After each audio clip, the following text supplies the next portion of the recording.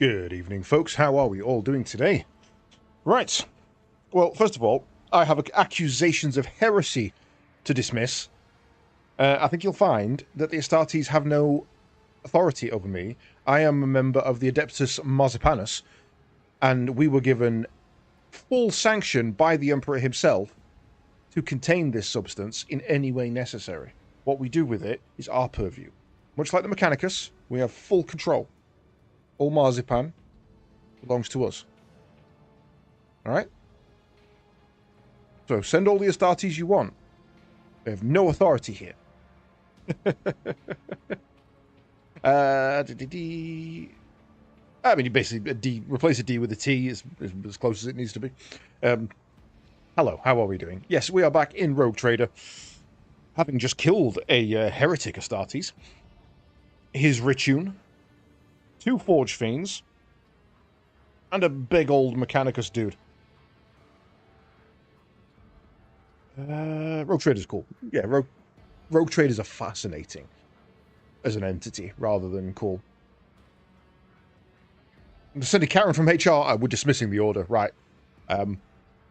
We have we do quite early on in our D&D campaigns, that's 6 years ago now. We did a joke one shot where we got to play silly characters. The whole point was to build something silly. So I built a orc barbarian. Well, it was an orc paladin, but the orc himself wasn't the character. His talking magical sword was the character. And the idea was that the sword was in charge, because the sword is the strongest, and the orc follows the strongest. So the sword made the orc do good things. His name was Ed Ripper, E.D. Ripper. But one of my friends, he built a bard called Carol from HR. So Carol from HR is to be feared. She is insane. Hey Jerry, how's it going?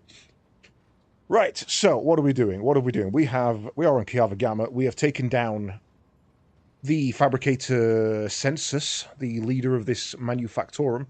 We earned ourselves a level, so we should probably see what we get for this. What are we at now? We get a skill and a characteristic. So, I think it's probably going to be much in the way of and willpower, ballistic. Nothing's really needed here. I'm tempted to go intelligence, but it's kind of a low stat anyway, so there's no point in wasting points on it. I guess we go ballistic, just because more shot is better shot.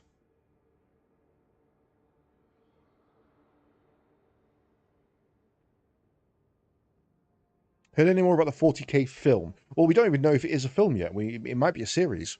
We know so little about it. Copy of Sea of Stars been updated to the Sunset Edition. I could have a look.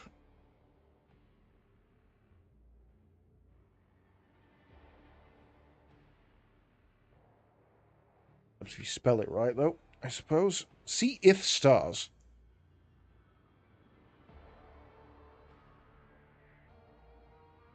Yeah. Yeah, apparently it has. What's the difference between the base and the Sunset? Final update is here, June 8th. Before we get to the Sunset Edition, 50% off sale, Sunset Edition will be the last content update for Sea of Stars. The main thing it brings to the game is new cinematic intro, highest budget one yet. Right at the start of the game, you can't miss it. These heroes' life allowed us to extend the key flashbacks. Also revisited the balancing. We want to use this occasion to thank you all. Okay, just a slight content update. I've got no problem with that. I will send that to a friend who will be interested. Right. Let's have a look. So, what are we doing? We're leveling up. What do we need here? Yeah, we knew they were working on the new game, but we were hoping for some information, and sadly we didn't get it. Coerce is 105. Commerce is 125. Persuasion is 110.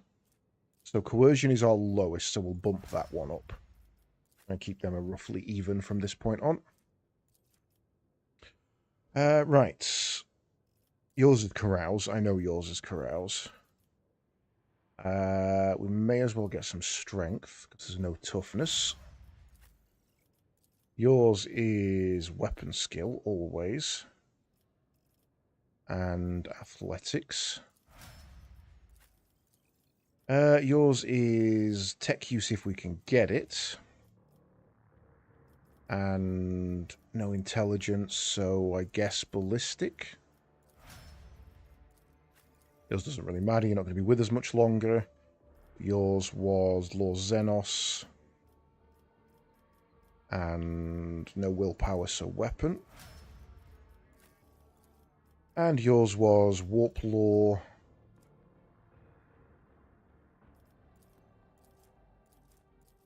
think yours was Warp Law? Ah, no, yours was Awareness. And Perception. Cool, well, nice easy level up. Time to get to the looting. Because we have some shiny shines to get. What do we got? Mars pattern las guns, they can go across. Don't need those. And then the big guy. So, we've got a new Alpha Arc rifle, but we don't particularly use that. That's fine. You've got possibly a new... Oh, a unique Java Gamma pattern. Okay, so it's more damage. 15 bonus to weapon skill, which is standard. Axes have a chance to bleed. So for 2 points minimum, 4 point maximum, what we're basically losing is the ability to use Brutal Strike as an attack of opportunity.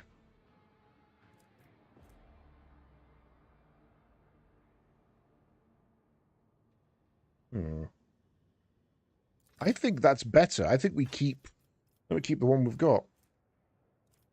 I don't believe the Mars pattern is better than what you've got.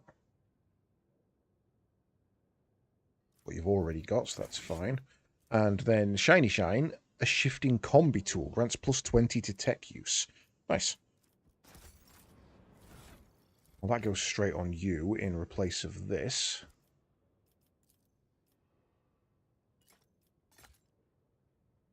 I'll put your tech use to now. 155, nice. Okay, so. We've cleared out the forge, we've wiped out the machine at its base. There's nothing, we've taken out the leader. I think we're done here. I was kind of expecting a bit more talking, but I believe, unless there's anything shiny on the map, we are done.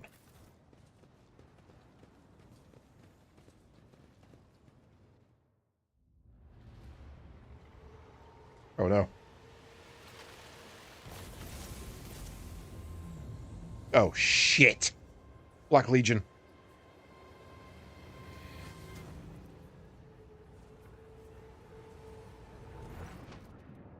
Sharp pain pierces your head, and the light dims in your eyes.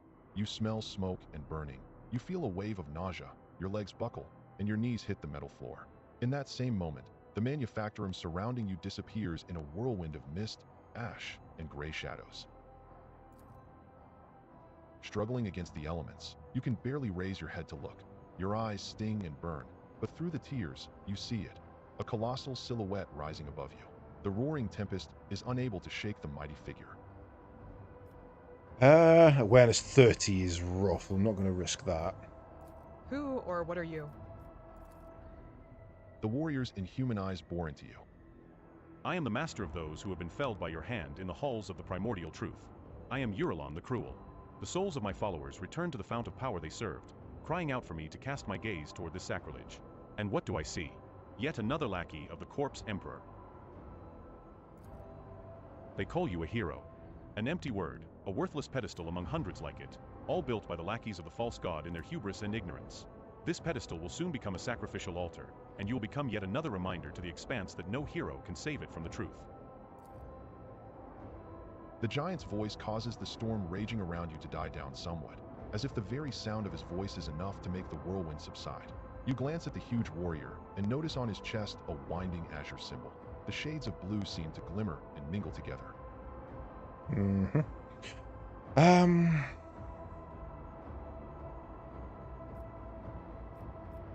Where are we? Where have you taken me? This is the bridge that connects our minds, created by the will of my slave, whose fate you should be envying. The Psyker is useful enough to me to be left alive. You, less so. Shit, alright. I am the sovereign of Kiava Gamma.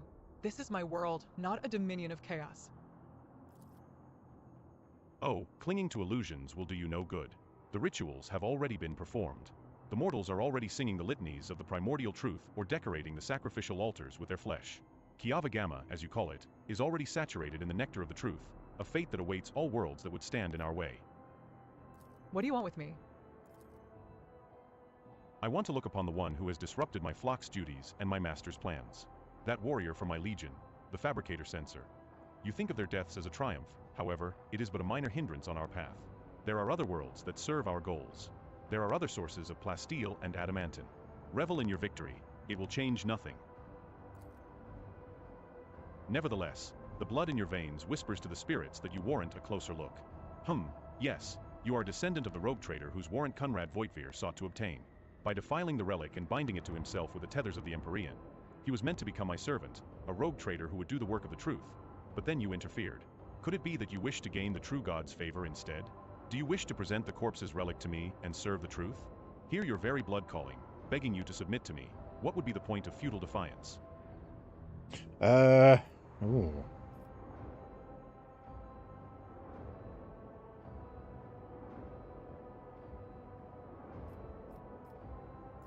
Requires. Iconoclast follower, you waste your time trying to tempt me. Read it out. It is not blood that defines a person's deeds, only their will does. And my will is thus, begone from my mind. His expression twists in pain as he stares at you in rage and bafflement. Pitiful insect. You dare. A gust of wind sweeps Eurolon's figure away without a trace. The mist around you begins to dissipate, revealing the dark halls of the Manufactorum and leaving behind an oppressive sense of powerlessness. Abelard looks you over worriedly, then sighs in cantankerous relief. That was a close call. For the sake of Holy Terra, if I had lost a second rogue trader in such a paltry span of time, my only option would have been to shoot myself out of unending shame. I think you should do that. You'll probably survive it. I sensed the presence of another Psyker. Someone made contact with you mentally, then tried to harm you with sorcery. I did what I could. You at least appear unharmed. Can you remember what you saw? I saw a Chaos Space Marine. It was a Chaos Space Marine. One of the traitors to the Imperium? I don't think it was he who touched your mind. I wouldn't have had the strength to go up against a Psyker from the ranks of those monsters. He might have forced some mortal to do his bidding. Perhaps it was through the same hapless medium that he sensed the deaths of his henchmen. Heinrich looks away and frowns. Such indescribable power. To have reached out to your mind at such a distance. He said something about Theodora, about how the blood in my veins will lead me to serve chaos.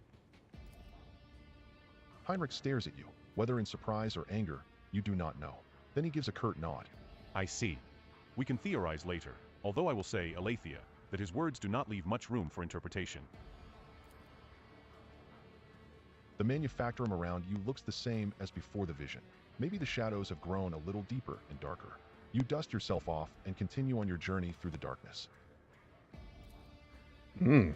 Okay, so we've earned the ire of someone important, powerful. The world's industrial heart has fallen to corruption, but numerous faint Vox signals from the periphery indicate that the planet's small manufacturing clusters survived without succumbing to the heretics. The sacred machines and hallowed lathes from these abodes have been reverently transported to the safety of the ship's holds. The fate of Kiava Gamma hangs in the balance. We need this planet. This is a huge, huge feather in our cap. Then we get to see the option. Restore the Manufactorum in the shortest possible time without subjecting the wounded planet to a merciless purge. The blast furnaces are lit again. Machines once more fill the air with screeches and squeals, and mag trains of wagons stretch in lines from one workshop to the next. But the cogitators Benheric chants carry alarming rumors of malevolent and foul traces of corruption still lurking in the deepest chambers of the manufactorum. Understandable, but we got 3 more extractums, so that's good. And we got a crap ton of stuff from the colony. Decided the fate of Archive Gamma. Right.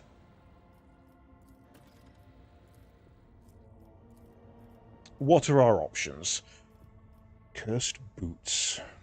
It's heretical. Whenever the wearer ends their turn, they deal 1 warp damage to each adjacent creature and the wearer themselves. There's an additional conviction heretical warp damage to enemies. Not too fussed about that. Manufactorums on Archive Gamma have been damaged and tainted by the procedures of the heretic Delphim. A renowned tech ancient, the fugitive aristocrat Barbarous Killus. Really? Is offering to enter the rogue trader's service as a planetary steward and restore the world to its former capacity. Blessed are the weaponsmiths. Great trials are ahead, and we must steel ourselves to face them. The rogue trader will sign a mutual aid agreement with the quaestors of the Departamento Munitorum. These outstanding theoreticians of warfare will supervise the repurposing of the planet's manufactorums for the production of weapons and military equipment. In the jaws of lathe machines and the wombs of alloy vats, soulless plasteel will take on its highest and most perfect form, that of a weapon. +1 Marquesque.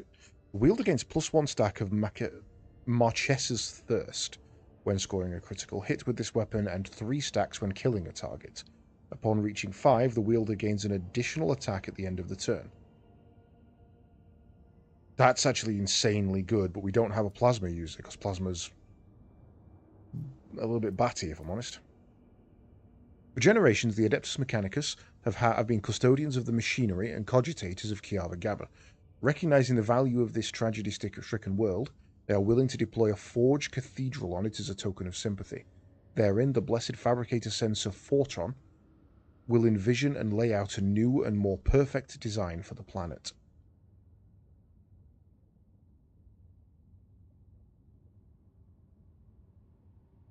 I don't think I want to give it back to the Mechanicus. They ruined this. 3 weapons and 1 machine. Pretty good. Yeah, I think we go for weaponsmiths. I think we turn this into a bastion of war. Cool. Right, I want to nip into our mod settings briefly. Figured out what was causing the problem with this, by the way. As I suspected when I was messing with the OCRs yesterday, I somehow managed to uninstall the voice modules, which meant there was no options for it to pick up. The narrator's voice was fine.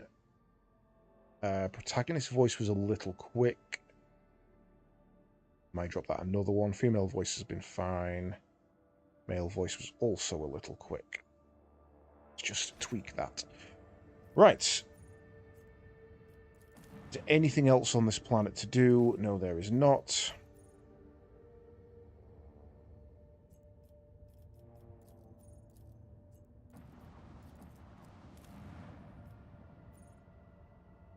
So we can go to the Manufactorum.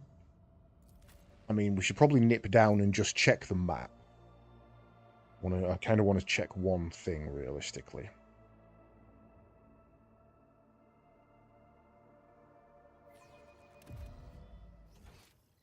Yeah, okay, same map. And if we go here... It's still got the spikes and everything. Okay, I was just wondering if it had changed the map and become a different thing.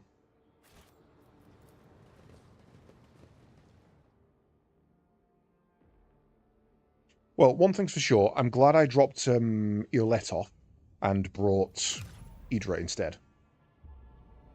She basically carried us through that, so I'm glad I made that change. Right. I guess we explore this and head over to... Where was it? Eldari. Yeah, I guess we're going to head round. So, let's take the safe paths. Oh, shit, wrong button. I meant to use a warp jump there. Oh, we do have 3 manufactorums now.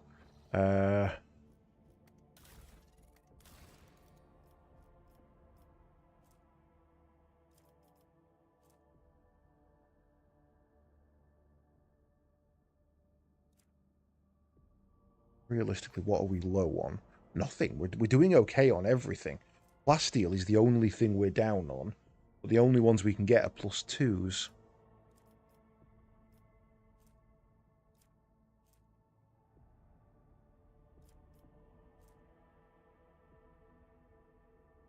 I don't think we need to worry too much. Let's see if we can get Yanis some more stuff now we've got some crap.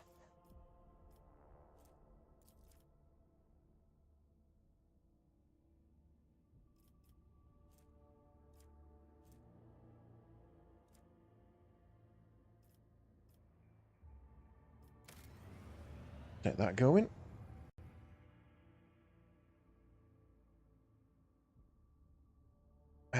Calvagama we've just done. We've got an opening here. So, a glorious mag train loaded with relics will run across... Oh yeah, we know about these, don't we? Is the only 2 left? Well, we're going to do this one then, because I'm not doing the 1,000 Faces.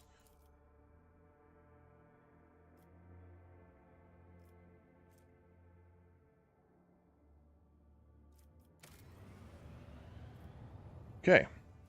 So, that leaves us absolutely dry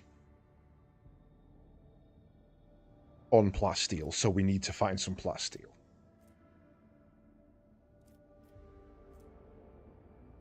4 down there. Another 4 there. So that's 8 total.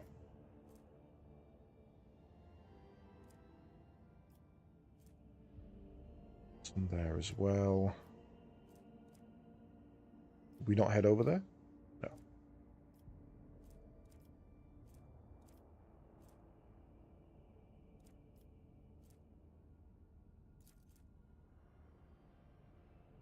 Plasteel. Doesn't tell me how much the gain is, though. Which is the problem.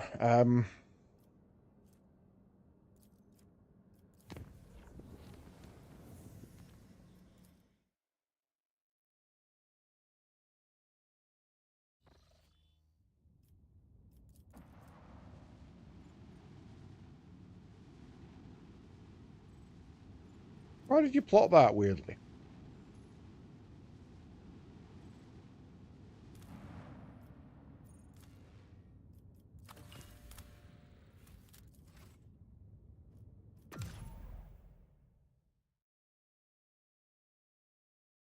Okay.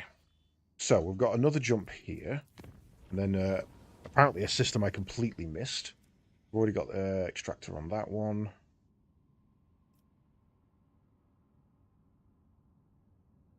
Three Recologists plot? Why is there 3? Should only be 1, right?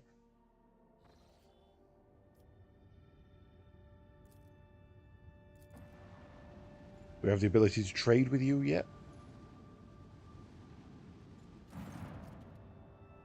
The lights keep flickering in the bowels of the dead ship as the recollegers go through their usual tasks. Reda Maximova sends you her best regards and asks what the colony can do for the rogue trader.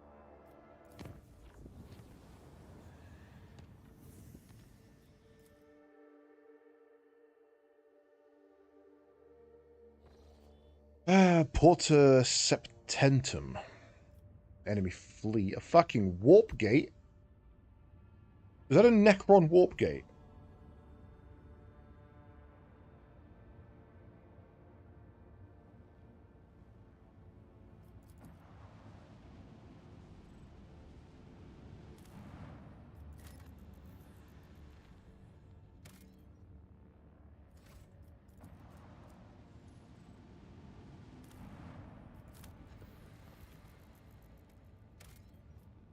Plasteel 2.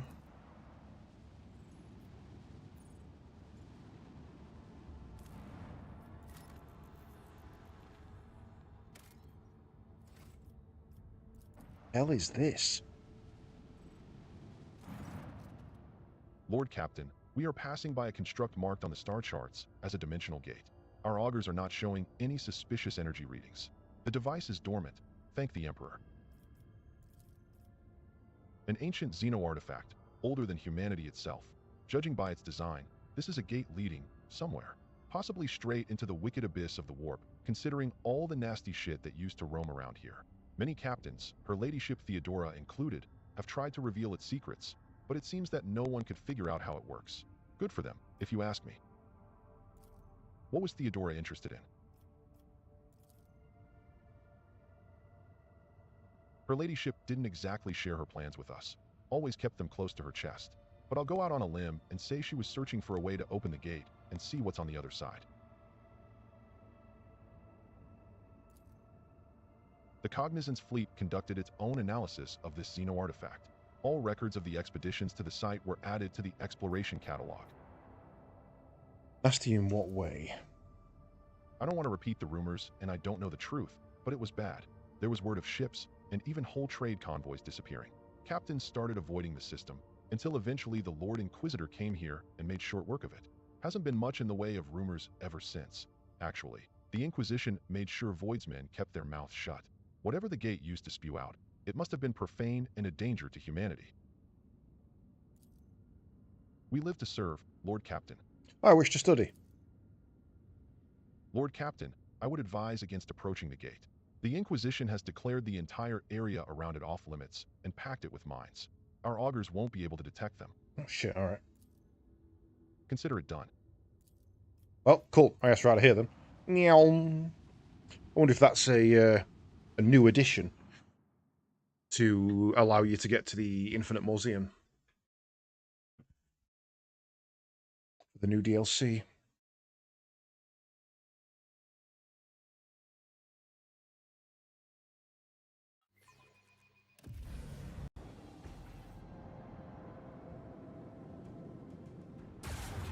Oh, you're just going to get a free turn? Oh, right, you're just faster than me. Okay, this is rough.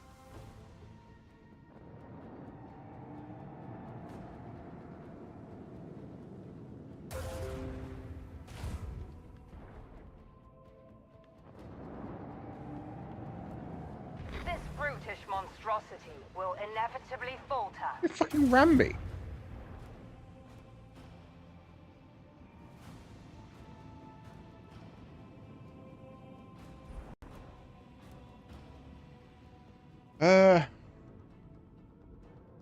Okay, well, it'd be rude not to broadside this guy, really, wouldn't it?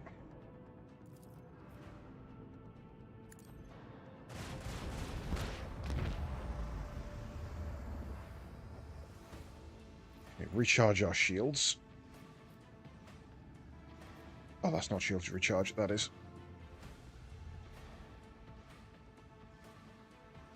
Shit.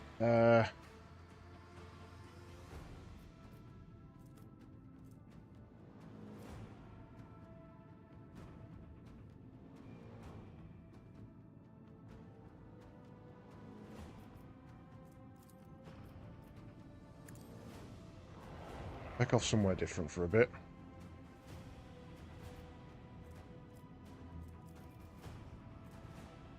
Can't load torpedoes, it's on cooldown.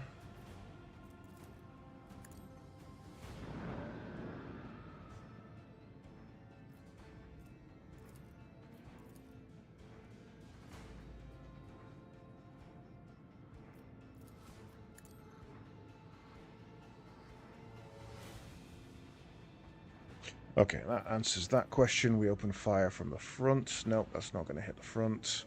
Damn.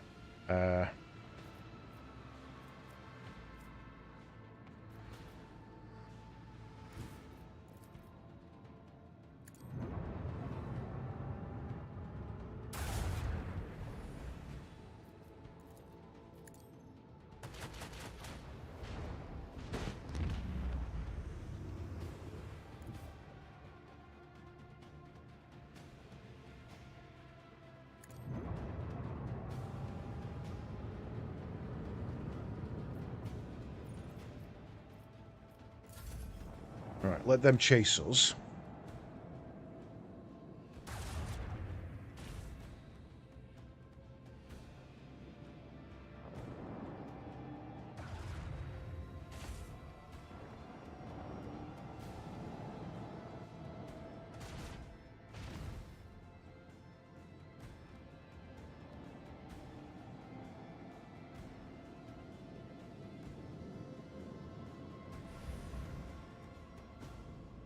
Okay, they've got a Hellbringer as well. That's going to be a bit of a problem. Right.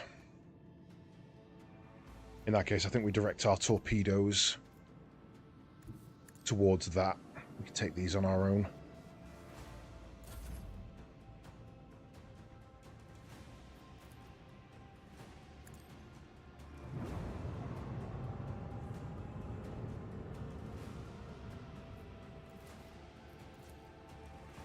Rotate shields front.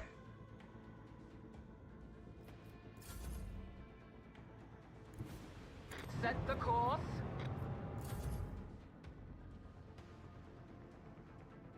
Shit.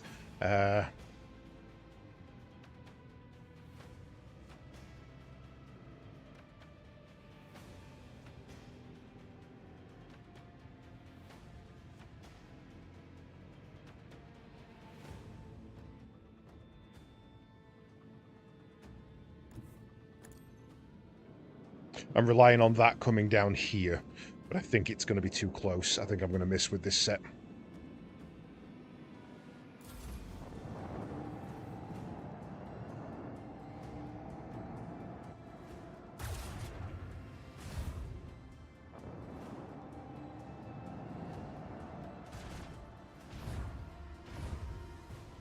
That's fine. Reinforce my shields. Yeah, it's not far enough. Okay. Well, at least it's tanking shots.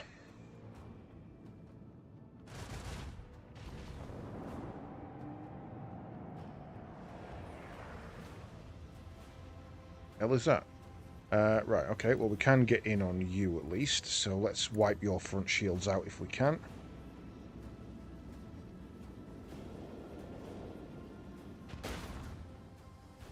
Only had one torpedo left in that barrage, though, so that wasn't great.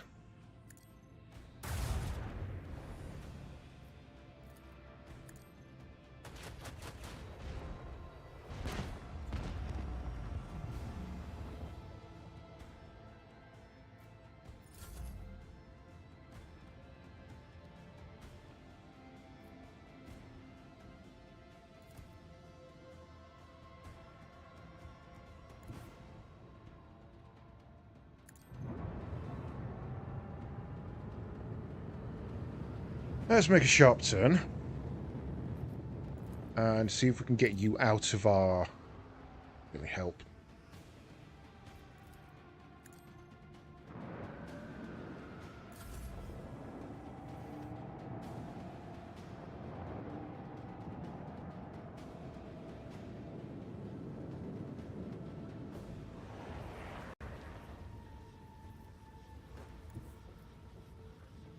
Oh, shit.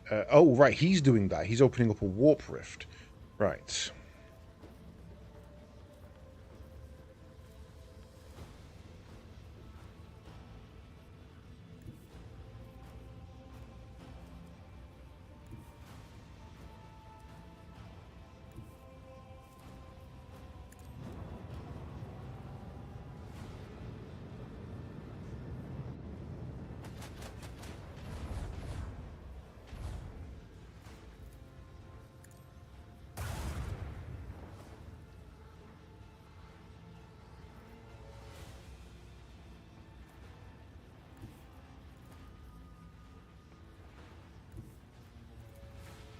Go.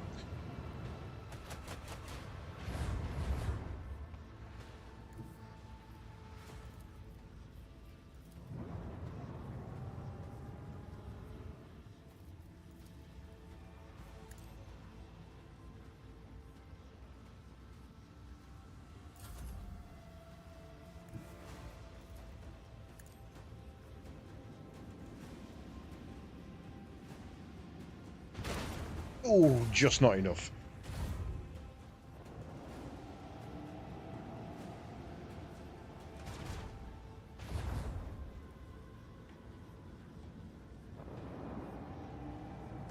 Should have reinforced the side shields. You are losing control. Damn. Understand your limits. Ah, I thought he was going to sneak around behind me. No, you nerd. You know, you 12-hour streams. They weren't even 12 hours because you lied to people. How dare you?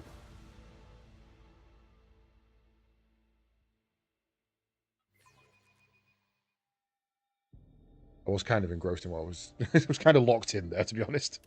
See, Misty turns up, and I die.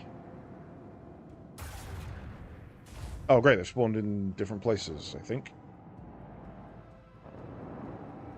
No, that feels the same. Our shields fail us. He rammed, and then... Yeah, no, this feels about right.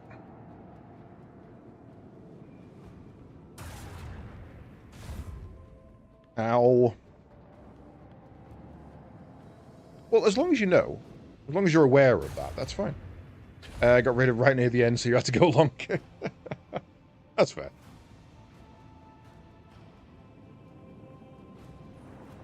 Right, first thing, recharge shields. And get away from that, so we don't take the brunt of this explosion.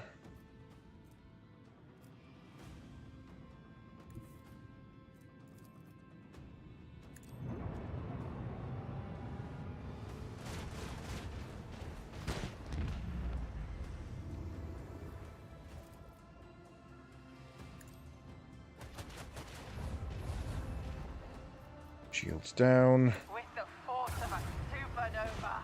Oh, good crit. Right, let's launch our torpedo here. So we can spin it round. And then we want to make a run. I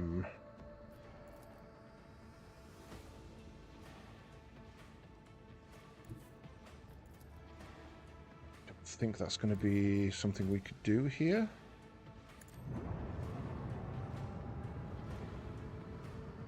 Catch you later, Misty. Have fun. Could bring my broadside on.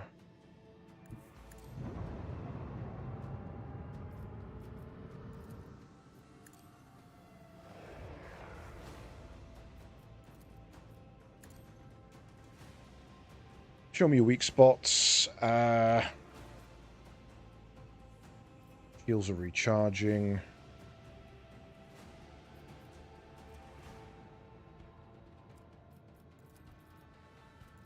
Set reinforcement on starboard, and I guess that's all we got. You're definitely in range of these now.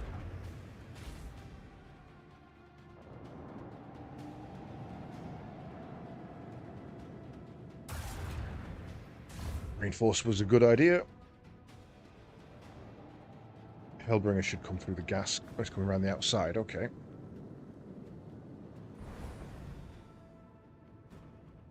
We got decks on fire. Yes, shit, we do.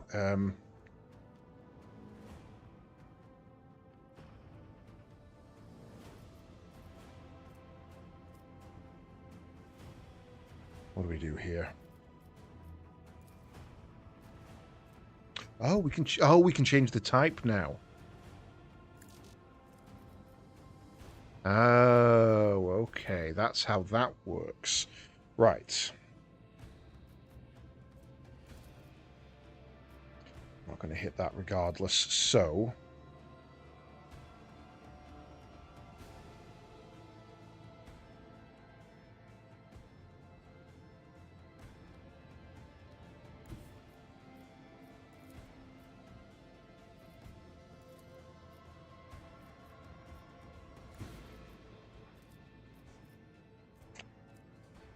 There. I can't hit it with both guns. That's annoying.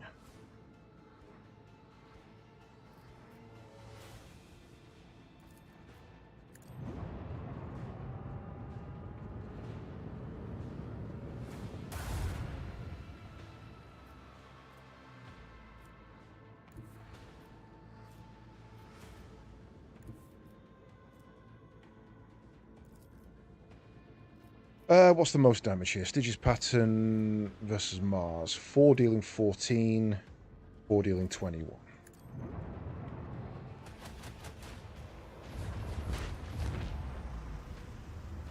Yeah, I mean, there's hundreds of thousands of people on this ship. It's not going to be too bad. Which direction do I reinforce my shields here? You're going to be dead in a second. I think we go 4.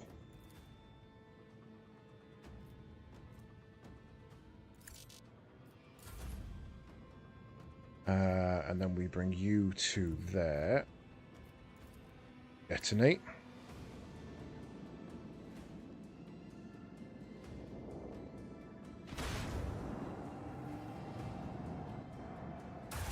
Front shields?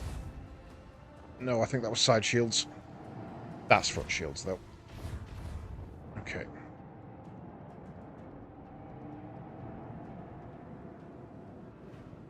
Dead on the corner. Front shields, nice. That's going to be side. Oh, no, that was side. Damn. Oh. Your vessel flies like a bird with broken wings. I'm aware. You feck off a different direction, please. Thank you.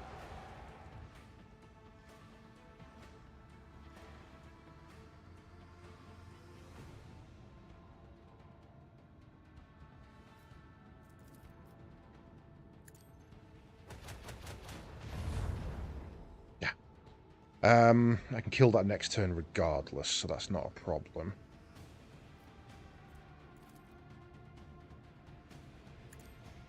Set the torpedoes.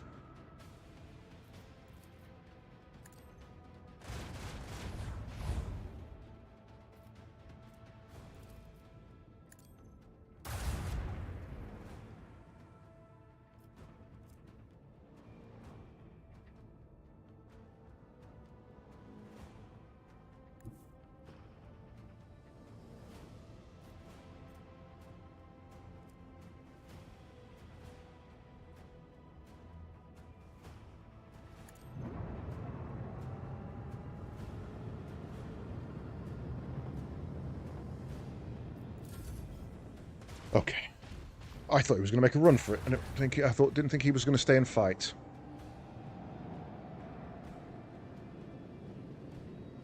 That turns that way? No.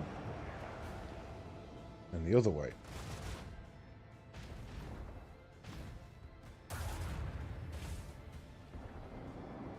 Okay, so I think he's out of range now.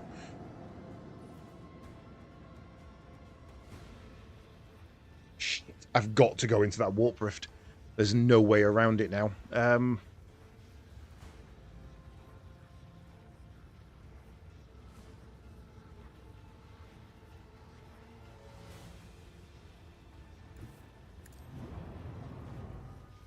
Yeah, I don't think I can get through that without taking a lot of damage. Give me a weak spot on you. Good. You blow up.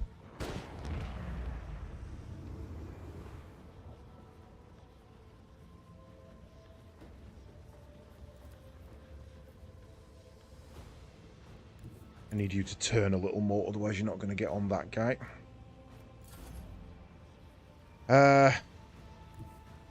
Then we die. Coordinates set. Ow.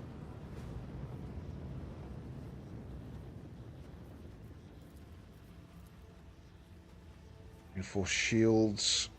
Not really anything else I can do. But I have fired on the warp rift. No. Damn, just not close enough.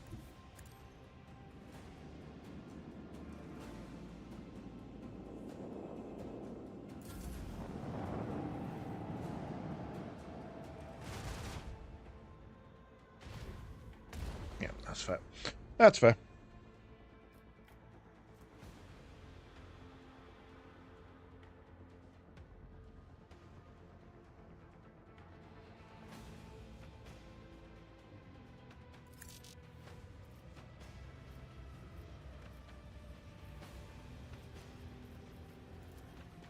Keep up the pressure. All hands, prepare for acceleration.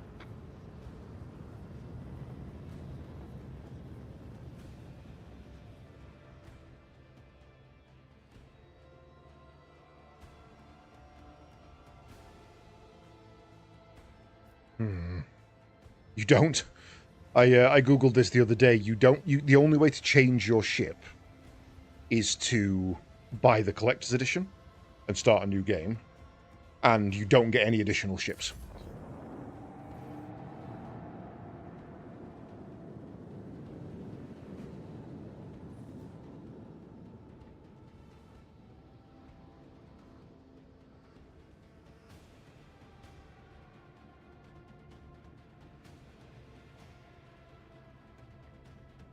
The time has come.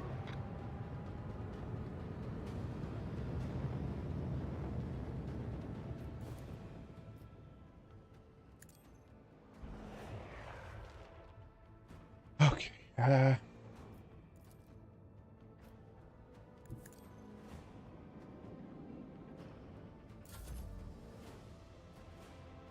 Recharge shields.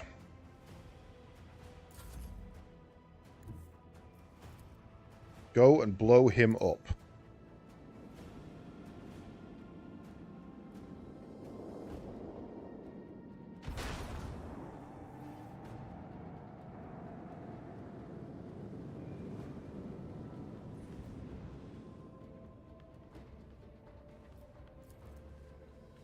Speed, hit chance, and range.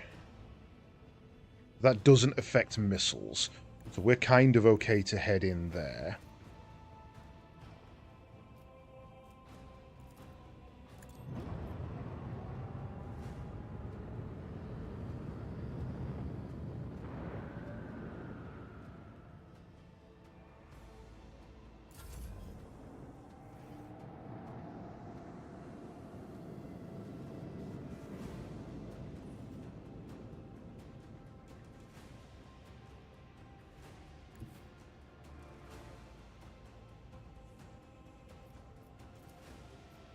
Engage the engines!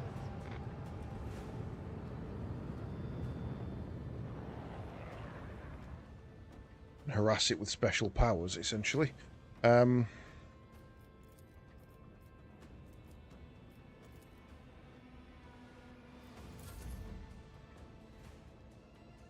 quite where I wanted it to be.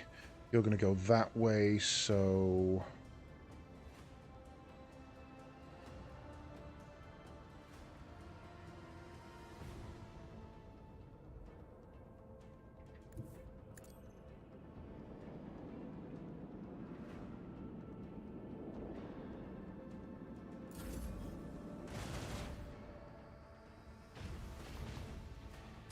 Nice miss. Nice miss. You can get fighters and torpedoes. These work as allies, essentially.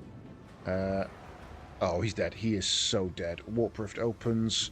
But that is not enough to stop the pain that is about to happen.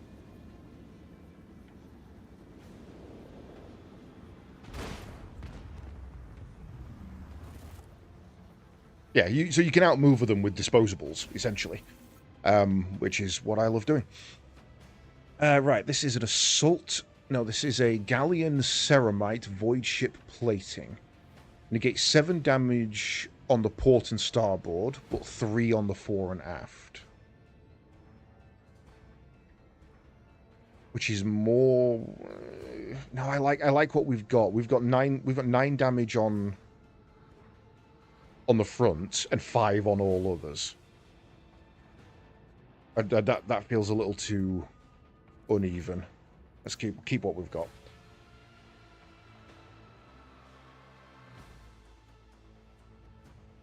Right, okay. Let's spend all of our scrap on repair because, ow, that ambush hurt. We've got anything else to do here? I genuinely wonder if they've added the warp gate in as an entrance to the mausoleum. Because I don't remember this planet being here. I'll have to go back and check last stream, or the stream where we came down here, but I do not remember this warp route. I feel like I would have gone, oh, okay, yeah, I'll have a look over here. Yeah, there's no additional warp routes. Okay, right. Plot a warp route over to this chaos-filled hellhole, and then give me another 2 points to make it as safe as I care about. And let's jump across. The warp jump was unusually hectic. The recent attack of the scrap code disabled many of the sacred machines whose malfunctioning algorithms showed no sign of failure until the vessel departed real space and surrendered itself to the Sea of Souls. Only the navigator's talent and the tireless vigil of the tech priests saved the void ship from ruin. Okay, that was a you got lucky. Archive of Warhammer has begun a new stage of development. Don't want to do that, though.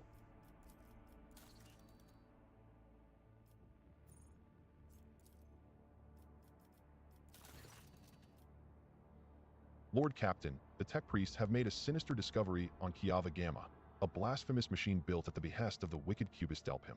This mechanism is capable of picking up the whispers of the warp. It also occasionally transmits a discordant binharic melody to nowhere in particular, but no encrypted data or other threats have been detected. It seems to be a functional side effect of sorts. Of course, the idea of using a machine instead of astropaths to contact the voices of the warp may seem tempting, but this machine is teeming with corruption. Its fuel tanks are satiated with the liquefied souls of your subjects. It has enough for now, but someday it will have to be refilled.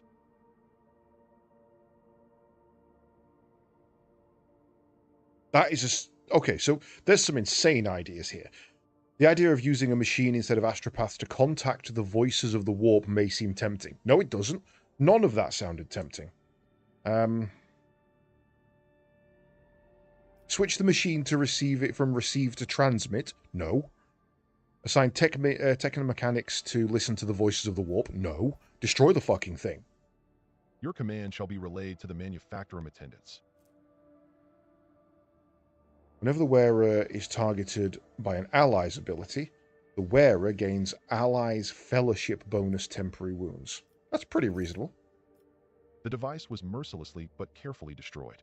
During its death throes, the device emitted noises that drove other mechanisms to madness and ruin. But it was finished, and faith in the triumph of the Omnisia filled the hearts of the righteous. None of that. None of that at all. We've just brought this thing back from the brink of chaos corruption. I'm not sending it down that channel again.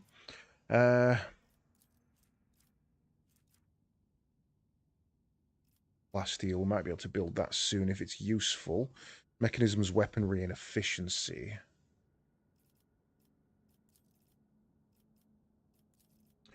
Only the revered and marvelously equipped temples of the Adeptus Mechanicus earn the right to become chapels of enumeration. Underneath their majestic vaults, cyberthurges exercise devastation-wreaking digital rakshas, while datasmiths awaken the spirits of the blessed cogitators with arrhythmical liturgies and lex prayers. Augur systems connected to the mighty cogitation block offered by the explorators as a gift to the rogue trader. Their computing power is so great that the augurs can pick up even the slightest vulnerability. Enemies suffer minus 10% to evasion. That's really good. So that's for void ship combat. It gives us explorators rep as well. And extra security, which I feel like we need. Planet's manufactorums are only as efficient as its logistical system. Lex mechanics predict a major growth in the world's overall manufacturing output if haulers and airships make way for powerful mag trains speeding along a web of long-distance railways. This is profit factor. That gets us 10. Okay, so we need to get our efficiency up. That is the absolute minimum requirement. We need to get the efficiency up. We are working towards this. Centuries ago, liturgies of assembly and first ignition were held on Kiava Gamma for majestic steel monstrosities, all-crushing mountain tunnelers, mighty cargo haulers, and ferocious mega harvesters. This virtuous craft is lost now, but Adeptus Mechanicus artisans can revive it. Then, once again, triumphant calls of klaxons will shake the Coronis expanse.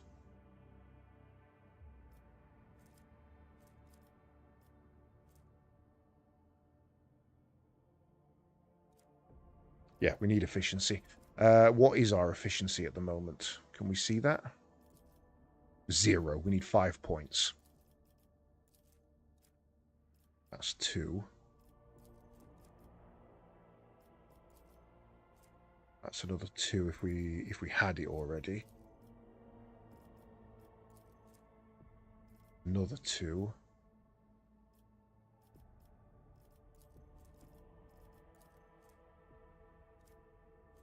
Okay, so we need plasteel in order to get efficiency +2. So we're going to need... What have we got? We've got 2 plasteel at the moment. We need 3 total. So we're going to need another 3 plasteel.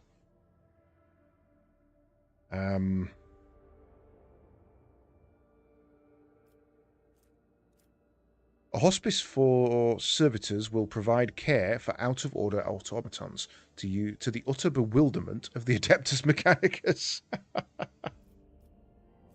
Servitors have no feeling, but they serve, attempting to pay the rogue trader back for her merciful guardianship with plus 20 hull integrity. That's good. Motive life is force. Archive of Warhammer is sufficiently advanced and well defended to have the honor of hosting an electro-priest monastery, lighting up the sky with a mighty magnetic radiance. This formidable power complex will pour thousands of gigawatts of blessed motive force on the planet's manufactorums. 13 speed with a strong acceleration and braking.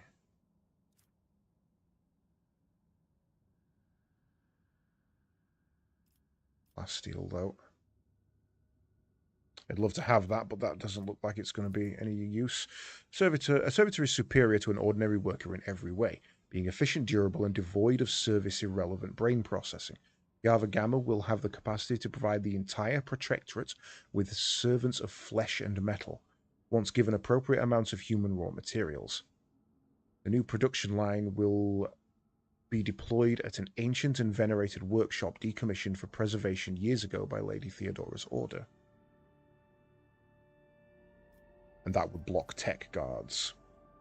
The Adeptus Mechanicus are concerned about the recent outbreak of heresy on Archive of Warhammer. They offer to enter into a solemn alliance with House von Valancius. Under its term, an ancient workshop preserved by Lady von Valancius will become the site of a Prioritas Skitaris, a factory which would produce the invincible tech guard. These unrelenting warriors, impeccable in their digital vows, will secure every Adeptus Mechanicus facility in the Protectorate. Rogue trade against tech use. We have a tech priest, so we don't need that. So you're off the cards anyway. Issuing this decree will significantly tighten production quotas, dooming laggards to being processed into corpse starch, which will encourage the most vigilant servants. That would take us down to a population of 1, though.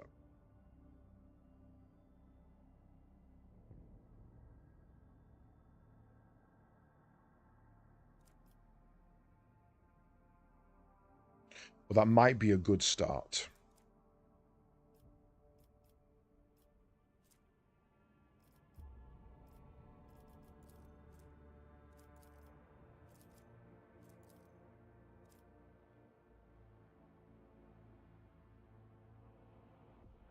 I think that's the best one to go with at the beginning.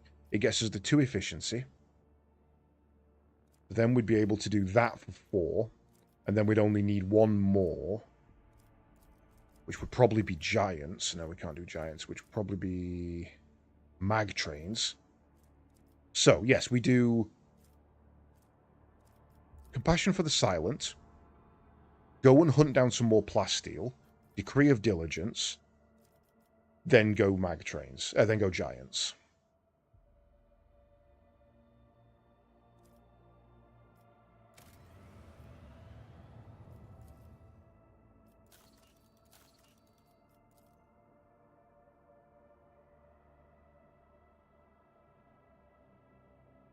I just don't want to do this, but it's the only option, and it is a pure benefit for me.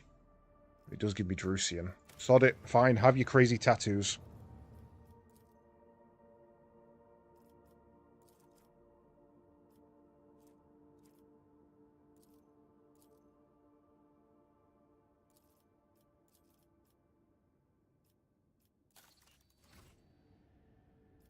Okay, let's first chart the courses out of the system. That finishes Janus. Why, did you finish already? Okay.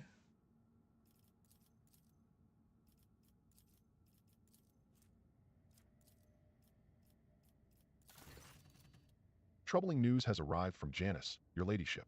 While digging an irrigation ditch, workers found a xeno-obelisk made of unknown material. It was delivered to a laboratorium and subjected to a number of tests, one of which caused a reaction. The obelisk generated a low-frequency vibration, and the events that followed were catastrophic. Oh.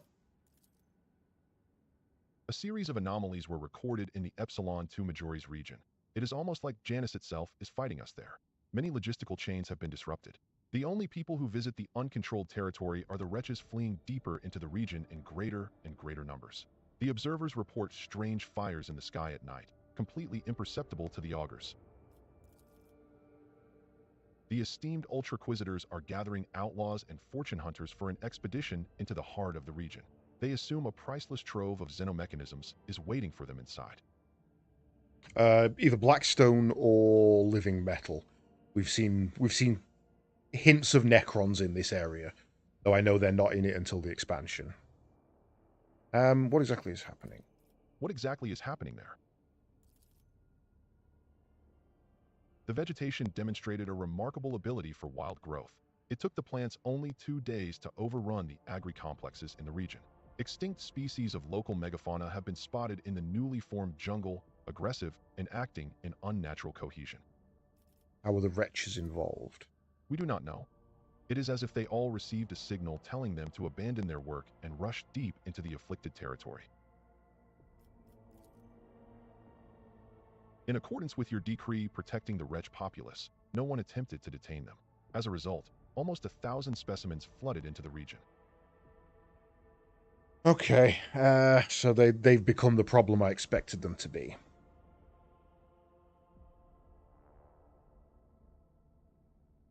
Let's find out what we're dealing with. It will be done, your ladyship.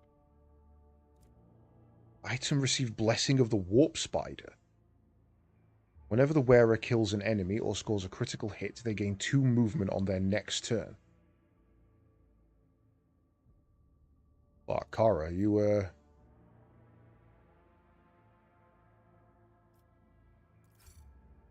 The afflicted region was isolated.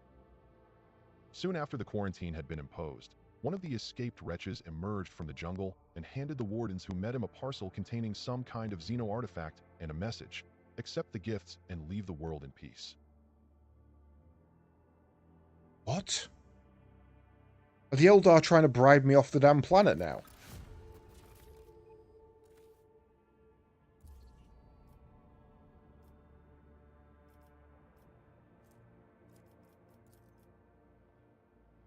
Okay, options for Janus. Stimulants I'm not too fussed about. Many planetary aristocrats have strained themselves with incompetence and lost their titles. A new nobility of Chem... Oh, we've already read these.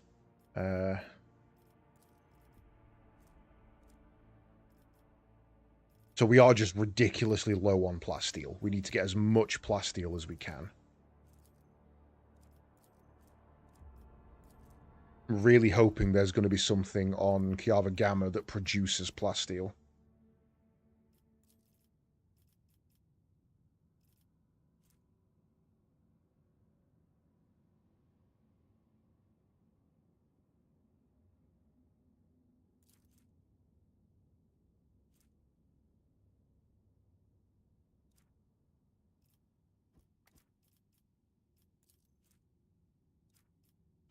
Nothing there either way, and we can't afford anything because, like I say, we're hunting plasteel at the moment. You've just started, you've got nothing left.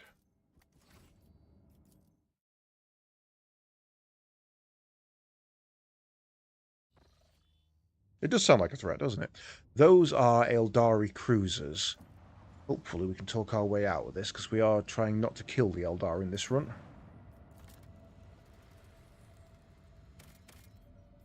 Plasteel 8! Get an extractor down there, now! Holy hell, that's worth a while. Right, okay. Back to colony management, onto Janus. What do we got? What do we got? Forest Fortress. The inhabitants of Janus are restless. Populace may be placated by turning agri-complexes into impenetrable fortresses, assigning sheriffs from among the overseers, and forming Jaeger bands. Gives us a Starblight Drukhari weapon. And I gain 10 to dodge against humans. It blocks monstrous savants and Zenode fence. That would cost us 6 plasteel. God damn.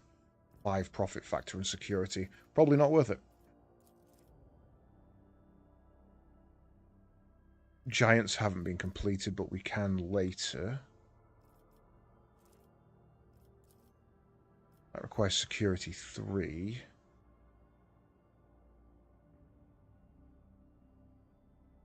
And gets us Fellowship of the Void, which we're working towards at the moment. Intergalactic Dibs law. Legend has it that House Winterscale holds the secret of gas factoriums, workshops in which tons of organic materials pass through fermentation vats, hot rollers, and pressure exhausts to yield valuable chemicals.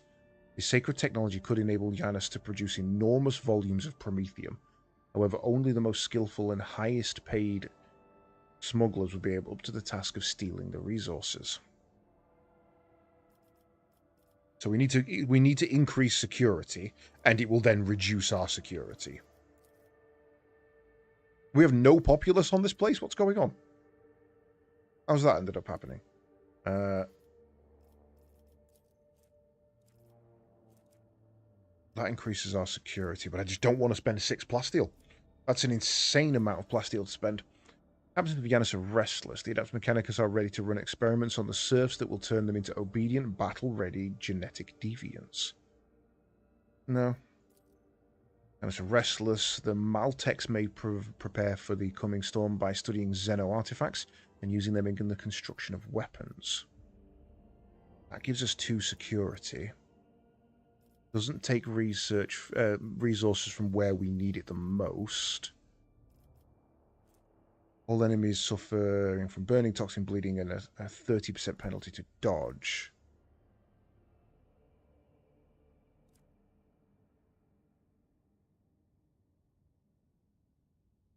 Who do you mean? The guys who gave me the warp spider artifact?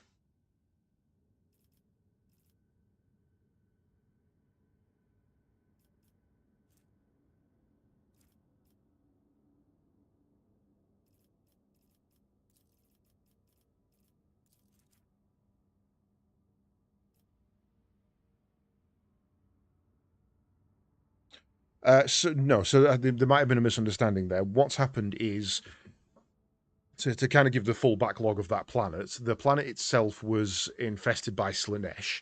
The planet itself was created by the Eldari, who then forsook it because they went into the craft worlds.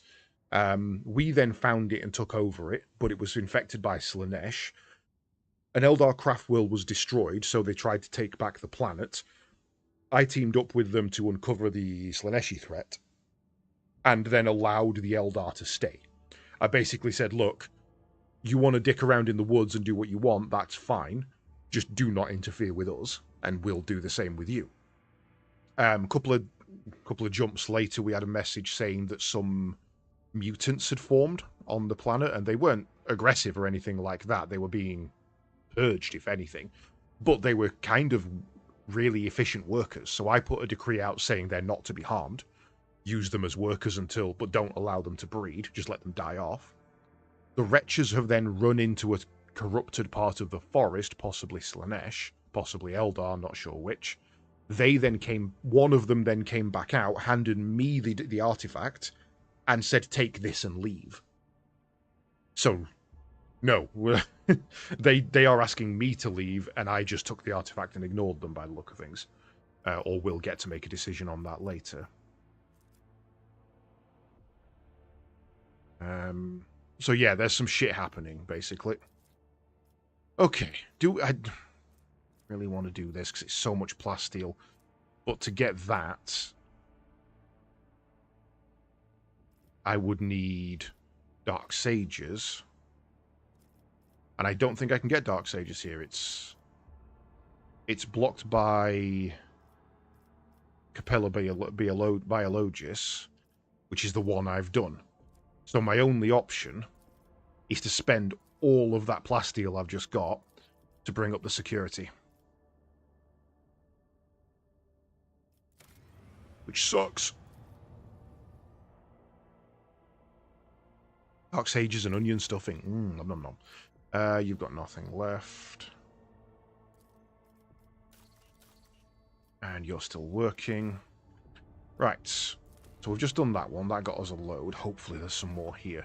Now I know I'm getting more manufactorums. Extractiums, sorry. I'm kind of less bothered about planting loads down.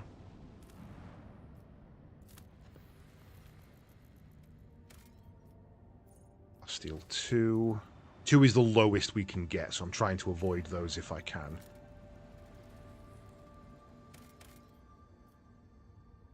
Xenotech's still at 7, so I'm not too fussed about that.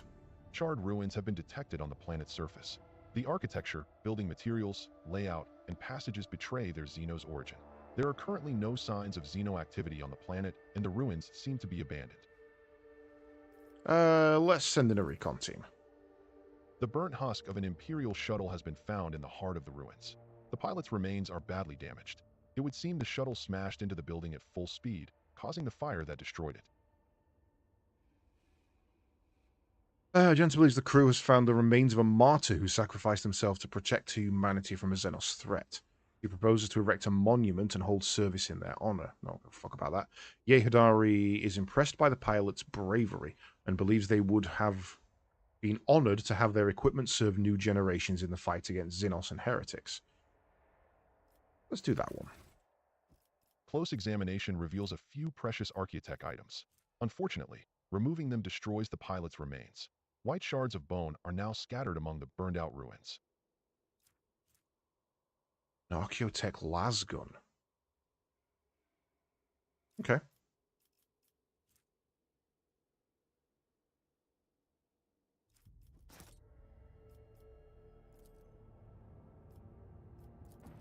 And a Space Hulk. A vigilant member of the Augur crew has detected a small Xenos vessel drifting through the void. The ship is unpowered and shows no signs of being crewed. Send out a boarding shuttle. The squad boarded the vessel without issue. Corrosion has laid waste to the ship's systems, which led to the death of the entire crew. The interior is full of Eldari corpses. No weapons were found on board, and the dead Xenos, judging by their clothing, were not part of any warrior caste, merely the crew of the now-defunct ship. The Xenos early claims to have recognized the symbols on the dead Eldari's clothes. They were civilian refugees from Craftworld Krudarak. Okay. That's twice we've had that random event.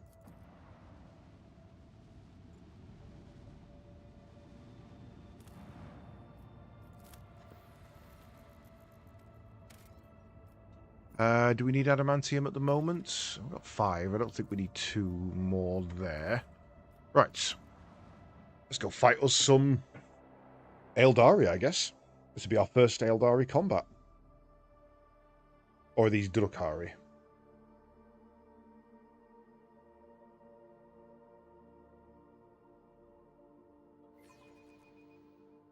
Order to the crew! Deliver me victory! No, they are Eldari.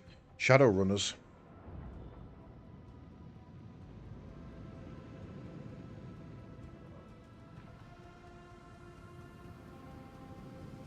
That's tonight. Oh, we are surrounded. And they fired torpedoes. Your crude shield technology is insufficient to weather this storm. I'm aware.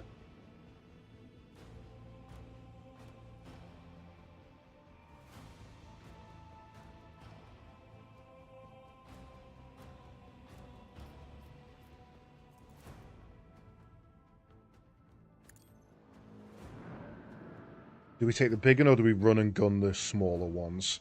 55 health. No shields. Interesting.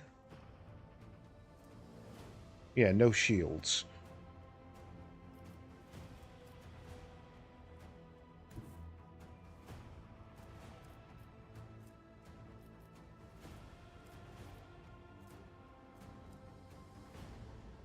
But then the torpedoes just detonate on me.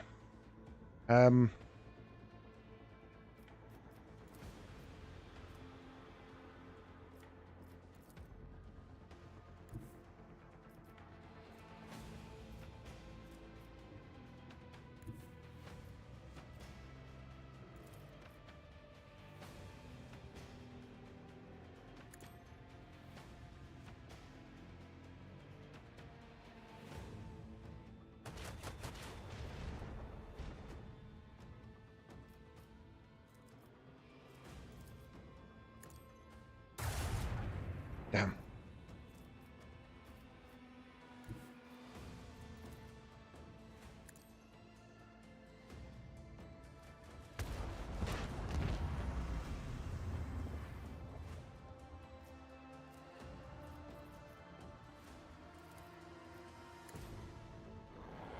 That should save me from the torpedoes. We're going to need to recharge our shields. Give me a weak spot on you. And reinforce rear, because that is coming running and gunning.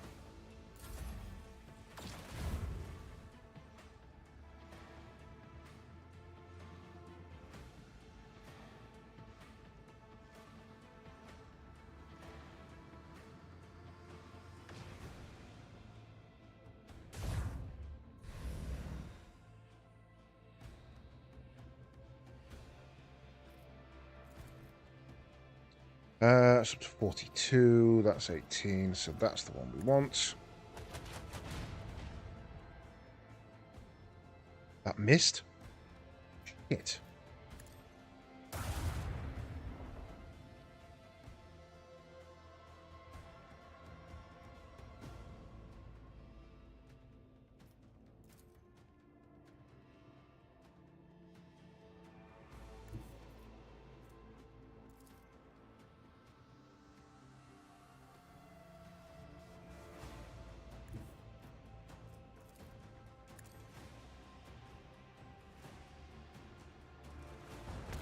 Nice.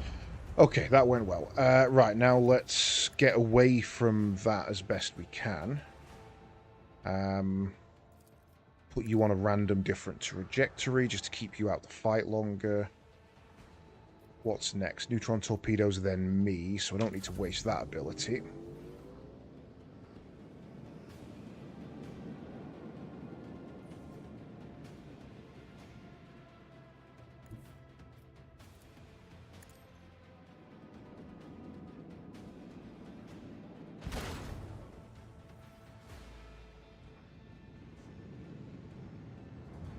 That should separate those two, so I don't have to fight those at once.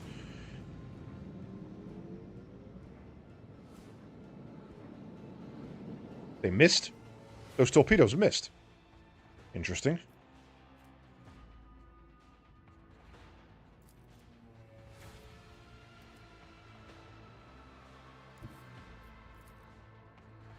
Let the void sort them out.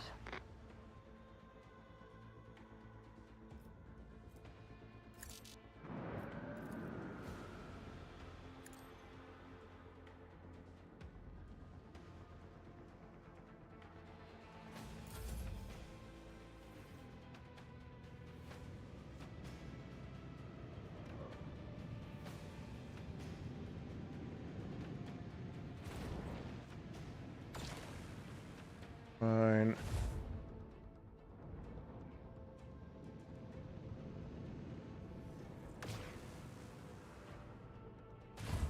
Ow!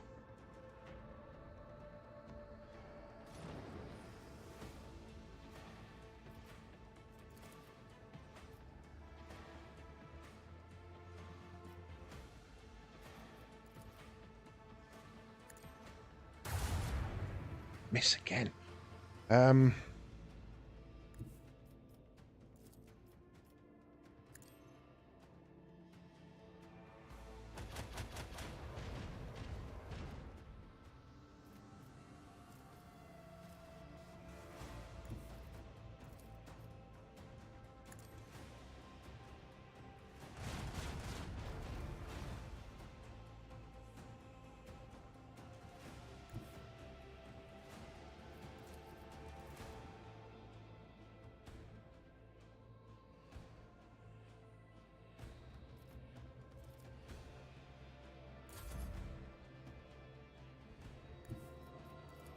Please kill it. I really need that to kill it. Damn. Okay.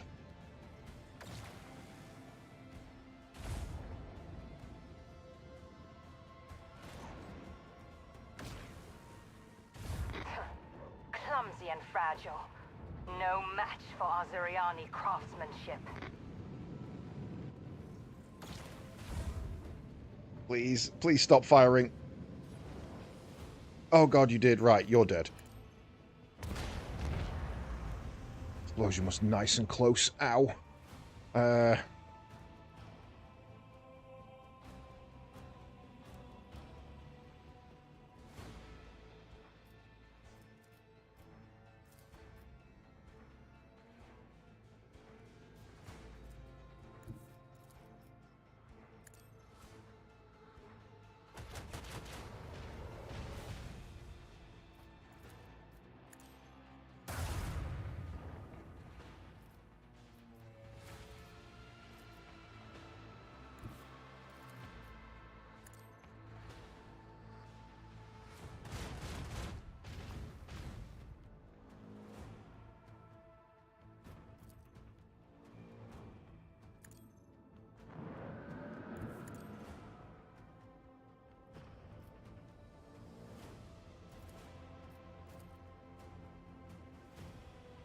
Think I'm dead.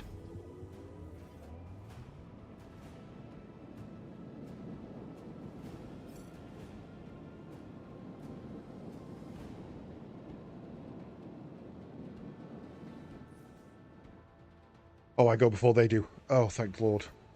Damn.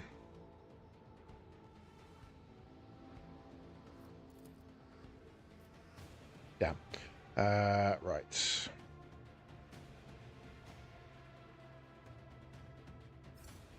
Got to move it as well now.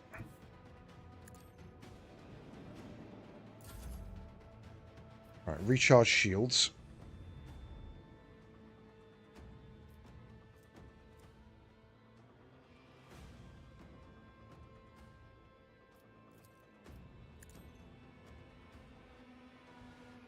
Oh, that was wrong ability. Oops.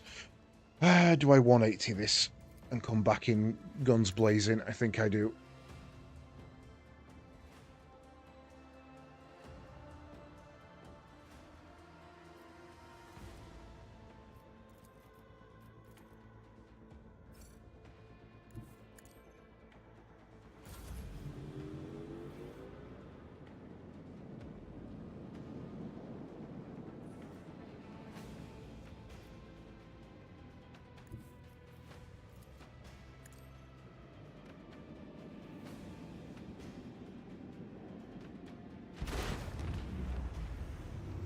One-on-one.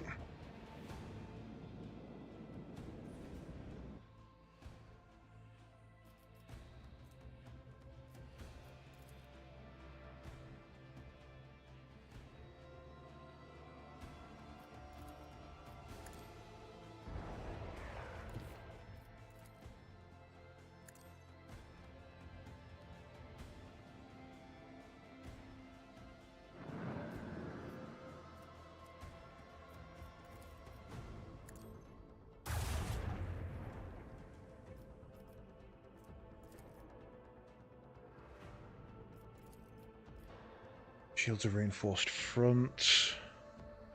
Can't do anything else at the moment. Hopefully that'll put him outside weapons range.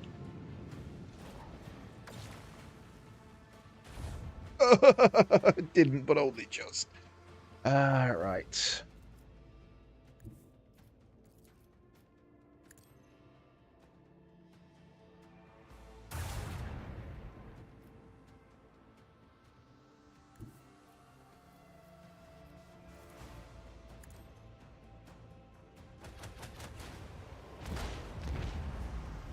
Okay, that took some voidsmanship.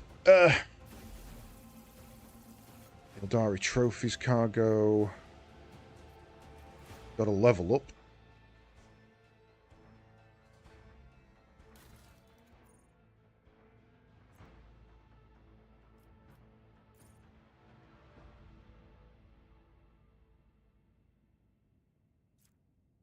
Kind of feel like I want strafe so I can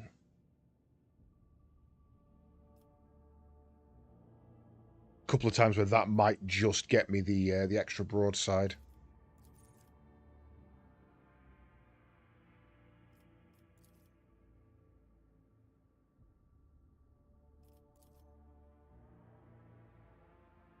No, we'll take the shallow jump. We'll use it as escape and evade. Right, what have we got? Strafe is still an option. Flagship now collects 10% more scrap. When using post abilities, a 20% chance to cooldown will be 1 round shorter. Approaching an enemy, the flagship shuts down non-essential systems and starts to drift unnoticed past enemy ships. As a result, in most encounters, larger enemy vessels, such as frigates and above, are surprised and act later. Restart shields now inflicts only a 2-speed penalty and no firing range penalty. Repairing the void ship costs less scrap. We need that. Void ship ram deals twice the additional damage for each extra tile travelled. No, we're getting the repair. Give me the cheap repair. I bloody need it.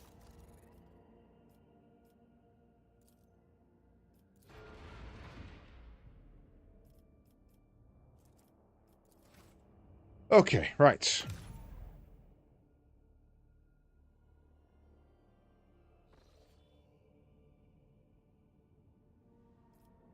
So, I want to go to that one last because we're going to jump across there. Knock that down to safe travel.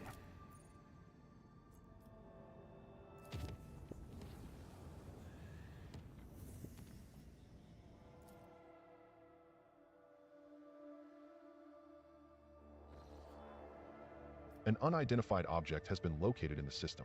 The artifact reacts to our transmissions by releasing unknown radiation, most likely of xeno-origin. The cogs are reporting.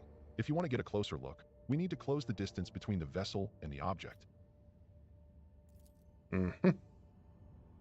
The one time we've come in at this side of the system and not here.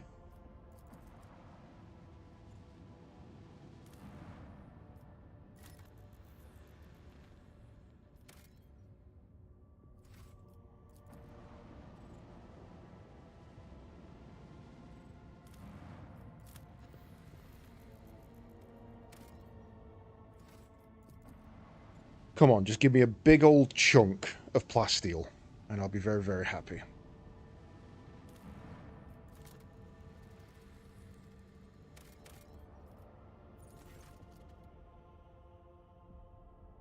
At first, it looked like the snowy and desolate planet was devoid of surprises, but the yellow and orange flickering of the lumens and the notifications from the auger system informed the officers there was a small colony that survived in spite of the harsh climatic conditions. All attempts to hail the colony have failed. Head down. The explorers report the dismal condition of the settlement and its inhabitants. Their skin is translucent and pale, their icy blue eyes see practically no color, their language is rough and guttural, and their stomachs cannot tolerate anything except the stew made from local roots and mosses. And yet they are subjects of the Imperium, still loyal to the Emperor. They have mistaken your people for his emissaries. We kind of are. Find out what happened. The local elders woefully reminisced about times long gone. Most of them were still sheltered in their mothers' wombs when snow first settled on the verdant fields. Hail ruined the crops and frost hardened the soil. Plants and large beasts that could not sustain themselves were the first to go. They were soon followed by birds and other small animals. Most people in large cities perished, unable to warm themselves and their families. They say the governor and his entourage left the world in the first days of winter, taking all the provisions and fuel with them.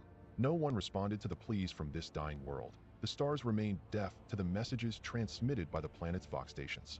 These abandoned subjects of the Imperium still managed to save the machines and other valuables, but they were of little use without a supply of promethium. And yet those who survived eventually adapted to the tribulations that the God Emperor had bestowed upon them. It's basically Texas. Yeah, we'll send down some tech priests and some promethium. When the maw of the first generator belched forth a furious roar and black ash started falling from the sky instead of snow, the locals laughed and danced, trying to warm their limbs after decades of cold.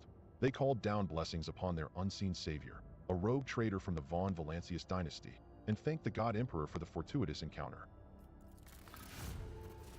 The explorers' departure was accompanied by shouts of grateful approval, not to mention their many parting gifts. That alone, two sets of 100% cargo of Mechanicus, that's like 1,000 rep. For the cost of 100 rep. You even had Promethium on your will, my brothers. You could have just gone mind it. Right. I guess we go see what the Zeno artifact. No, let's go do the Hulk first. We'll do the Zeno artifact last.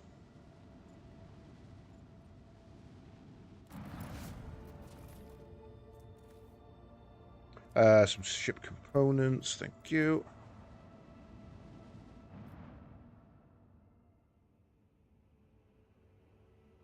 Look out. Bridge. We have an unknown object dead ahead. Not an asteroid, clearly artificial in nature, but it's larger than Footfall Station. Bridge. Copy that. Report relayed to officer on duty and pilots. Look out. Expect visual soon. Bridge. We have visual. What the... Bridge. Look out. This is the Vox Master. I'm adding the pilots, senior officers, and the Lord Captain to this channel. Her Ladyship wishes to assume personal command. Look out. Lord Captain, we have requested intel on the object from the Augur Array module. Awaiting their response. Lord Captain on the line. No need to engage the augurs. I know what it is. It's called a webway gate.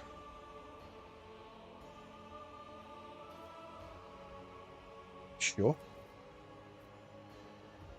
Officer Station, Ben Calix here.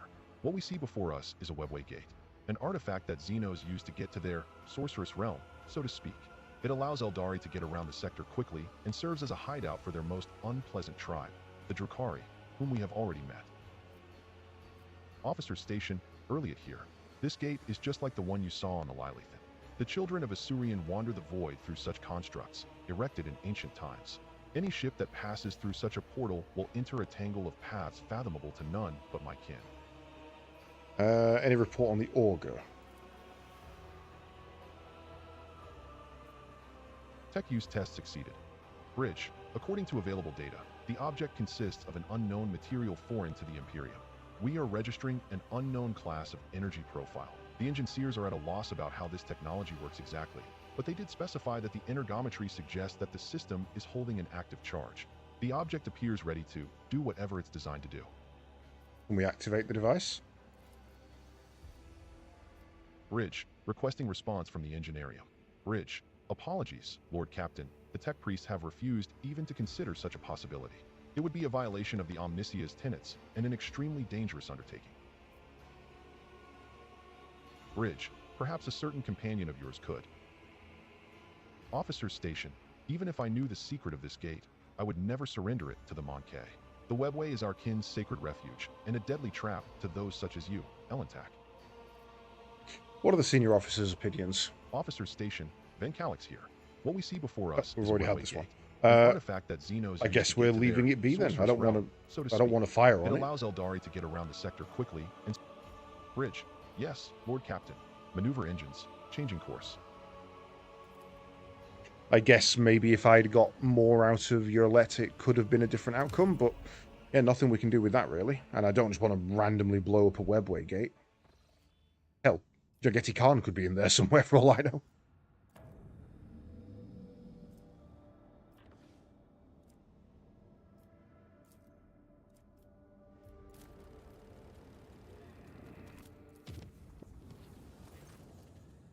A scheduled service in the ship's chapel was interrupted in the most profane manner.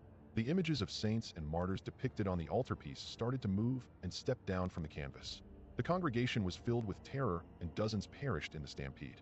The illusion disappeared on its own, but it claimed several priests and altar attendants. It is said their frenzied shrieks can still be heard echoing under the vaults of the chapel during prayer. Oh, that's unfortunate. Is that a planet that I've not been to? Is that just the edge of this warp rift?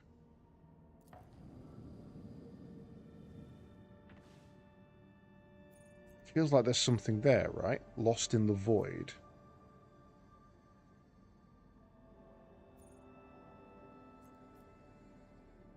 I didn't get any... Do I have to jump that path? Maybe if I make it safer.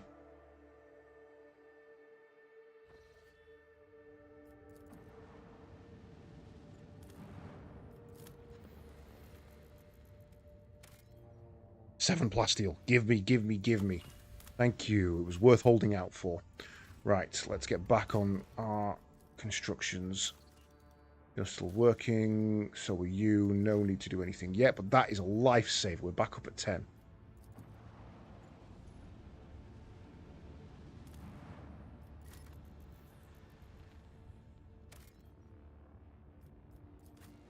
I guess we're taking a shuttle down. Get out of my team, you. I want you let back.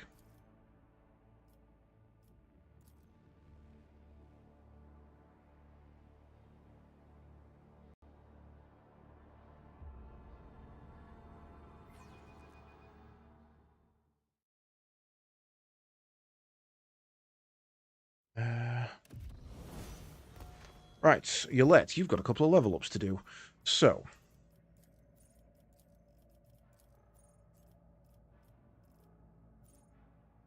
this character's ranged weapon is increased by 6. We probably should be taking that because we do a lot of criticals. Yeah, no what? Decision. Let's take that straight away. Then we want... Your awareness is 95, but you're not our primary. You're our primary Xenos law, so we'll take that.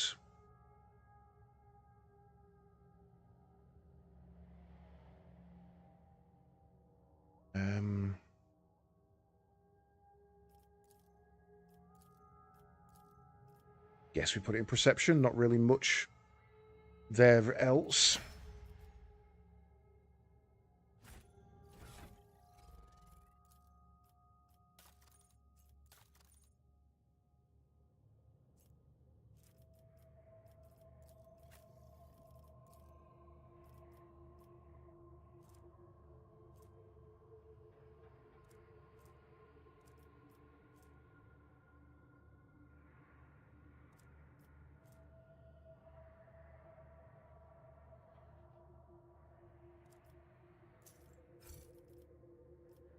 Oh, it's a neck piece. You can just wear it. I was looking at what I was going to replace. That's awesome.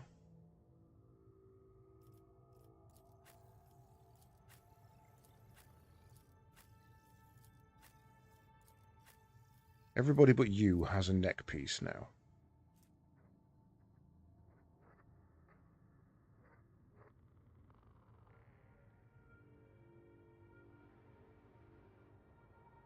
That's around the wearer, though, so that's no good.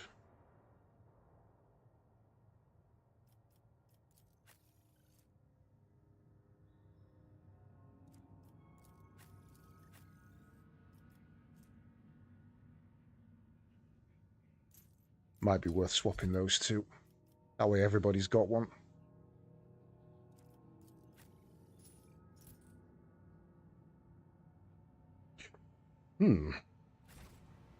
Right, now we're going to have the wrong formation here for a start. No, you actually remember the right formation. Nice.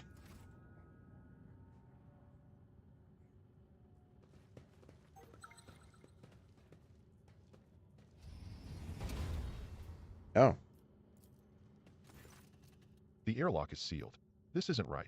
You distinctly remember never activating the seal on your way through. I know I am about to state the obvious, but I will state it anyway. There's something off about this. Something very off. Open the airlock for me. The control panel is being uncooperative. You know enough about machine spirit behavior to conclude it is not malice that is making them refuse to comply, but a higher priority order they are executing. Oh, overridden. After repeating the command entry protocol 3 times, with all the appropriate prayers, the tech priest says in a gloomy, raspy voice, The machine spirit controlling this airlock is too simple and guileless to be tricked. It would be easier to deconstruct this airlock than to compel it to open. Let's contact the ship. The white noise of static is all you hear in response. Either the Vox Master cannot reply, or she is brazenly ignoring you, or comms are being jammed. None of these possibilities bode well. True, true. Right, okay, we're not going to force it open, so let's go for a wander, I guess.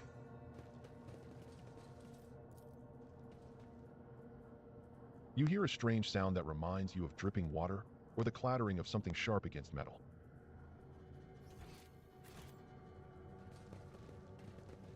What are they? They're in the walls, above us, under the floor. They're scratching at my skull. They want to disembowel me, to wear my skin. I too sense eyes upon us, like a beast preparing to pounce. Hundreds of beasts. Mm-hmm. Didn't like the wear our skin part. That made me think of flayed ones. Mistress Elliot, the ship's crew would be less alarmed if you made the slightest effort not to frighten them. Monkey fears are not my concern.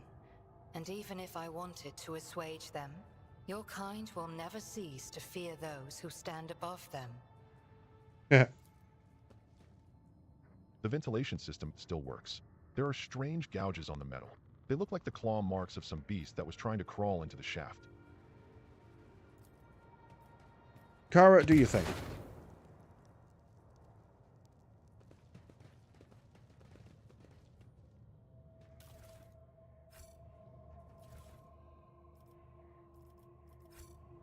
Use a melter charge, get 2 melter charges.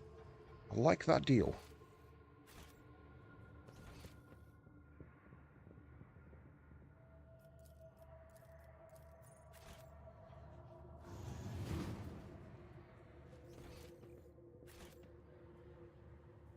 Go there last. I always keep my options open.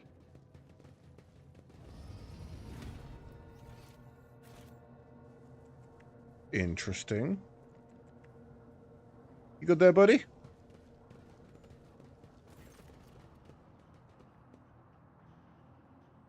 Hunched over the Voxcaster, the hooded man mutters monotonously but emphatically into the machine as he rocks slightly to and fro. In the light of distant stars, our Emperor Progenitor wanders wearily.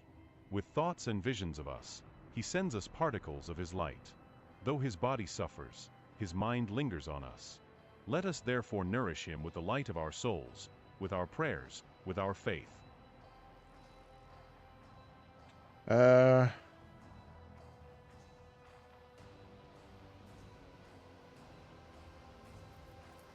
your hands up, take off your hood, and don't make any sudden movements. Or else you'll be dead before we're properly acquainted. The man falls silent. A satisfied chuckle, without a hint of fear, comes from under his hood. As long as our Father Progenitor thinks of me, I am eternal. With a pale hand, he throws back his hood.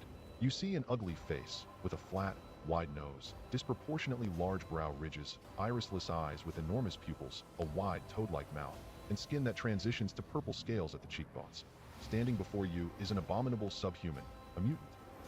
Not just Welcome to the abode of the Nourishers. Not just a subhuman, a fucking gene stealer cult. Holy shit.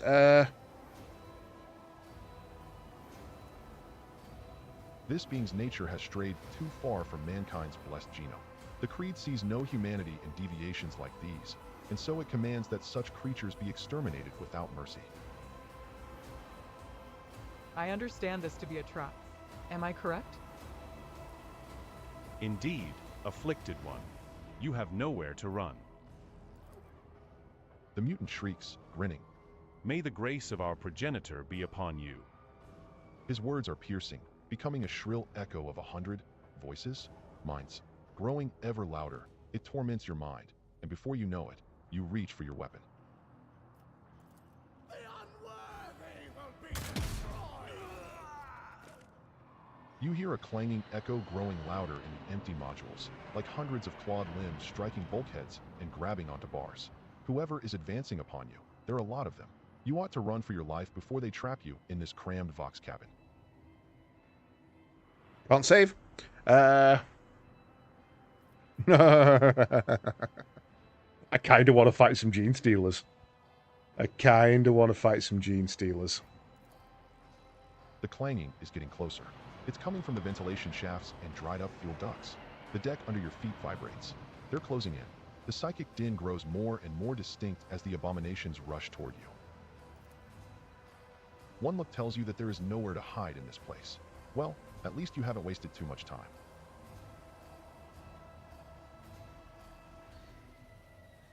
Yeah, that's kind of what's making me think, Grum, because I did say, it feels like I've just let gene stealers on my ship. This isn't my ship. This is a different ship. This is a Vox station. But there was someone in chat who said that gene stealers aren't in it, not until the expansion, and I don't have the DLCs. If these beings are who I think, they will find us, and they will not lose our scent. Run Elentac. Okay, I guess this is just a you know what you basically you know what you just escaped from. The Vox spits out a torrent of static, through which you nonetheless manage to catch fragments of words spoken by a voice not unlike that of your Vox master. Von Valent, command lock. The signal is... Idira touches her temples and says in a hoarse voice, They're flooding the air with their psychic whispers. There's so many of them.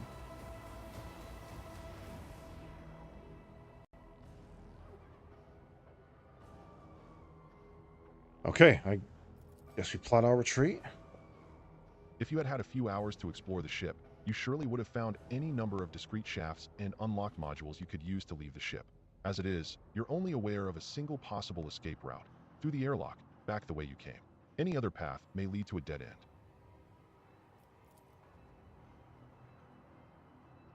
There's an old military adage that says, when you're already in deep trouble, don't poke around anywhere unless you know what you'll find there. I propose we get out the same way we came in. Optimal retreat route calculated. Delaying is not advised. Your gaze falls on a rune-covered control panel near the Vox receiver. A green lumen burns beneath the engage airlock seals switch. The switch socket is corroded and does not immediately yield to your touch, but the lumen changes color to blood red, and the whirring of deactivated airlocks rises up from the depths of the ship.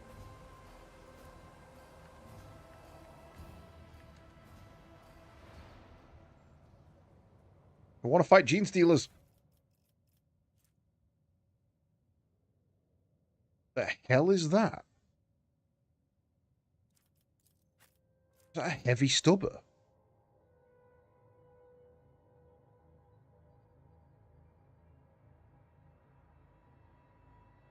Yeah, that's a heavy stubber. With 50% overpen. May have to give that a try.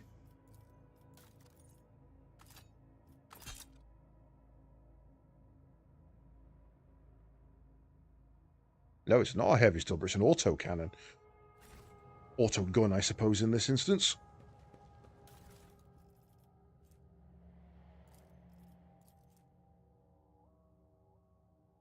The book contains the blasphemous tenets of the cult of the Nourishers of the Afflicted. It speaks of the insatiable Emperor Progenitor and his impending coming that will bestow miraculous unity upon all the faithful. Eat. Before the Emperor. All be one. That's the hive mind if ever I fucking heard it. I'm not going out the way I came in, by the way. I am... Oh. Oh, no. It is. Shit. Space Hulk. Here we go. That's a pure strain Gene Stealer as well. Holy crap. How much health does it have? 400. On the hunt. Creature is thirsty for blood and is hunting the Rogue Trader's party. Max 40 damage a hit. Range of 1. Overpen of 50. Critical hit is reduced. Creatures attacks an enemy for the first time in combat. Make a protection failed. The coordinated trap effect is in place. Suffers past the test. Duration of previously applied coordinated trap ends, which always dodges attacks made by its allies.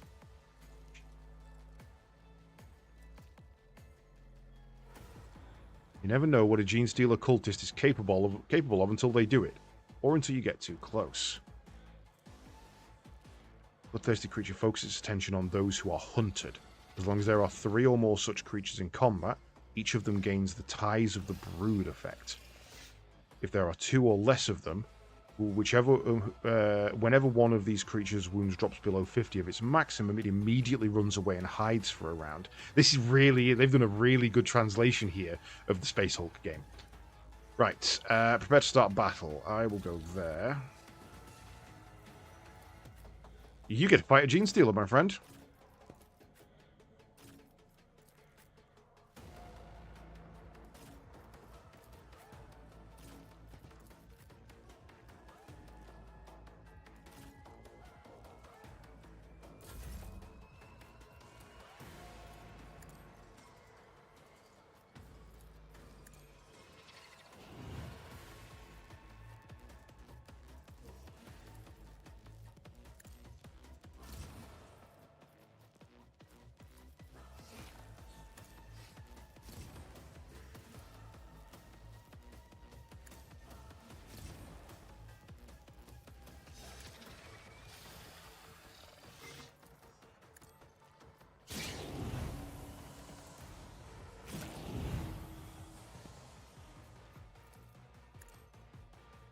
Not too afraid of it with Idra on the team, but if more turn up, that could be nasty.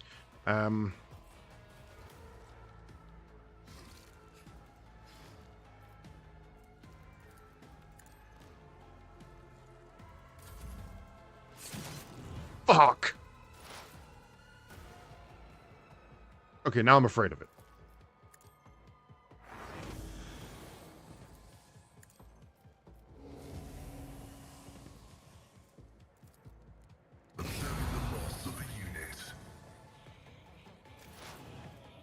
She is Perils of the Warping every goddamn time now. It is insane.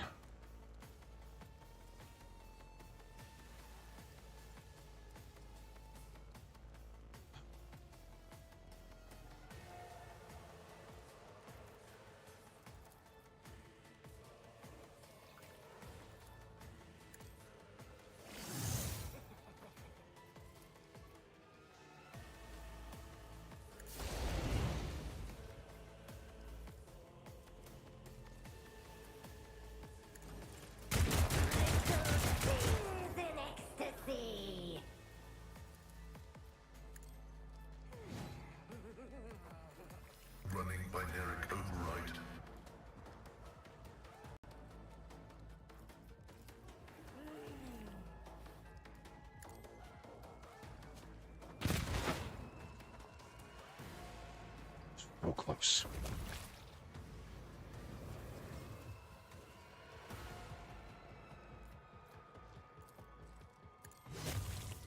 Okay, right, at least that's that dealt with.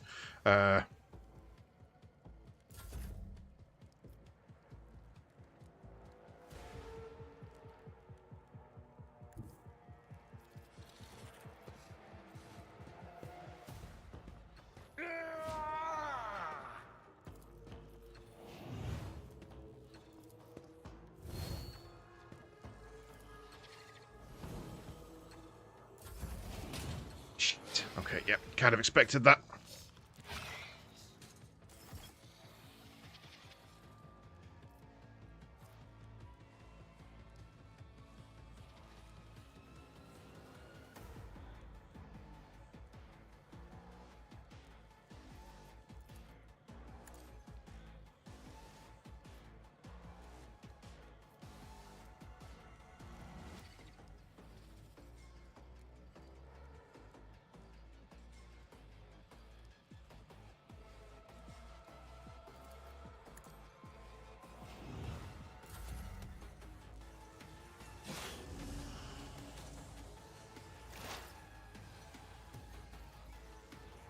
Oh, it's not a bolt gun. Ah, okay. So because it's not a bolt gun, he's got a chance to miss that. Yeah, okay, that's annoying.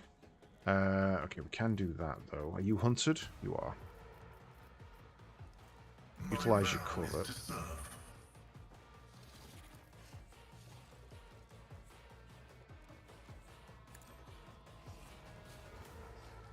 Throw down a trap. And then open fire.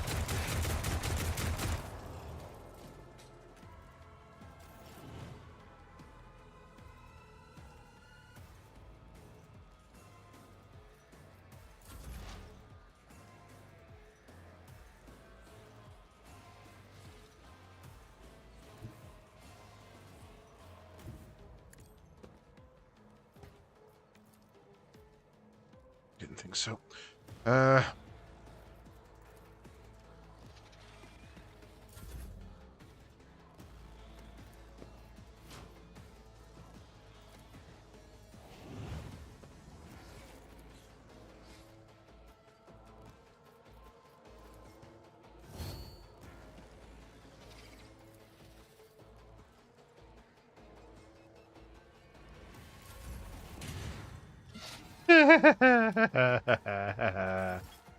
Ah, dear. But there's things to loot. I want to loot.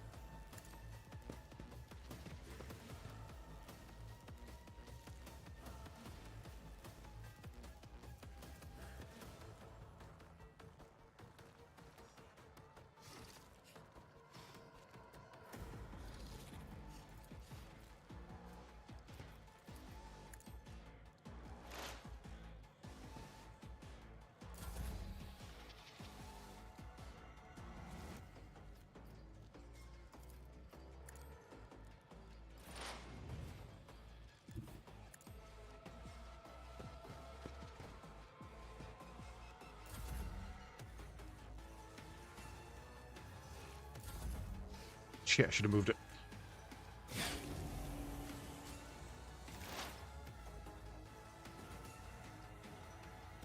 Okay.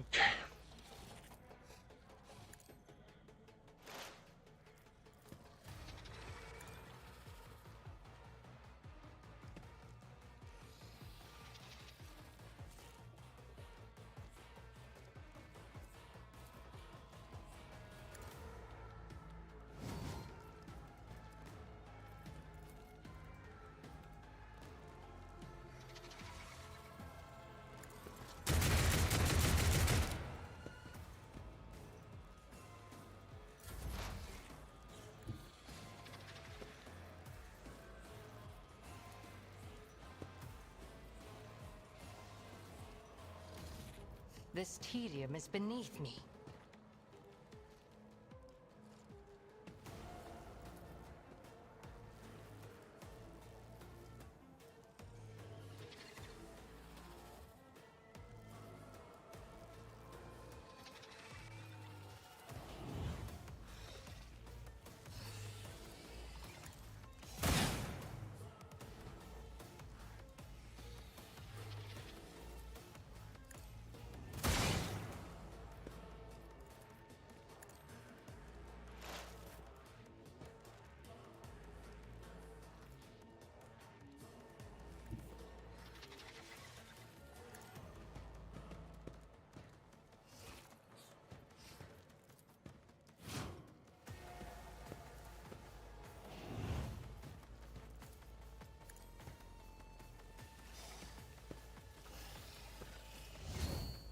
Okay.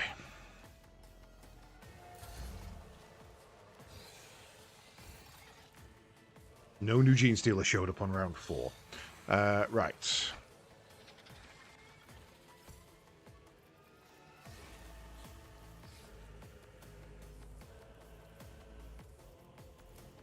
It's as good as done.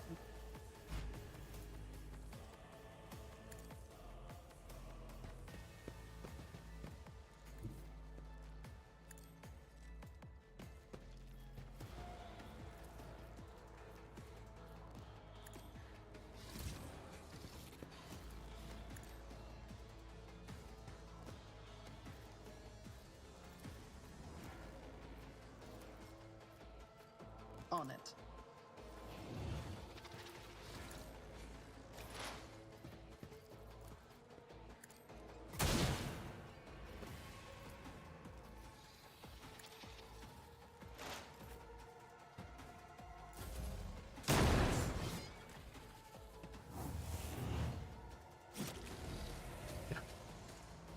That one should burn to death next turn, so that's not a problem.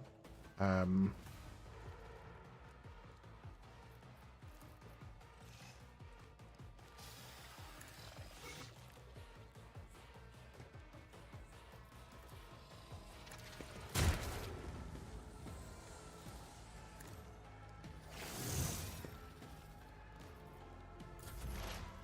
hear you moving. No more.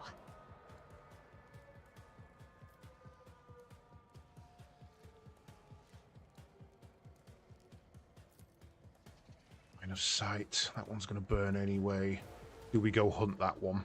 Or do we stay here and pull it to us? Abelard's next, so we'll send him first.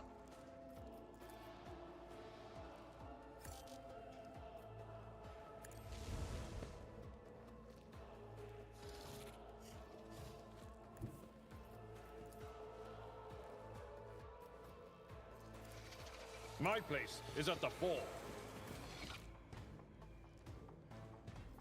It will be done.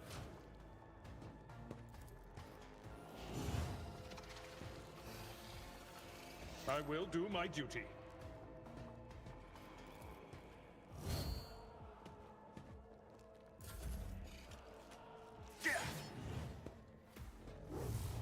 Jesus Christ.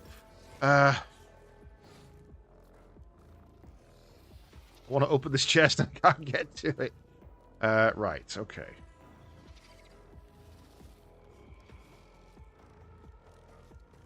I go there. that to there.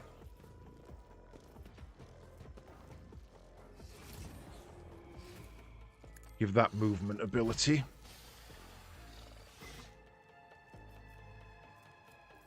Your free turn of movement. I move as if unseen.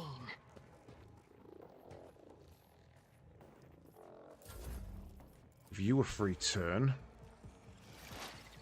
Which allows you to go as far forward as you need to.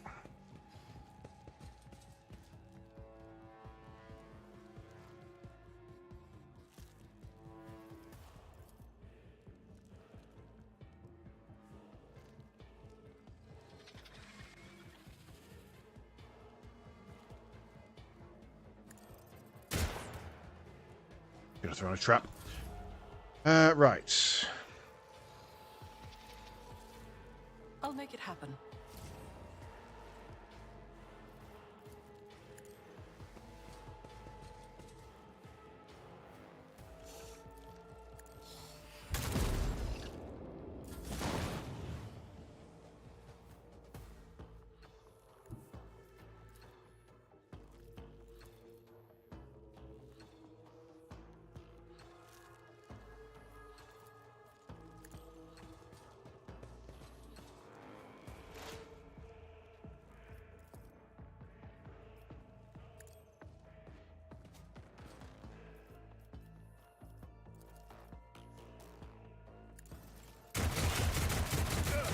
Just a minor setback.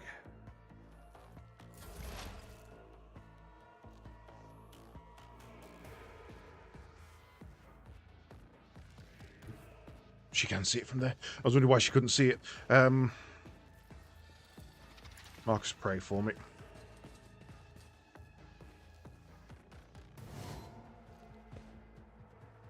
Don't need overpen. May as well get the cover bonus. Mark it for weakness. Strip its armor. Take the shot. Ah, I didn't immobilize. Damn. Okay.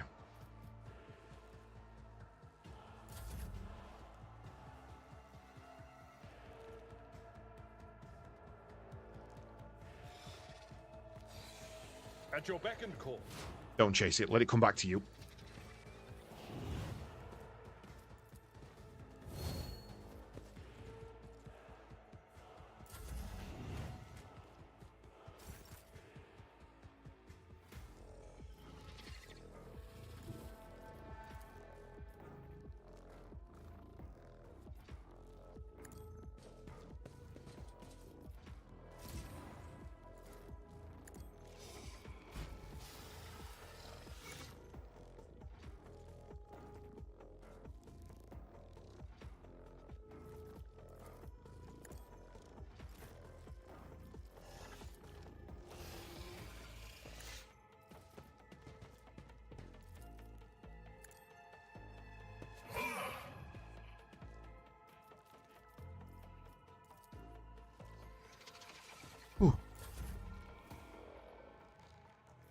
Right, give movement to your let. Button, give movement to your let.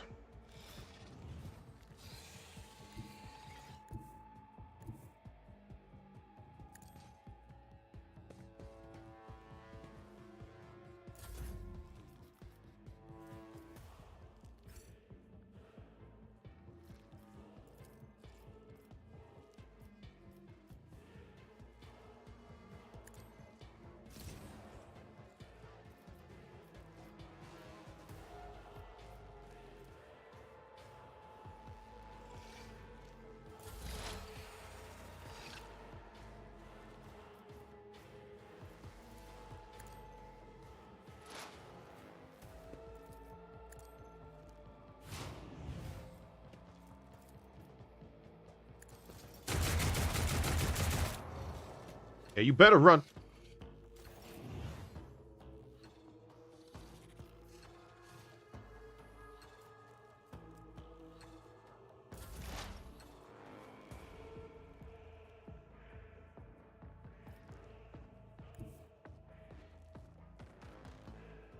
really I can do I when I'm there. understand your intent.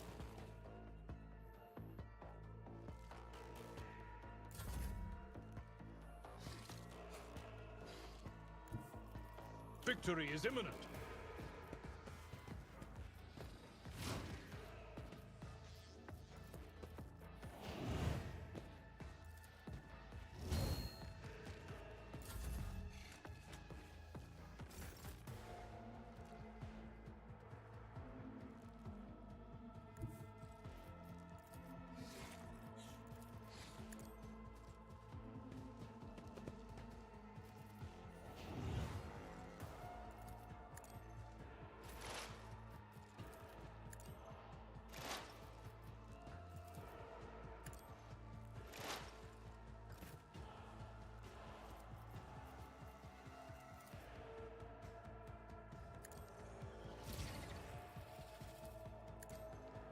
Well, the concentration is real on this one. I thought this was going to be an absolute cakewalk because I had Idira with me. And that has gone to shit.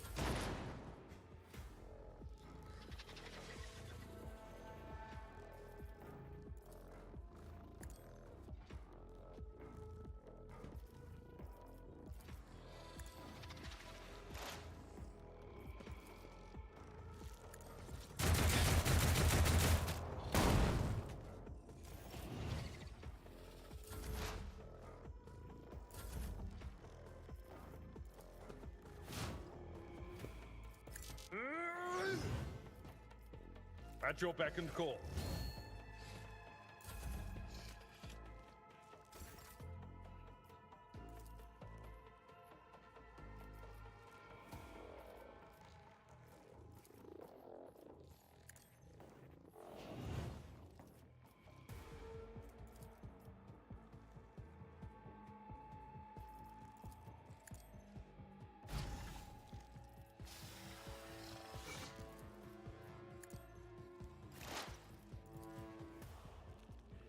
Shit. Okay, wasted that.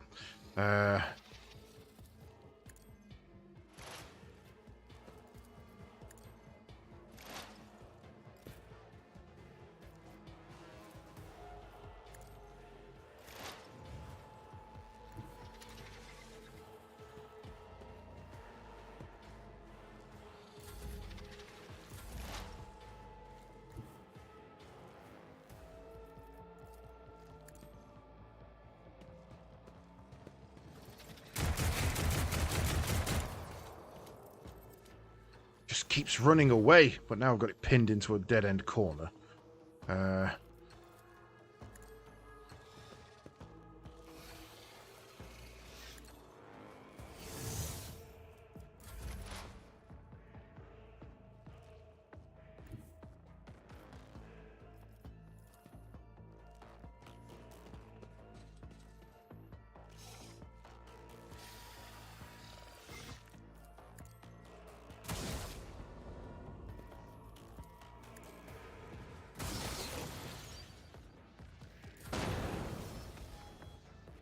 Holy hell, right.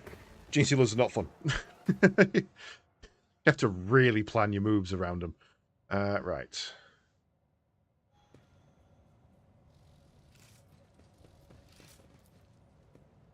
The metal box was brutally forced open. Why would the ship's owners break into it if they could simply turn the key?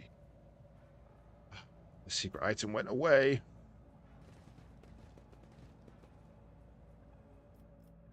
Okay, right. Free level up. Let's take it. Ooh, we get an upgrade on our taken hold. All allies in the selected area gain 20 dodge, parry, and armor. Allies in the selected area have the weapon and ballistic skill increased. Dodge reduction and armor pen, or the maximum number of action points granted by this is increased to 5. Then we go for assault mode on that. Until the end of the turn, the Vanguard cannot die. Until the start of their next turn, all damage suffered by the Vanguard is reduced by 9. Until the start of the Vanguard's next turn, each attack made by the Vanguard makes them a priority target for every enemy hit. Until the end of combat, all allies in a 3-cell radius around the Vanguard suffer less damage. Until the end of combat, the Vanguard gains 3 momentum for each attack that hits them. I mean, cannot die is probably the one we want there, really.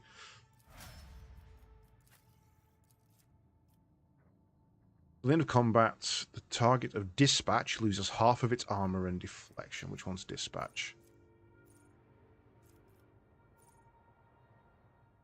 Dispatch.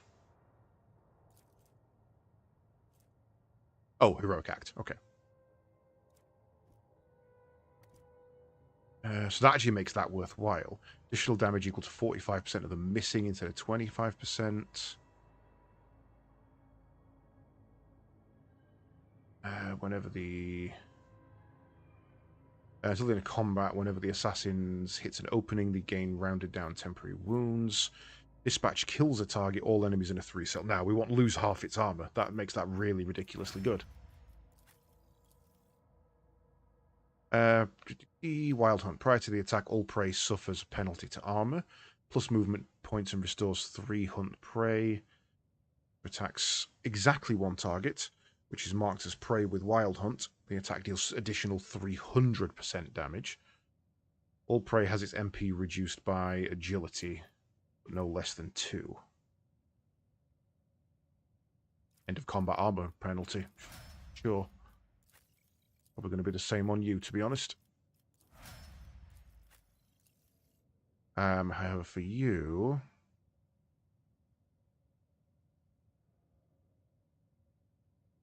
that one. That gives you 300% damage on single shots against bosses. Which is kind of useful.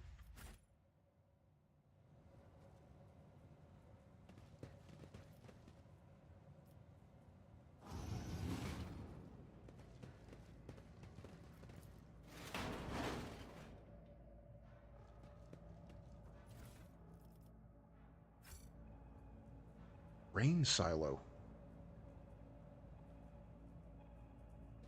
Well, I hope it's grain and not corpse starch, and corpse starch anyway.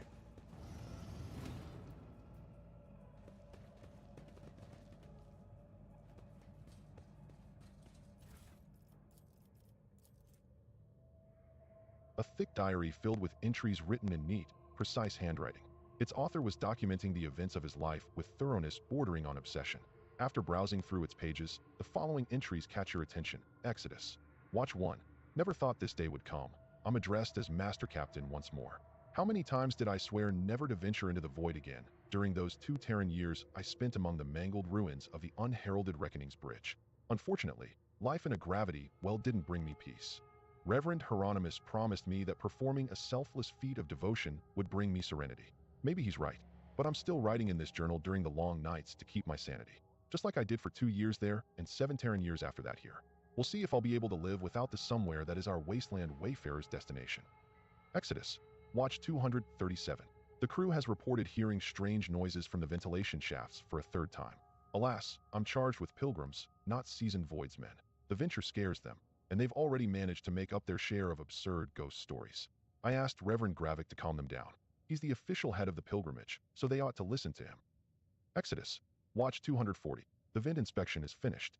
Just as expected, there was nothing to worry about, just some torn tubing striking the hull. Exodus. Watch 393. Reverend Hieronymus was wrong. Faith does not bring me peace.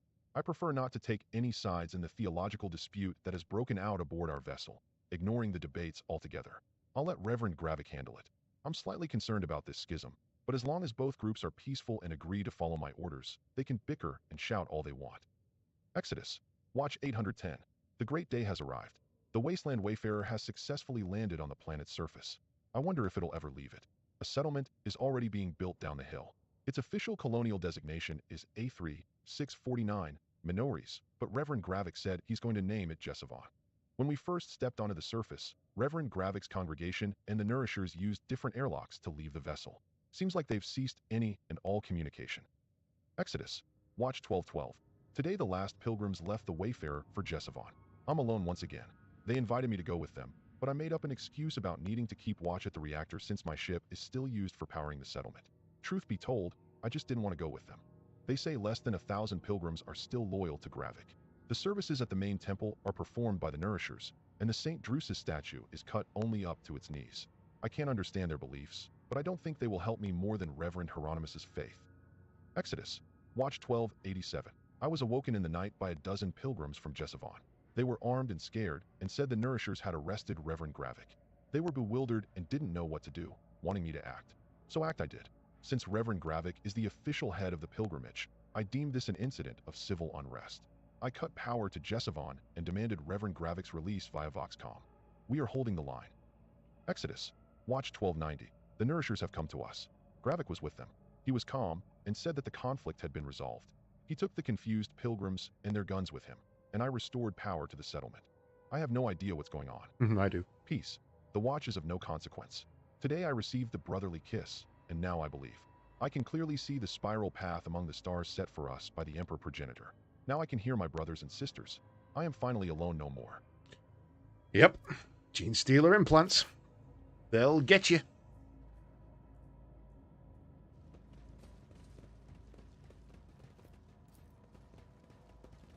Well, I'm nuking the site from orbit.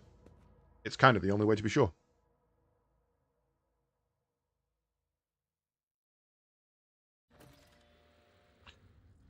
Right.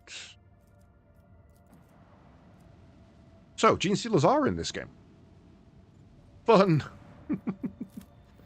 Horrific things. I fleet Leviathan as well. We don't have any extractors, so 2 is of no consequence regardless of how much it is.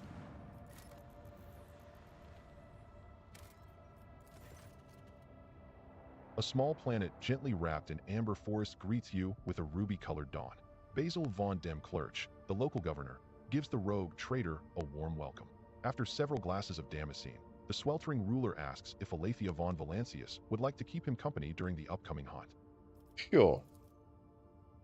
After several hours of riding the local peculiar animals, you make camp in the middle of a golden forest. Basil von Dem Clerch points at the sky. A flat That's disc not bad, rises actually, right? over the horizon, constantly morphing its color and shape. The forest grows silent and empty. You can no longer hear the singing of birds or even the rustle of wind.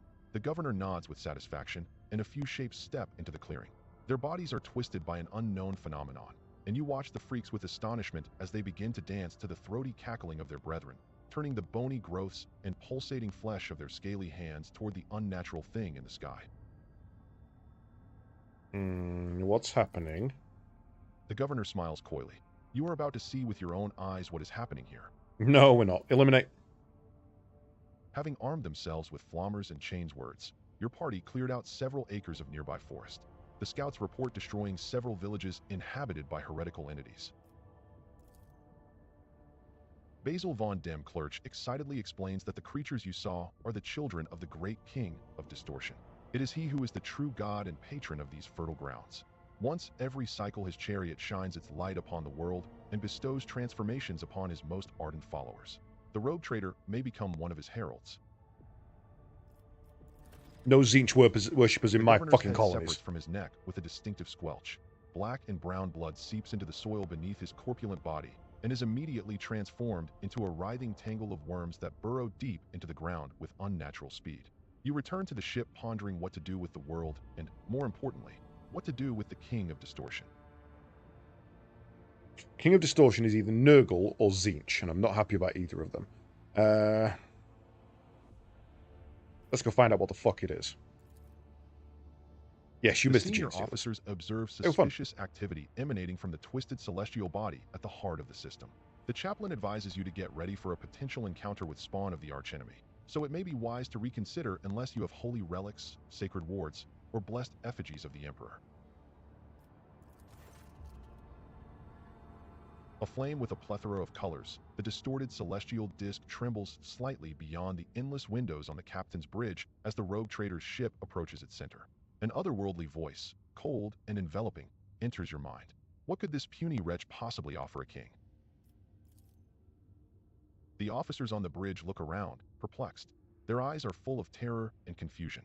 Many clutch their heads and let out long howls of pain. Some empty their stomachs. But most, pale and exhausted though they are, have joined the Lord Captain in resisting the entity's influence.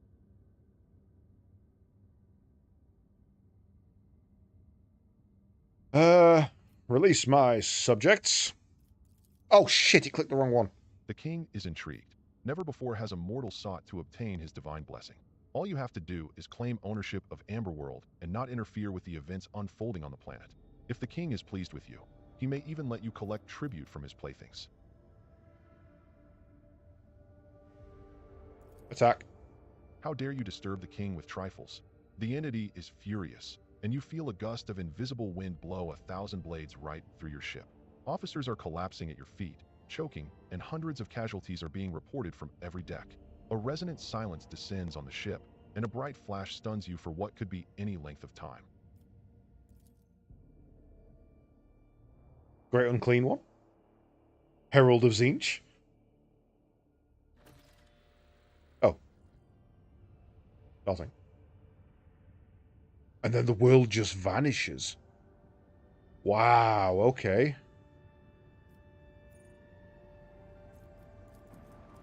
This?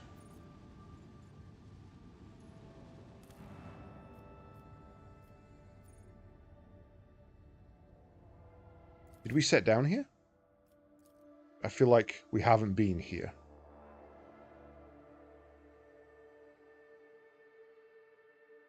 Wait, am I even in the same system? Where the hell am I? This is not the same system. This has brought me out somewhere else. I've been teleported halfway across the fucking galaxy. I know where I am.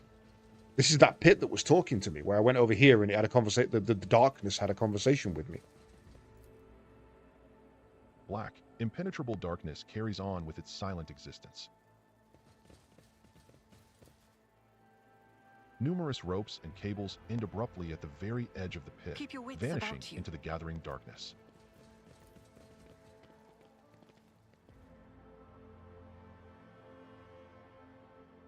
I'm not sure if that was intended or if that was a glitch. Because I am nowhere near where I should be now. Yeah, look, I'm all the way down here. I was up here.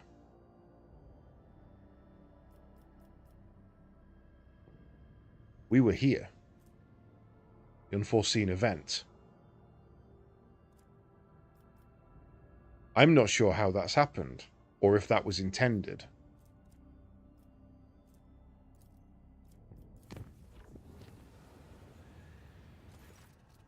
A warp breach. This time, trouble came straight to the bridge. Malodorous mist teeming with swaying nightmarish figures has rolled through the ventilation shafts into the command center. The officers are suffocating from this wave of corruption. There's no time to deliberate, to battle. Oh, we are actually fighting it. Okay.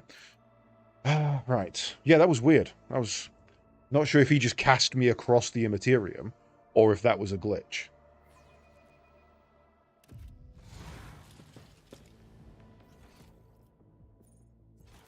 Okay, we're fighting mutant crew members. 1 plague bearer, 2 plague bearers.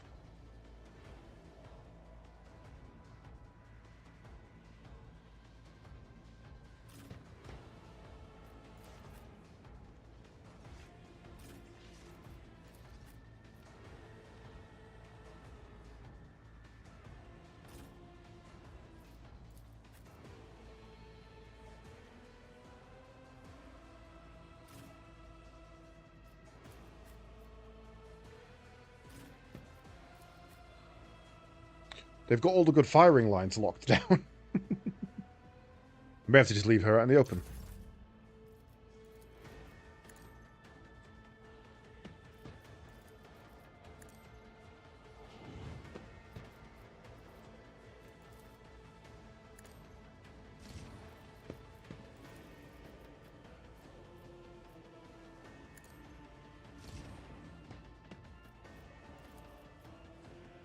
I'll see to it personally.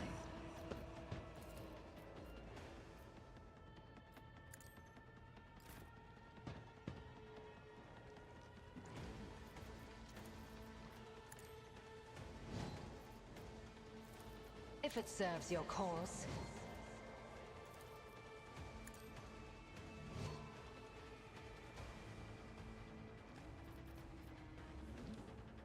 Right. Bodies decay for nothing. Strategy for one round, all allies gain 16 cover efficiency and reroll all characteristic tests.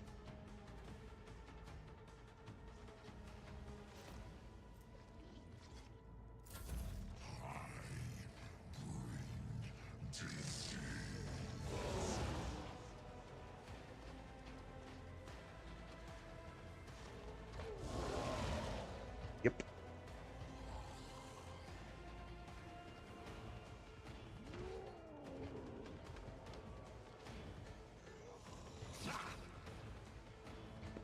I must not falter.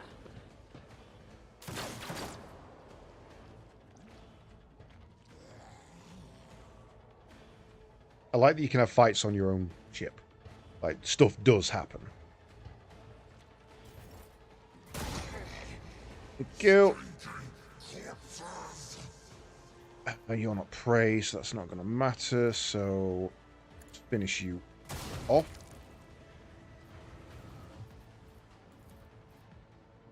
Knock you out. Another soul slips beyond the veil. Mark you with weakness. Take a shot at you.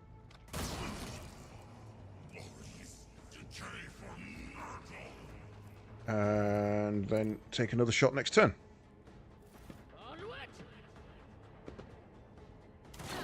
Duty prevails. Follow my lead.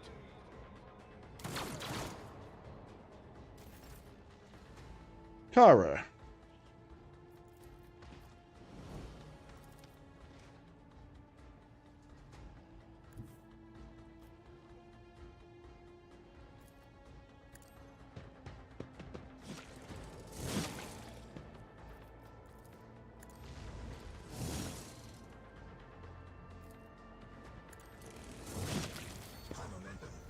Done. That's how you clear a side.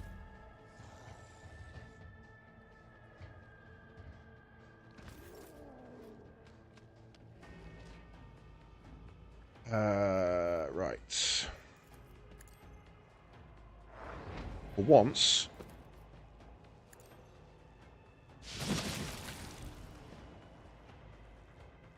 Don't want to use that. Was that another Perils of the Warp? Yeah, Perils of the Warp. Warp Blast. Damn.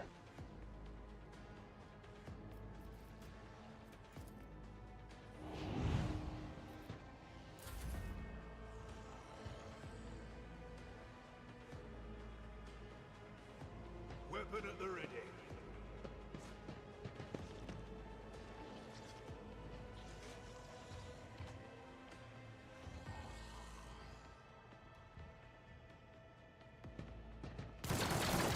Oh, thank you, buddy. I was wondering how I was going to deal with that one.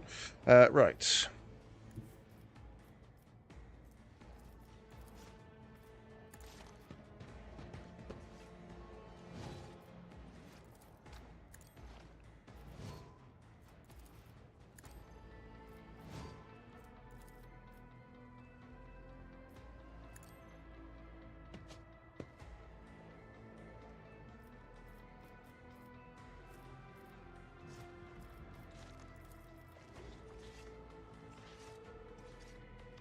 Just going to gun down my own people. I was hoping I could just fire through.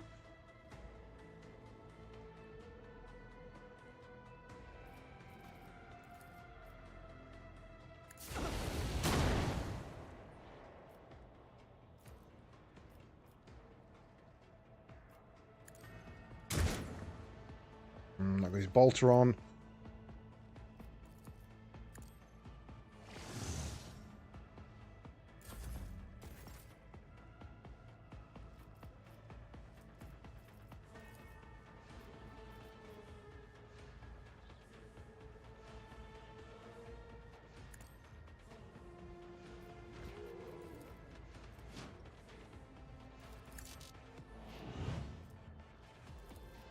It will be done.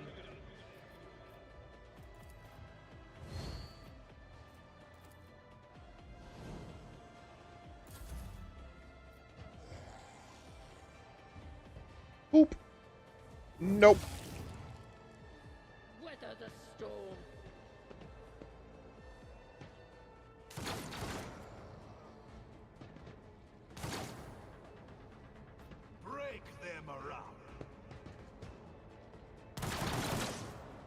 There, nice shooting. Oh, some more people blew up. Okay,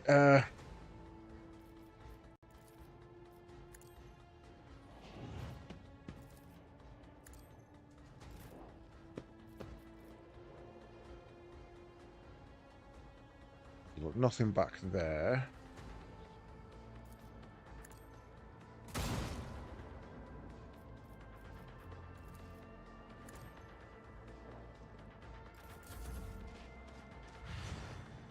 I've suffered worse.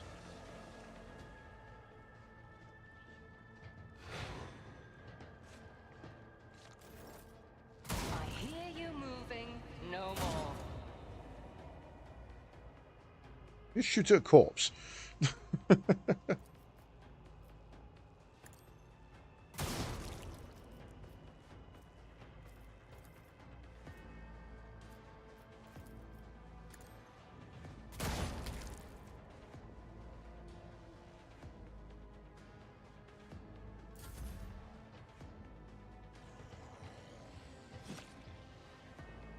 My faith strengthens me.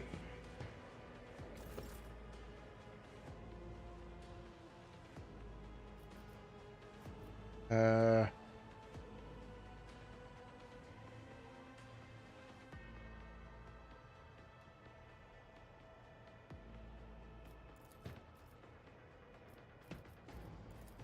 All too easy.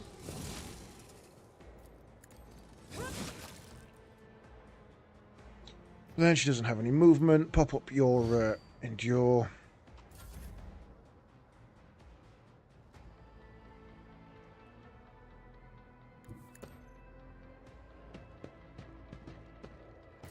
Stay vigilant. Follow my lead.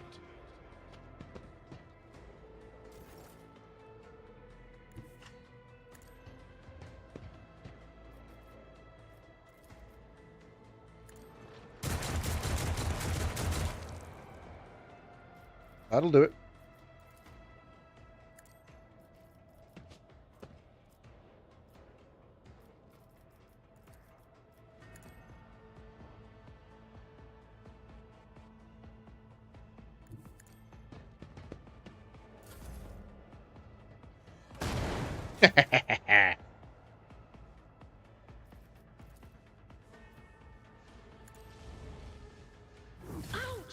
Oh. Apparently he can hit Adira with that. Just ran up and battered her on the side of the head. Follow my lead.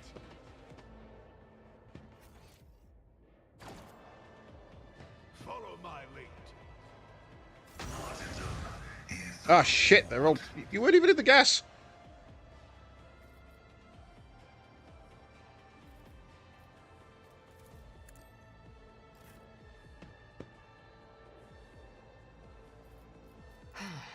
If I must.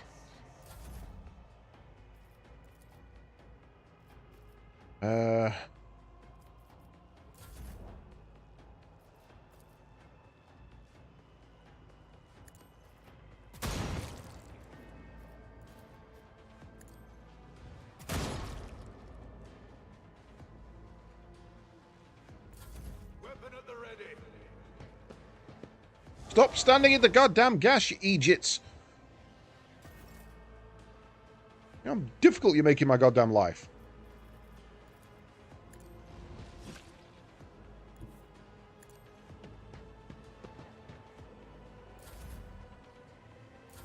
Break their morale. My faith strengthens me.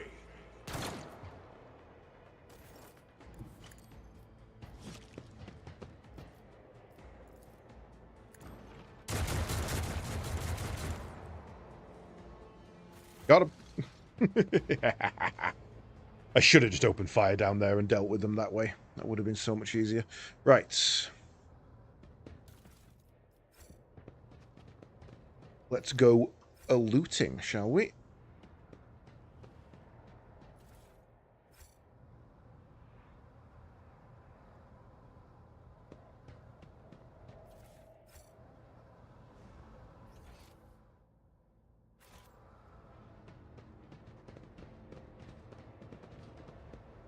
How do we exit this? Oh, barricade here. I see.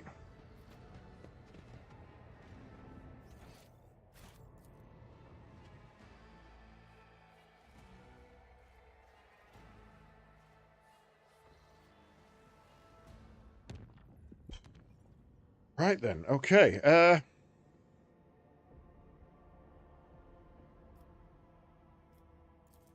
Well, one bonus. We're back here, and we're going to get a chance to redo some of the warp paths that we missed. What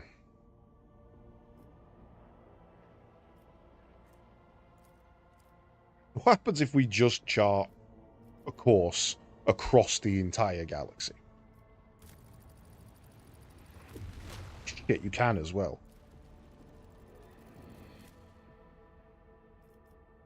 Okay. Right.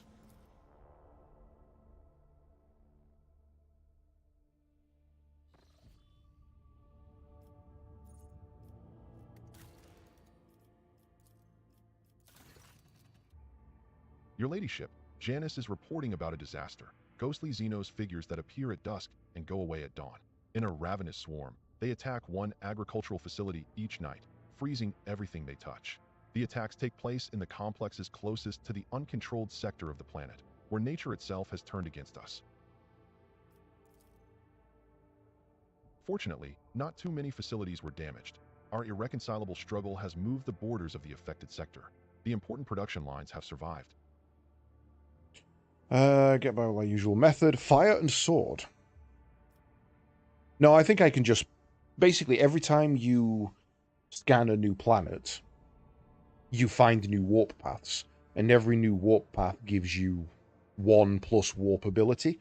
And then you can spend those warp points to jump around the system.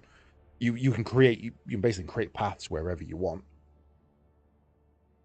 So I should probably create a path between the 3 major planets, so I can jump back and forth to sectors, as it were.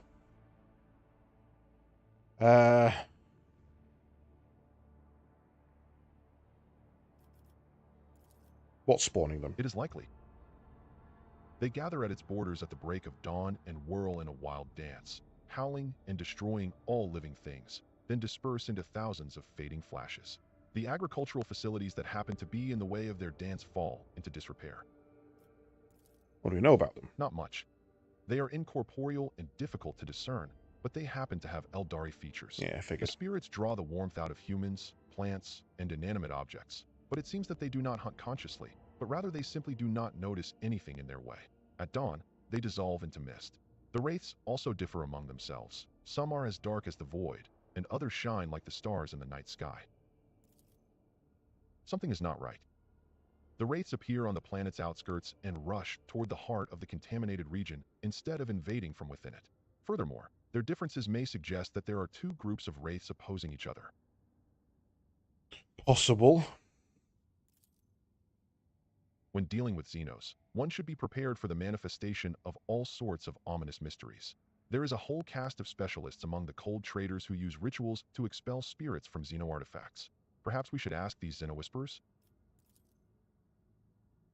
After certain events on board, I became interested in ghosts. I bought a book on footfall, an illegal one, of course, that describes a so-called ritual of silence. It's said to be able to pacify violent spirits on the scale of an entire world, but I can't vouch for the safety of this ritual. Instead of relying on wicked ways to solve these problems, it would be better to turn to our good priests. There are skilled exorcists in the ecclesiarchy who know how to drive out dark spirits.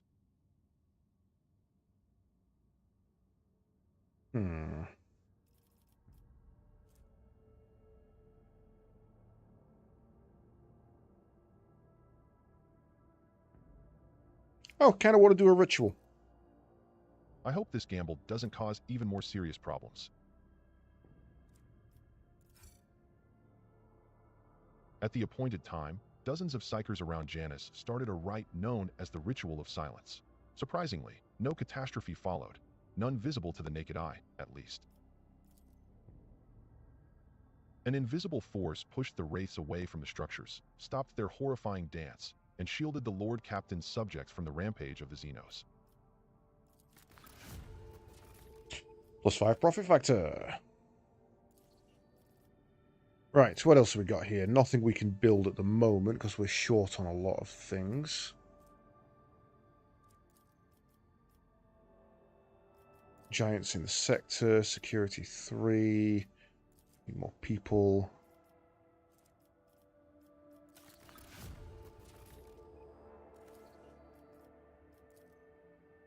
Right, what was the next one? Vigil of the Tech Guard? No. Oh, mag trains. That gives us more efficiency.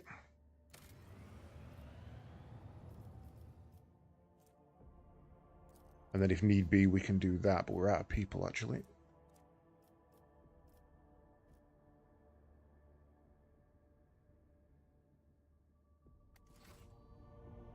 Right. You bastard. You sent me halfway across the frickin' galaxy.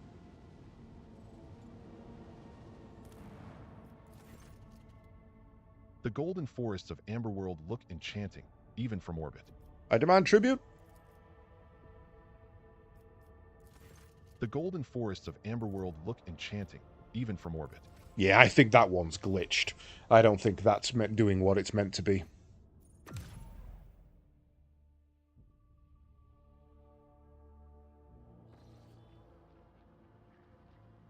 She might want to try punching the spirits, to be fair. Right. So yeah, so look, I've got Navigator's Insight. There's no path here, so to get here, I'd probably have to navigate all the way back around here, across here, or over here, up here, and jump across there. I can spend 3 to plot a deadly course. And then I can spend further to reduce the difficulty of that jump. The misclip may have balked it, yeah. So I'm going to spend 2 there. Bump that down to reasonable. And then make the jump across. Then we chart new courses. That should give us 1 and 2. Yep, and that gives us a +1. So it's kind of just like a travel currency you can spend. We have no anomalies in system, so let's run the outlier world first, and then sweep in system.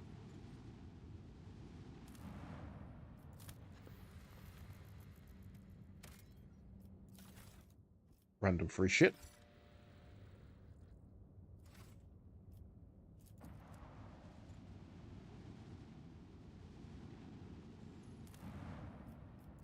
It's another burning world. Savannah world. This planet can barely sustain life, and yet, searchers discovered a long-lost Imperial colony, one that was cut off from the rest of the galaxy centuries ago. The colonists live in conditions worse than any underhive, yet they still venerate the Emperor and gladly welcome their visitors. The Lord Captain receives an invitation from the local ruler, the Archqueen Princeps Domina. Take over the colony. 1 shuttle and a few rifles. The ruler meets the Lord Captain in a shack, Captain Shack, considered to be a palace by the people here. The Archqueen's unusual crown is made out of metal coils, most likely parts of an ancient device for boiling water. The guests are served the finest delicacies the colony can provide. The Archqueen praises the visitors in mangled Low Gothic and calls the Lord Captain her dear sister. At the end of the audience, gifts are presented to the guests. The Archqueen's minister delicately remarks that the best possible gift the Lord Captain and her crew could provide would be the replenishment of the colony's meager gene pool. Sensible person. Gives order to canvass the lower decks for volunteers. Most ruggedly handsome among them will be sent to the Archqueen's court along with other gifts. And the most ruggedly handsome volunteers to the Archqueen's court. A prank-loving scout named Vesti. No, I'm not getting rid of Vesti. Vesti was awesome. I'll let volunteers go. Anyone who wants to head down to the shithole. Flattered. She hopes the Lord Captain will pay her more visits in the future. I probably won't.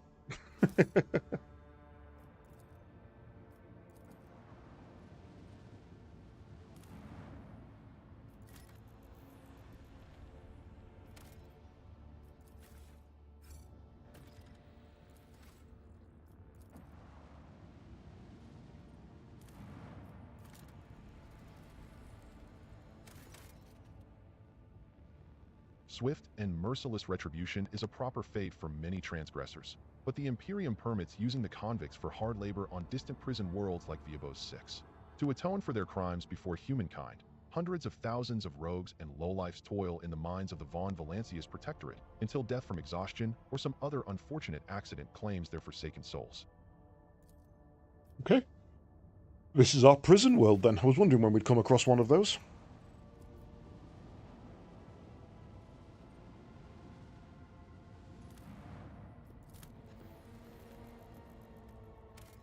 Lava.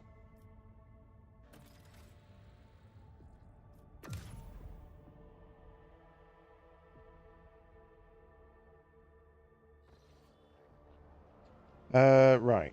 Let's go to that one. The clan servicing the Void shield arrays petitioned the Lord Captain for aid. Compartments were becoming overrun with putrescent fungal corruption. The mycelium claimed one chamber after another.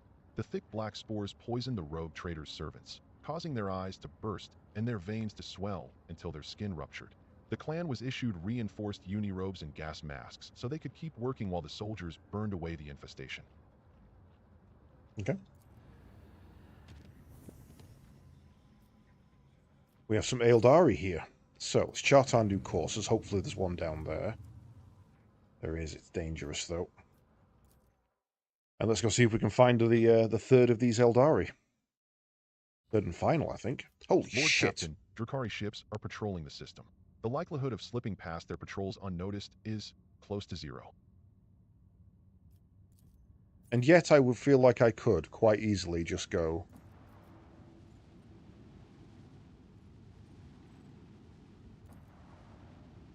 I could get there, no problem. I could get there, no problem. I could get there, no problem. That's the only one I couldn't get to. The Augur crew picks up a heavily damaged Xenos void ship among the countless rock masses of the asteroid belt, an Aeldari vessel, beyond a doubt.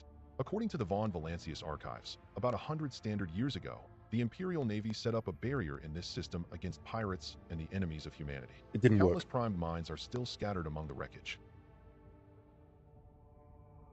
Okay.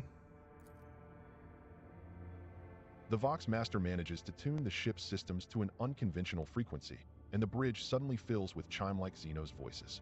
Drawn out and mournful, they sing in an unknown tongue, but every officer on the bridge can sense that this is a dirge. Answering the call, Erliot jumps to the cogitators, startling the officers on the bridge with her sudden jolt. In the hopes of understanding the Monkey technology and figuring out how to help her kin, the Aeldari runs in circles around blinking vidscreens, but the mysteries of the machine god elude the Xenos. Then, she turns to the Lord Captain, powerless. Erliot is asking the Elentak to help her kin who have found themselves in a trap sprung by fate. The Aeldari are worn out and weak. Their song is a cry of despair, and that cry is fading. Establish communication with the Aeldari. Light by Master. Plot a course to the rescue shuttle for the Dynasty's flagship. There's a machine cult to prepare a plan for clearing the minefield without harming the Xeno ship. And the minefield did fuck all anyway, so... Possible... But let's talk to them first. However, the Xenos do not respond to the incoming signals. After several attempts, the frequency tuned by the Vox Master gets lost, and the mournful song fades away. Okay, let's plot a course. Let's see if we can get some clearance going. After several hours pass on the ship's clock, the servants of the Omnisia present a plan for the neutralization of the ancient mines. The success of the operation is assessed as extremely probable. Clear the path. On the Lord Captain's command, the ship's cannons fire several powerful salvos. As soon as the shots reach their mark, a cascade of soundless explosions erupts within the asteroid field and spirals around the Aeldari vessel. Once the explosions quiet down and the shards of asteroids, space debris, and void mines dissolve into the darkness of the void, a rescue team sets off toward the miraculously intact Xenoship. However, when the shuttle reaches the Xenoship, The rescue team's report catches the bridge crew off guard. The vessel's starboard side has been breached by the macro weapons of an unknown Imperial void ship. There are no survivors. What? Shielding her eyes, Erliot closes them and clutches the spirit stone at her breast. Coming to, the Eldari does not speak for a time. With notes of sadness in her voice, carefully picking her words, she concedes that the Elentak did all they could to save her kin, and yet it is the Monkey who are responsible for the loss of the Eldari void ship. Saddened by the pain and hatred that humans have wrought upon her kind, Erliot quietly leaves the bridge. But they were alive and nothing else was in the area. Some time after, Erliot comes to the Lord Captain, haggard but still holding on to hope. She says that she came aboard the Monkey vessel and set off into the darkness in the hopes of finding her kin, but found only corpses slaughtered by humanity's hatred. And though she and the Lord Captain were not always in agreement, the Elentak still tried to lend a helping hand. In gratitude, as she promised, she shares the coordinates of her kin's cache. Okay. We now have an Eldari cache of weapons to find. Right. Let's go fight some Drakari then. Let's sweep around. You fail to get past the enemy ships unnoticed. The nearest Drakari ship attacks at once. Get ready, others will soon join it. Yeah, okay, I wasn't trying to get past them. I was running and gunning.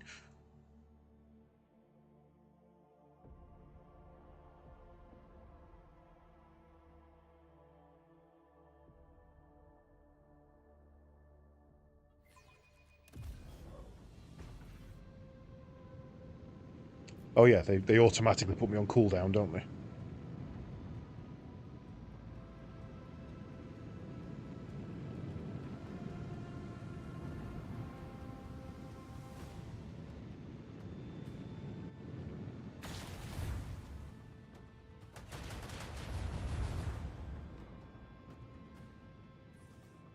Okay, well you've put yourself in a stupid position, so you get punished. Your shield is back up. Is that going to help? 30% chance to hit.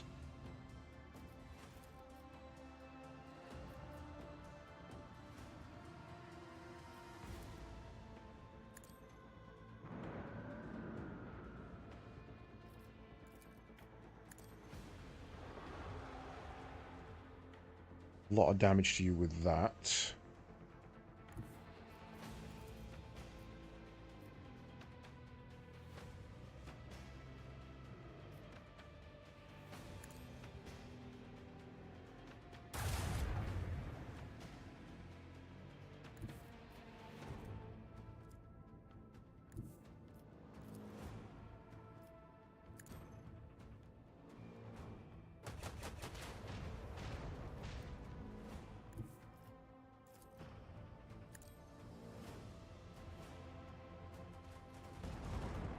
Damn, didn't quite get the kill.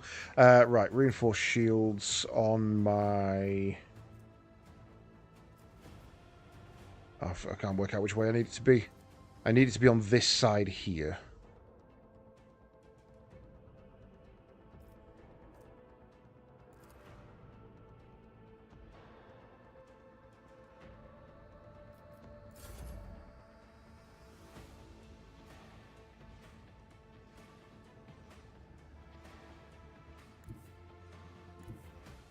Lay in the course.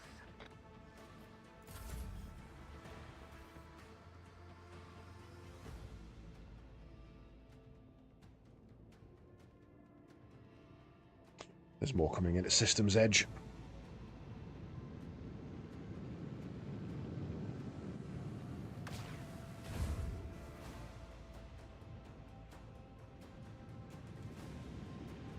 That's fast.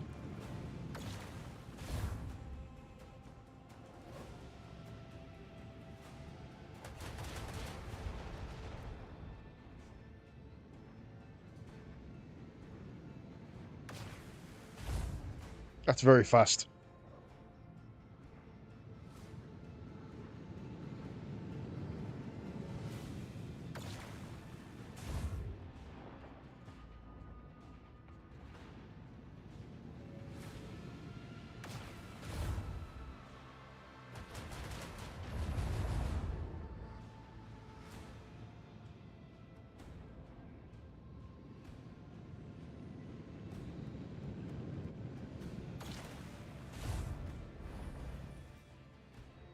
I don't think I live this. Right.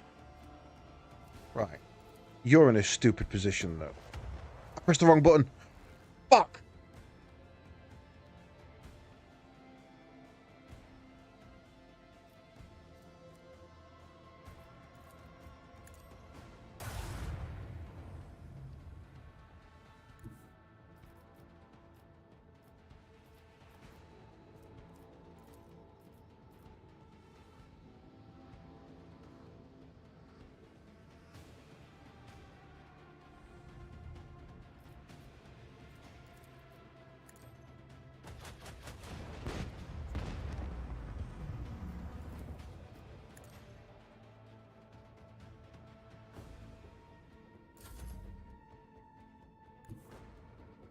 So annoyed at myself for that.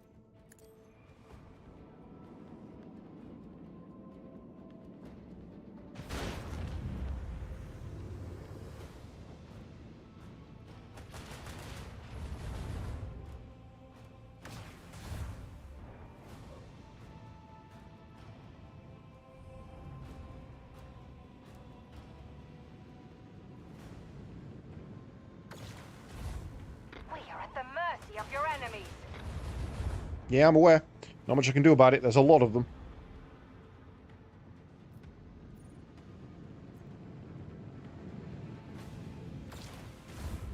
This brutish monstrosity will inevitably falter. Okay.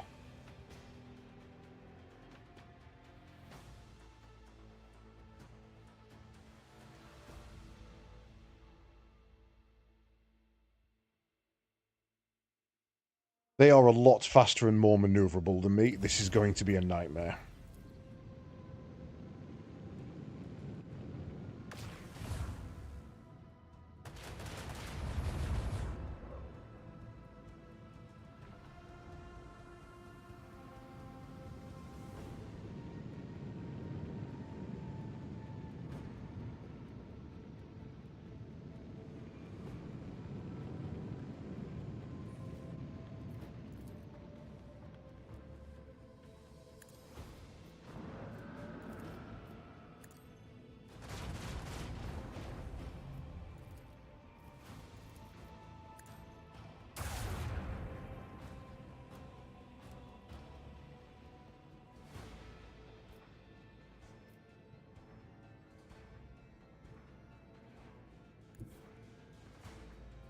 They catch me no matter what there.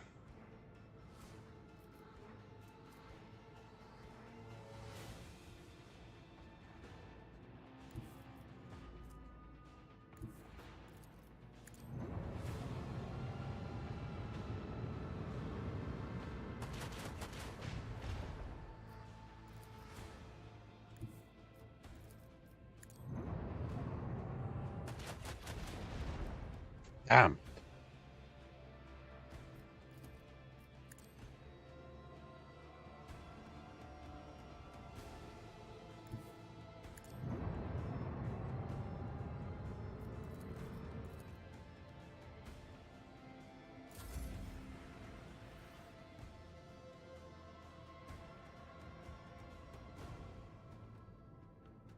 It's how far they can move. They've just entered the match and get a free turn. Like, coming into the match doesn't give them... isn't their turn.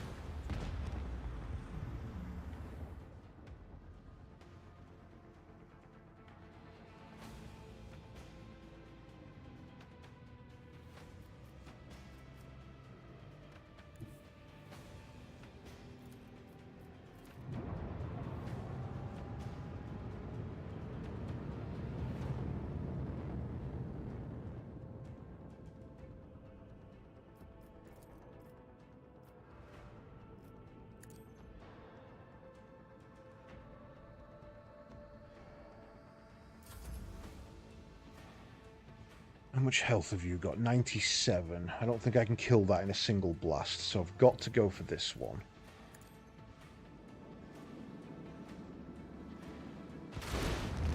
Ooh, triple. Quad. That's a quad kill.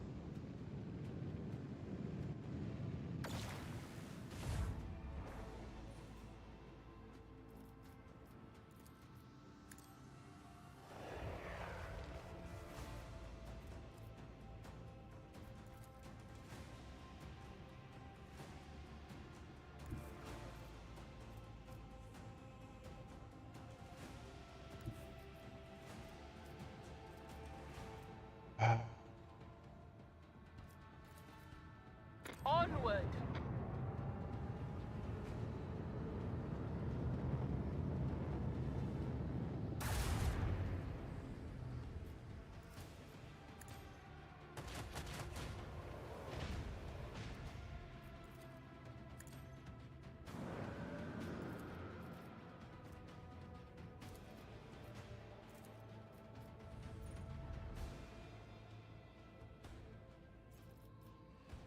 Just out of range. It's so annoying.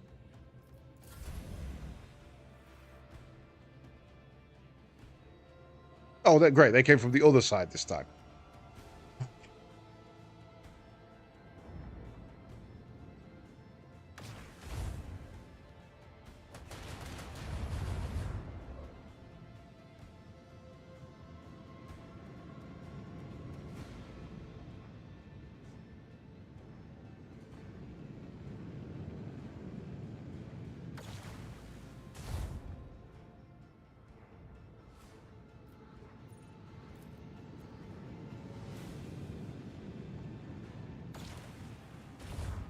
Can't outrun them, is my problem.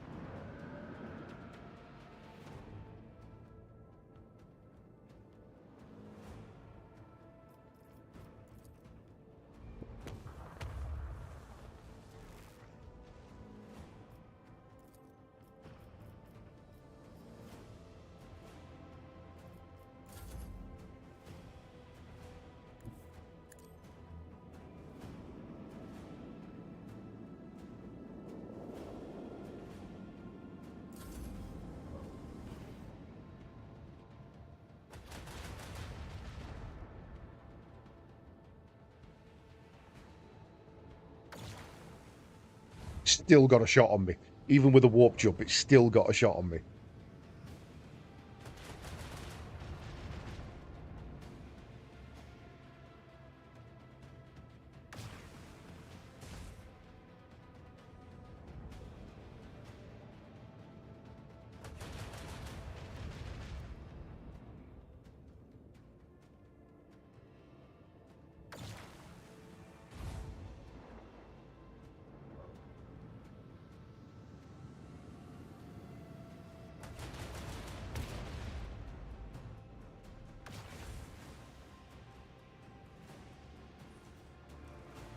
Right, this is you, so...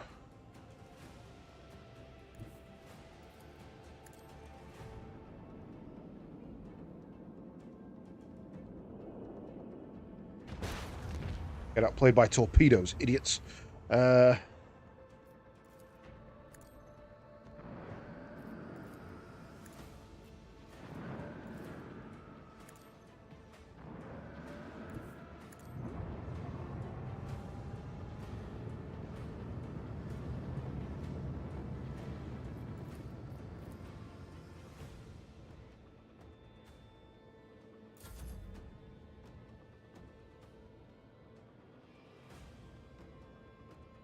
Not quite, but I need it to turn round.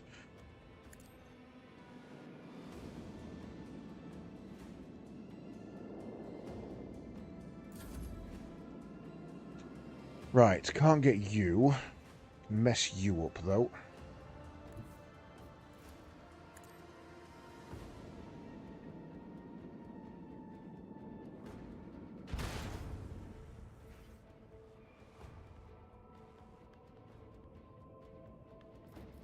Great, more came in.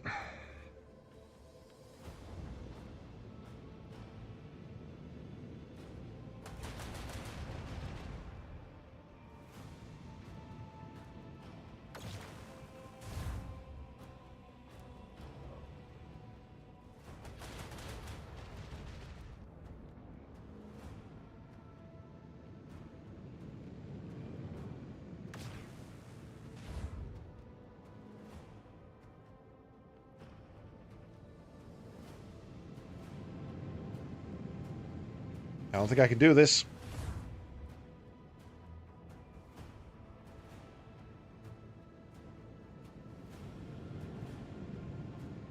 Especially since I've put myself in here, which now slows me down.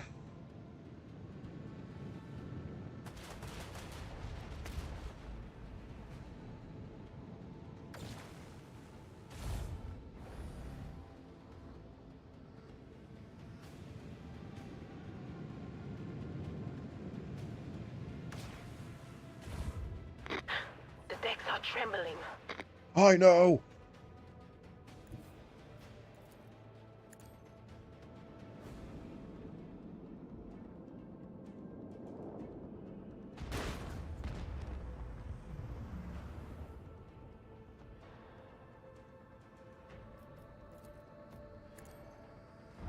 Good. Perfect. Got a free kill on that one.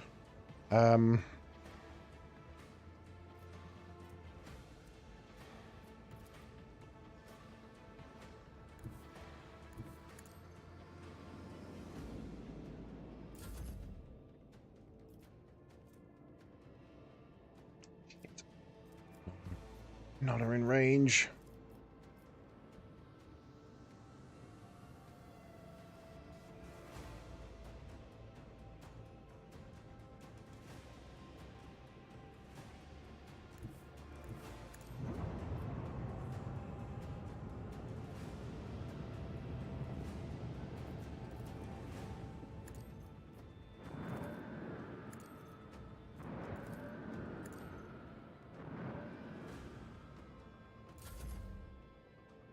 Good. That one can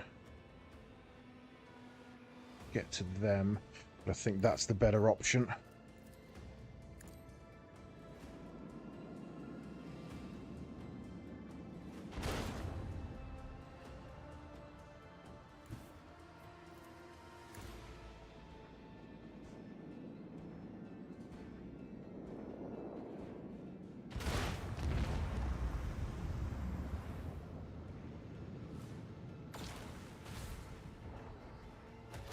Got no shields on that armor. Oh, God. Oh, God. It hurts.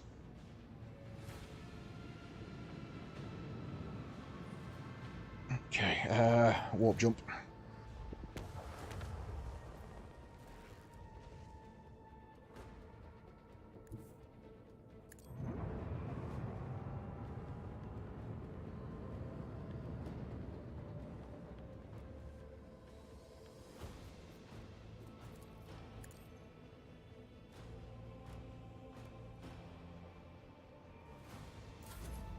Shit.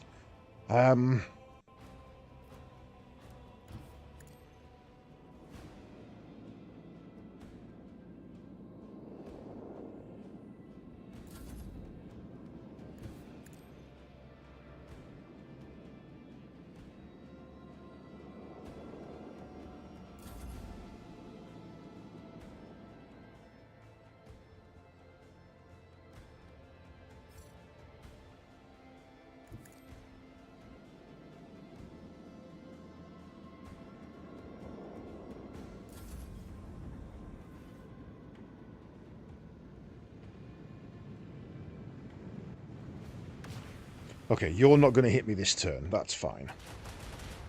You're way too far away now. You do still stand a chance at hitting me, but it's at least on my shielded sides.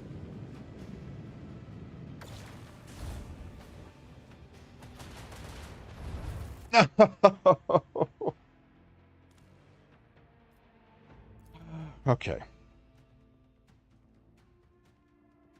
Did so well there.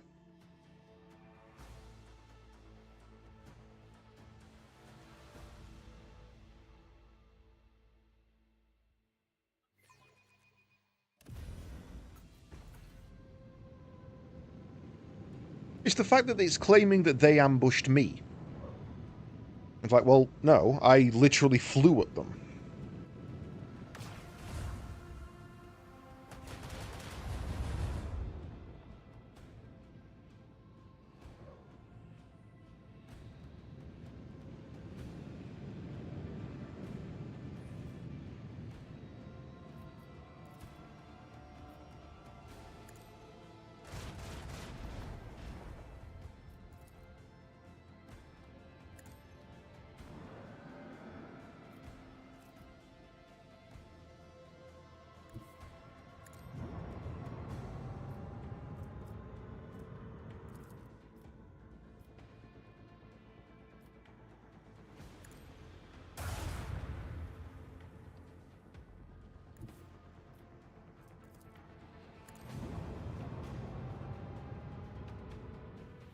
Why did Ram not do anything?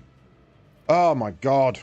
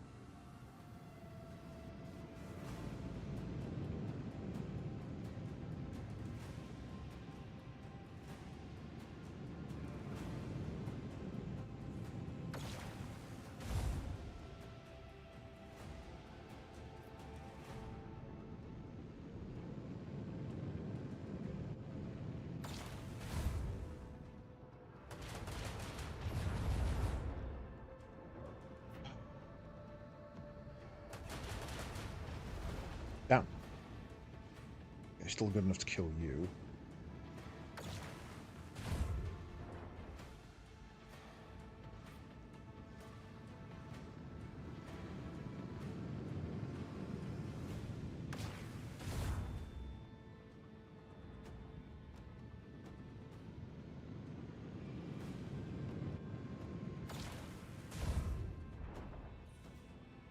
Star Lance is devastating.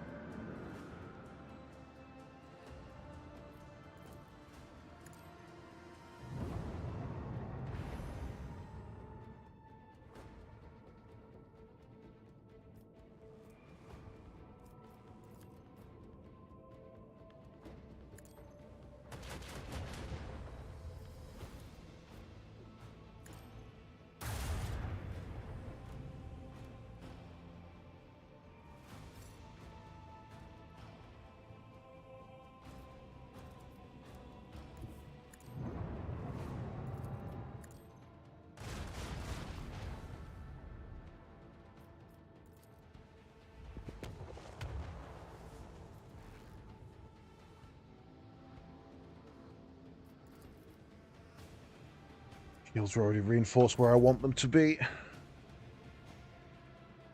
Right.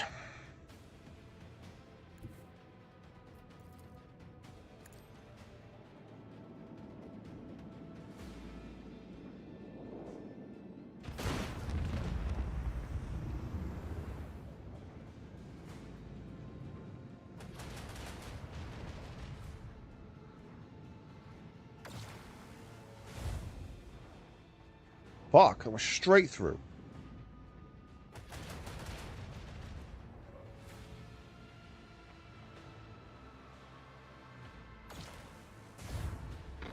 world of plasteel and iron is falling into oblivion.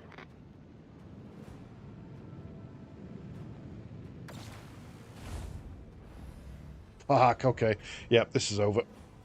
Oh, it didn't kill me. Right. Well, you die.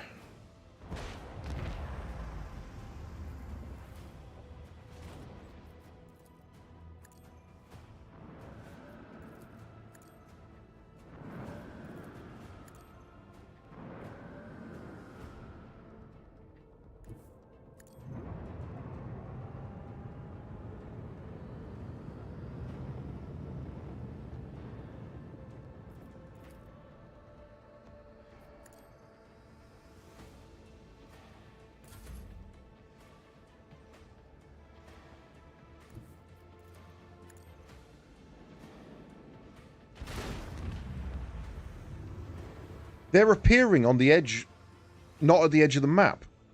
They're just appearing wherever they want. Which means they're appearing within attack range of me and then getting to move.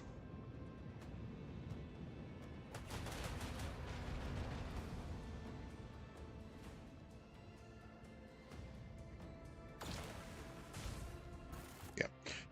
Okay, different tactic. Do we just try and escape? Do we just book it and try and escape?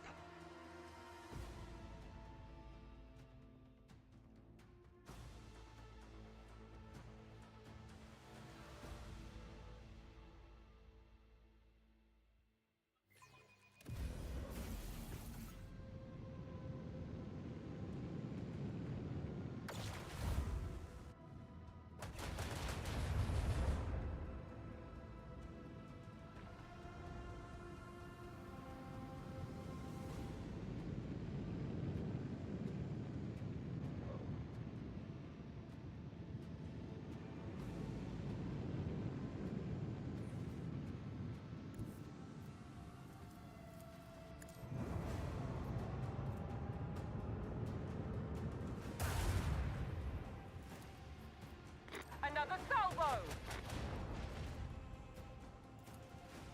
Torpedoes away!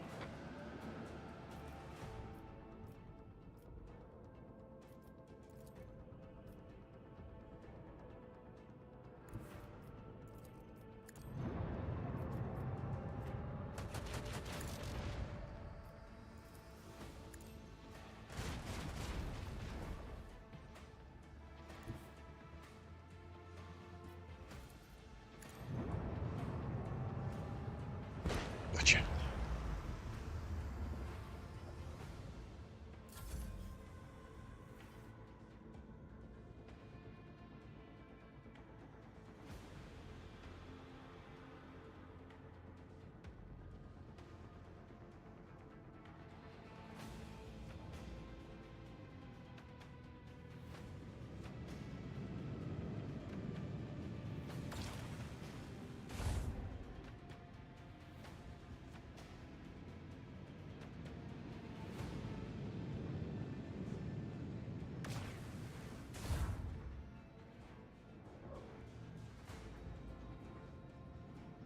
Do you not attack?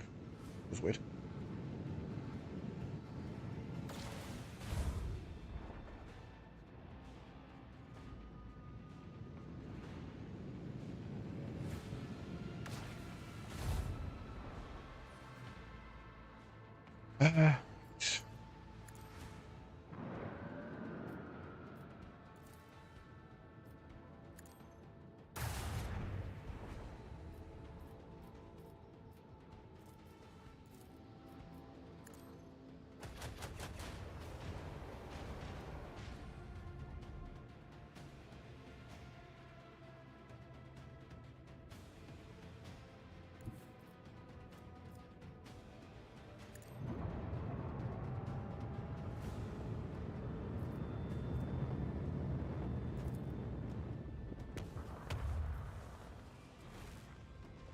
Do I recharge my shields now, or do I let them run for another turn?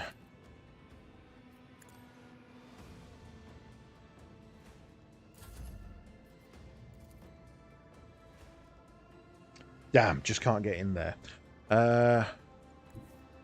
Probably blow 2 with that, though.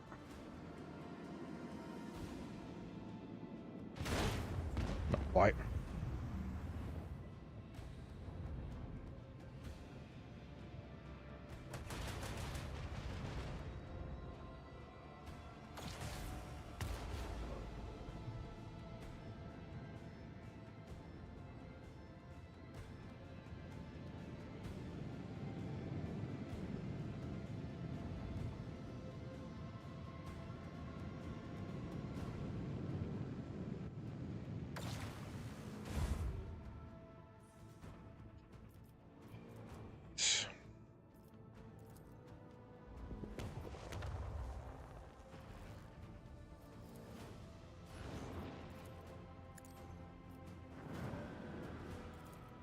Keep up the pressure.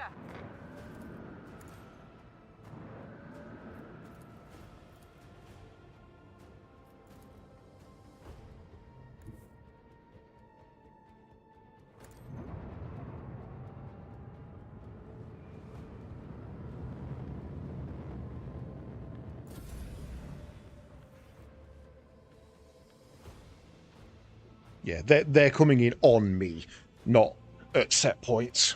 It's just left, right, left, right.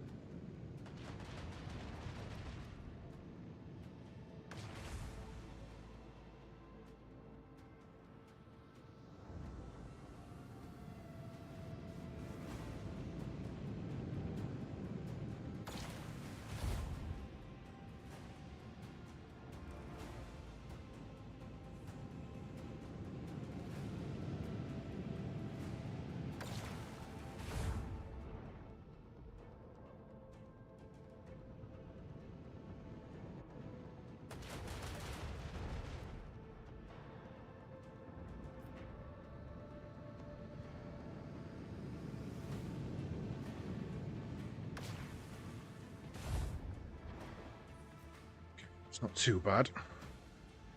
Right.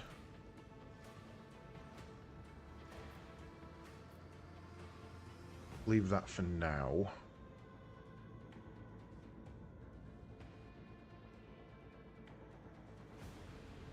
I think they're dead. I don't need to worry about those. So let's turn you off my path and make you really hunt for it. Can we shoot anybody? Yes, we can.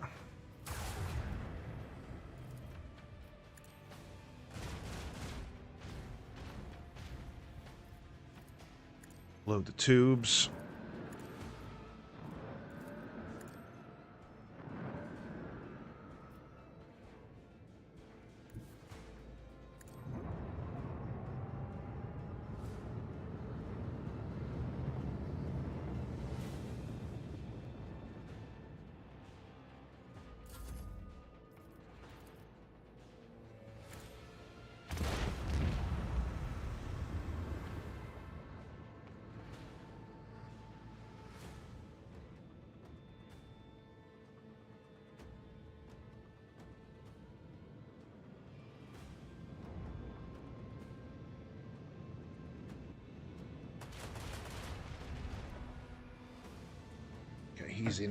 He's in range of at least 2.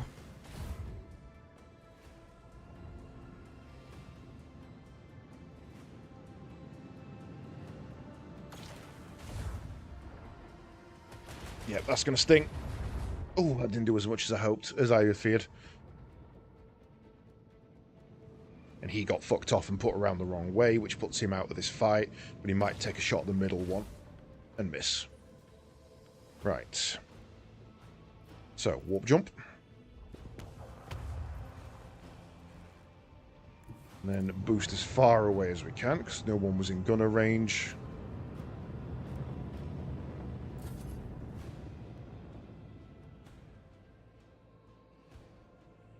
Right.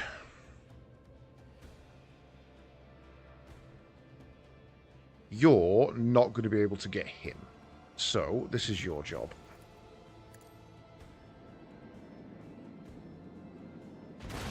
Nice. You can get him.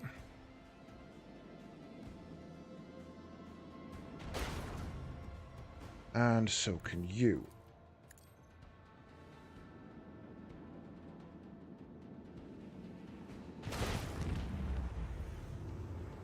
3 more have just appeared on scopes right in front of me.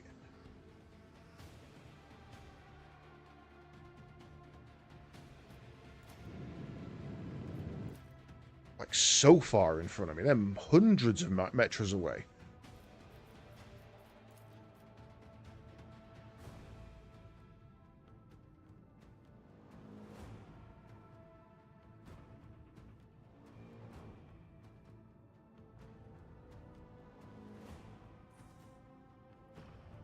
Or I'm tempted just to book it in a different direction.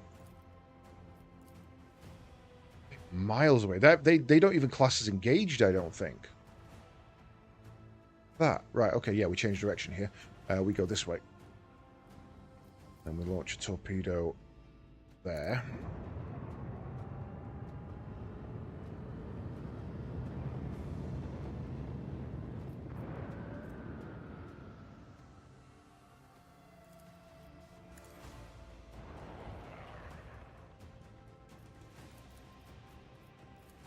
Annihilate them.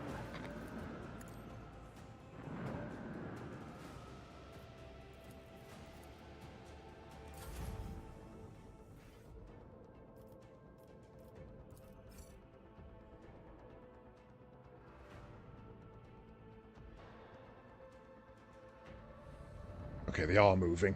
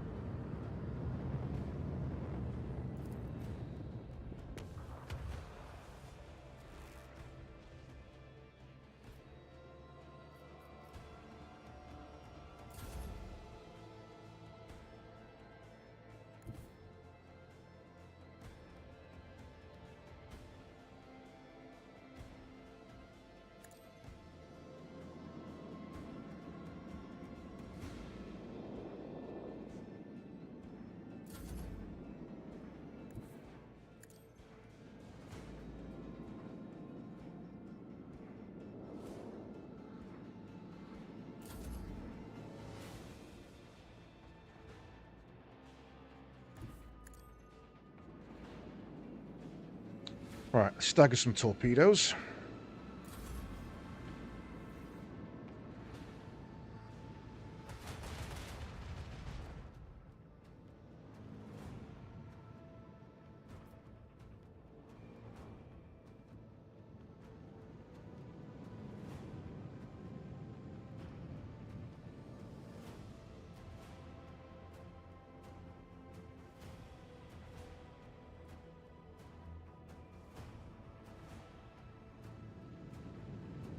Still miles away.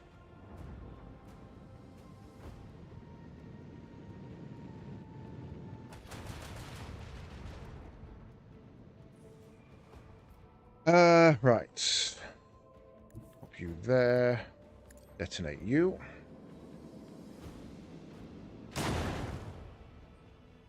Detonate you.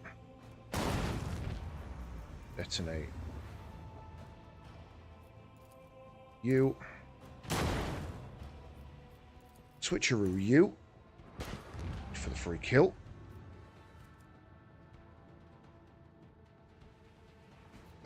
Set up a defensive battery of torpedoes. Let the void sort them out. I'm so glad I switched back to torpedoes. I'm never taking the damn things off.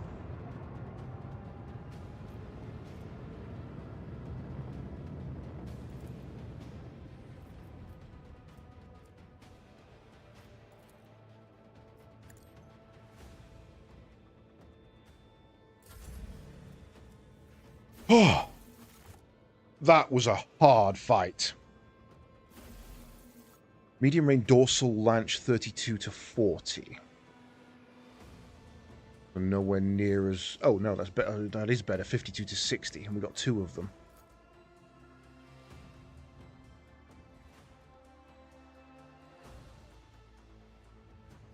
Jesus Christ, that was hard fought. Right, we'll do our repairs. Check our ship upgrades. Dorsal lance. We have a Starbreaker, which is 32 to 40.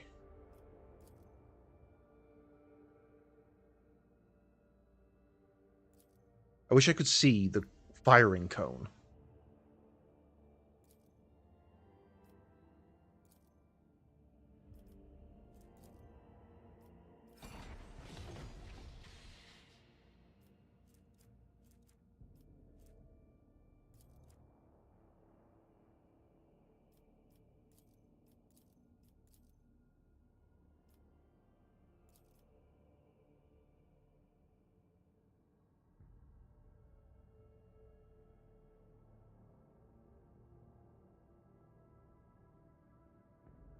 I mean, it was definitely hard to beat within the time limit. But honestly, given 5 more turns, I could have took that. I could have easily beat them just by using that ability. All hands on deck was worth its weight in gold there. 6 durations of, like... So basically what it says is, instead of being able to launch a torpedo and then not launch another one until it's done, because that's how powerful torpedoes are, you can launch 3 every round for 6 rounds. That is an insanely good ability. Use current ability. We haven't used shield pulse. Okay. Did do. Difference is 1 to 3. Hollow field, it loses... If the enemy has a hollow field, it loses several charges. The pulse echo can also negatively impact other Xeno technology. 25%.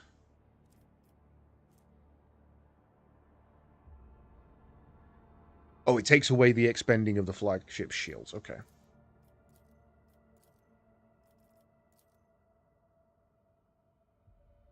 Okay. Yeah, okay. Well, next battle we'll have to use that and get him his upgrade. But yeah, I mean, realistically, that turn, at the end of that turn, I was going to kill the 2 remaining inbound from Norths. At that point, there was really no reason, because I just recharged my shields. So that turns it back into a standard fight of 1v3, which I'm used to anyway. I probably could have taken 7 flamers. I probably could have taken them. I could have just turned round, run straight at those 3 Drakari ships, and nuked the crap out of them. But essentially, the way I did that was just use torpedoes as minefields. Aha! Part 3 of Exodia. We only need 1 more part of Exodia.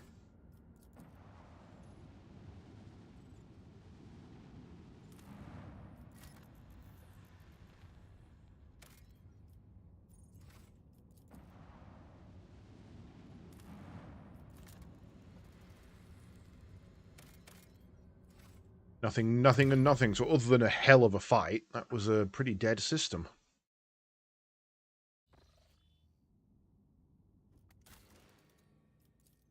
You've still got nothing to build. You've finished on yours, but we can't build anything. You've not finished on yours yet. Yanis, what do we need? Giants, security, people.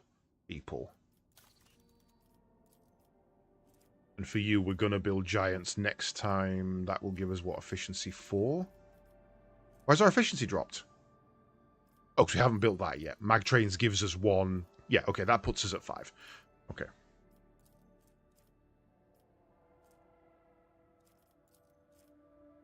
As long as we don't spend any plasteel. Right.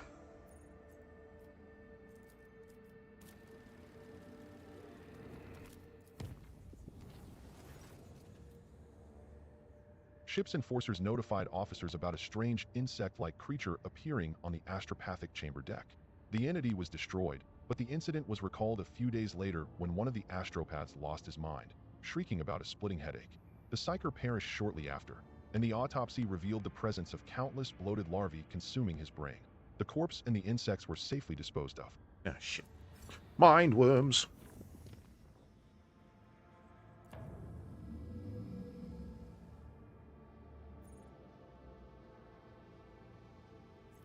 Why are you so dangerous?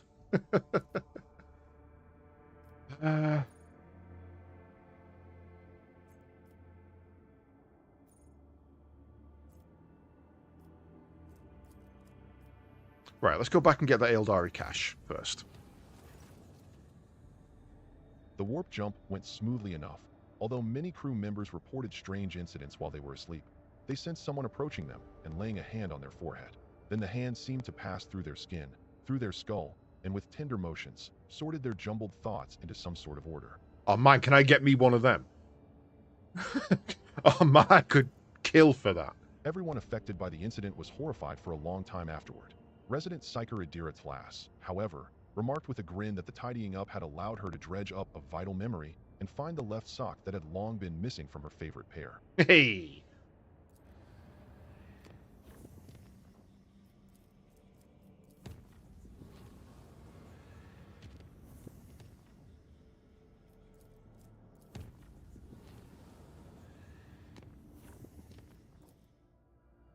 Okay, right, let's go grab this Eldari cache then.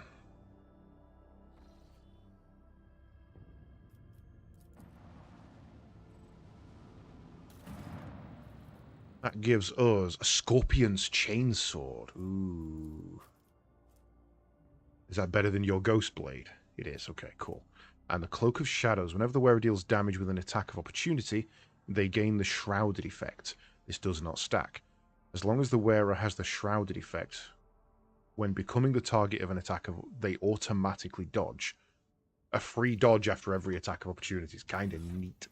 But I think the more important thing is that you've now got a better sword.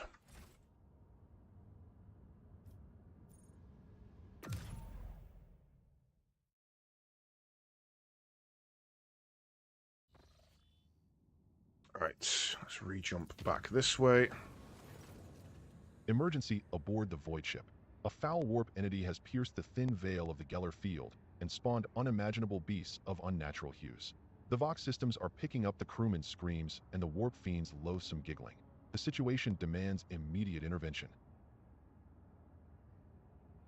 Get down there.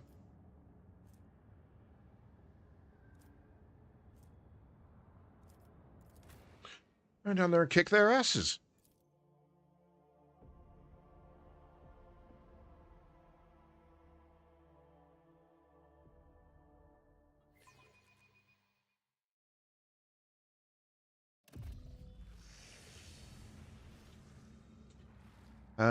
Right.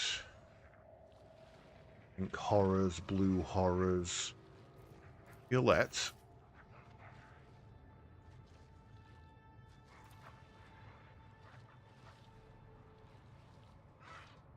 Deal with that for me. Your cause. No weakness is hidden from my sight. Right. They're not countered, so I want to be at the back. Abelard, as far forward as he can go. In the trailer, I've seen a Space Wolf, but that's all I can really say.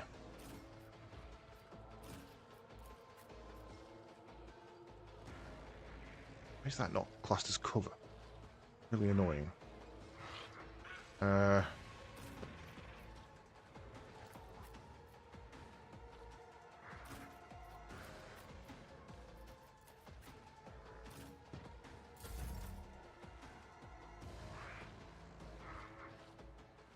But bear in mind that we may have gone a different route and may never encounter them.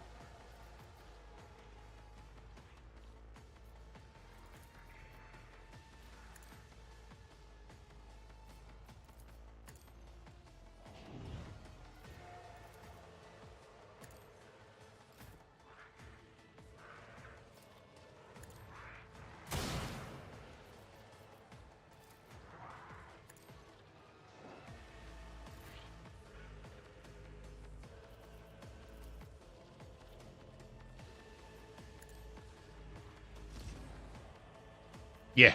Yeah, it's one of the replay it 1,000 times and get 1,000 different endings. Yeah, okay. You have that.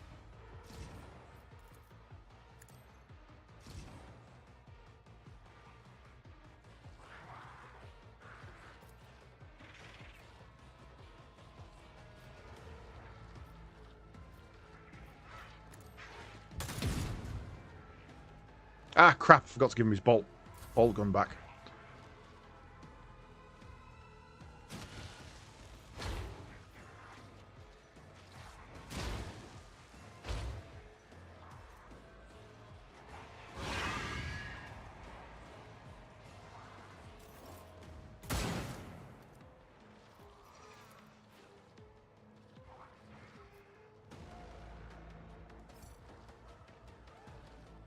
Oh, because she's already done a thing this turn. Okay, that's fair.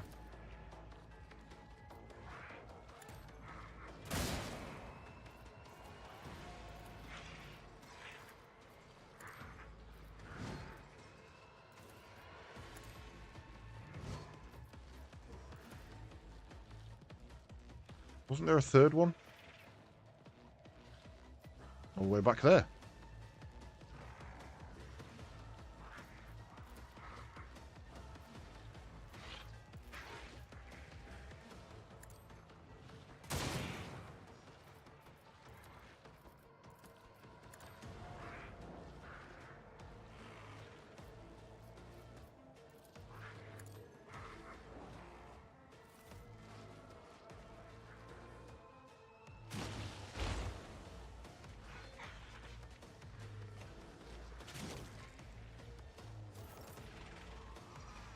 Right, I don't really want to do too much with you because our warp manifestations are at 100%. So honestly, I think we skip your turn. I don't think we trust you to do anything. Was that the big Horrigan? Over there.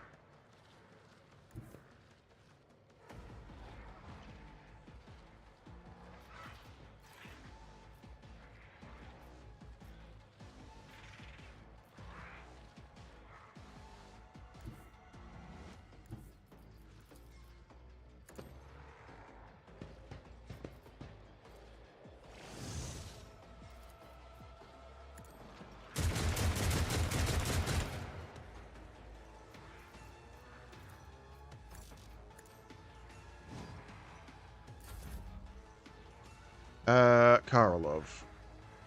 Can you... Over there. Attack that one.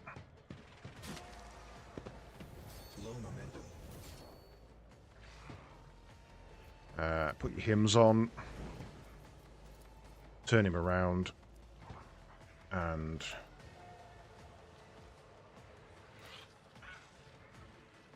make him bleed.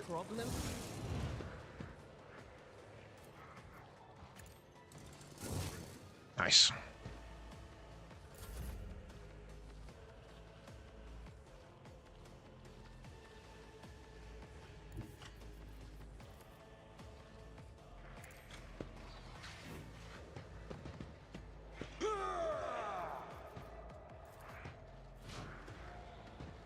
At your beck and call.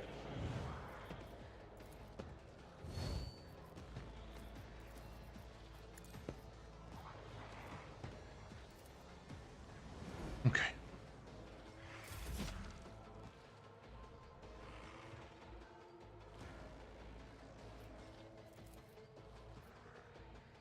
Oh, the manifestations are spreading. Hit.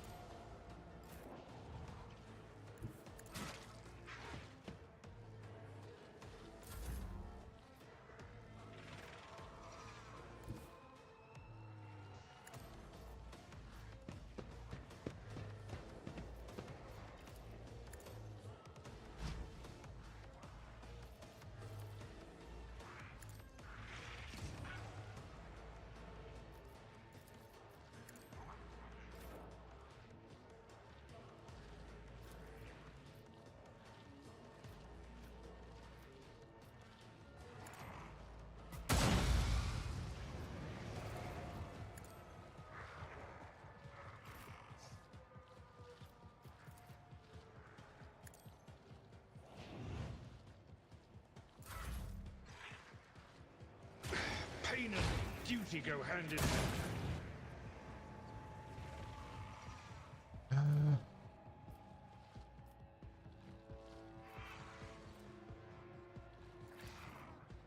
I am not your Xenos pet monkey.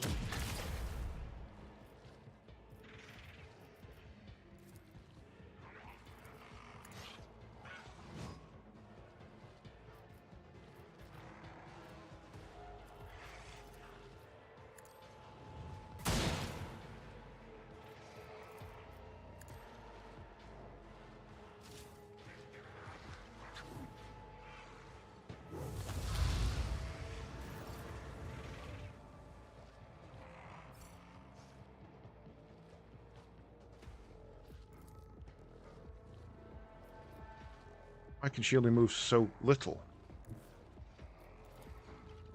Oh, do that to get her out.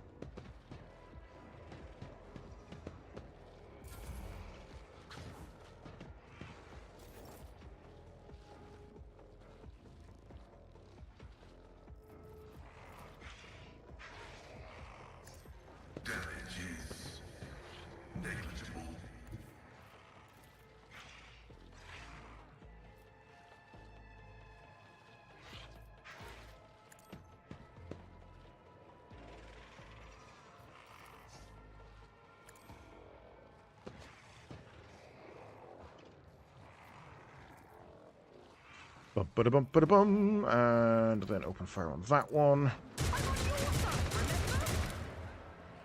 Oh, okay.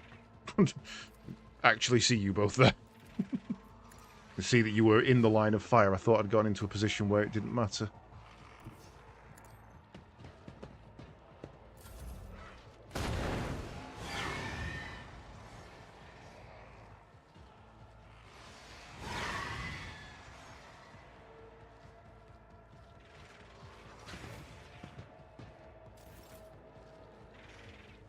Right. Open a wound on that one. Spinny spin.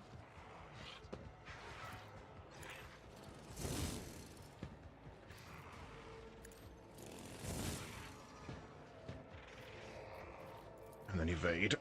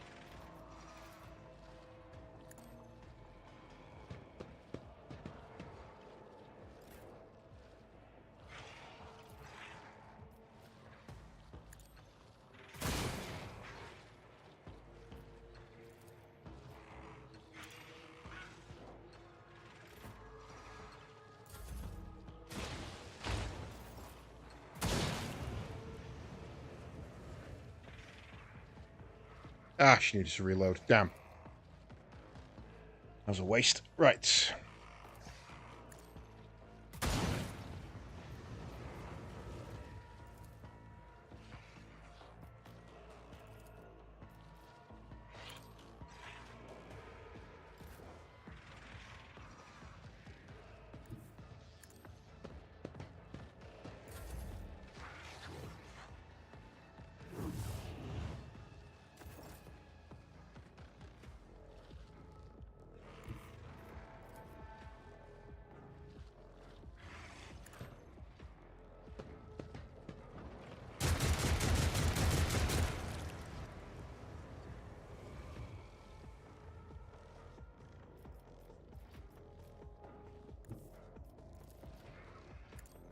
Keep it trapped.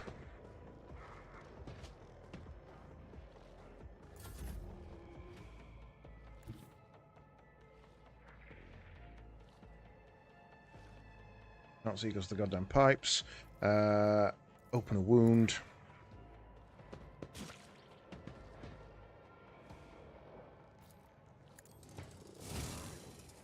Shit, forgot to turn it around. That's on me.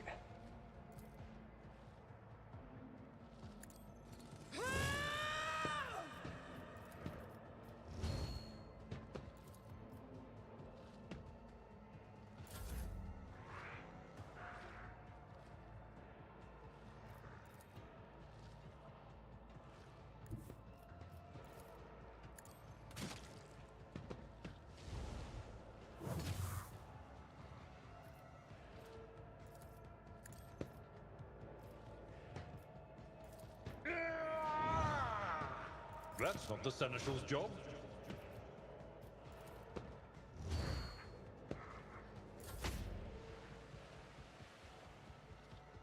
We're not stood in a manifestation, are we?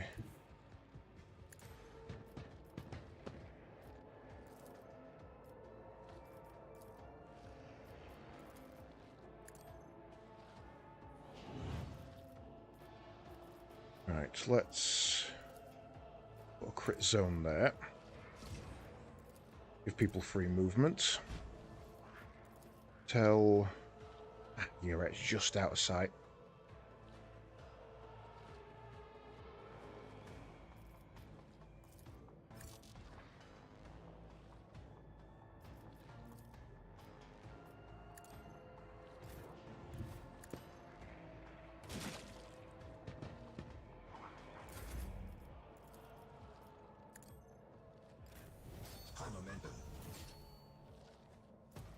Already done.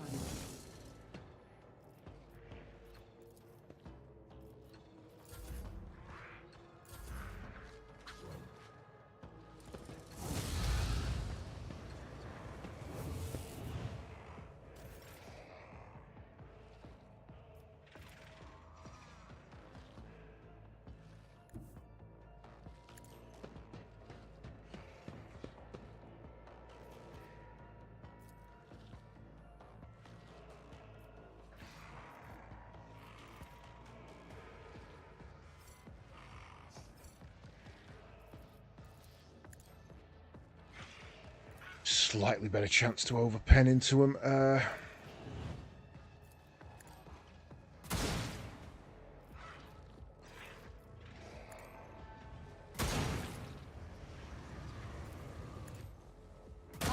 Nice. Soul slips beyond the veil.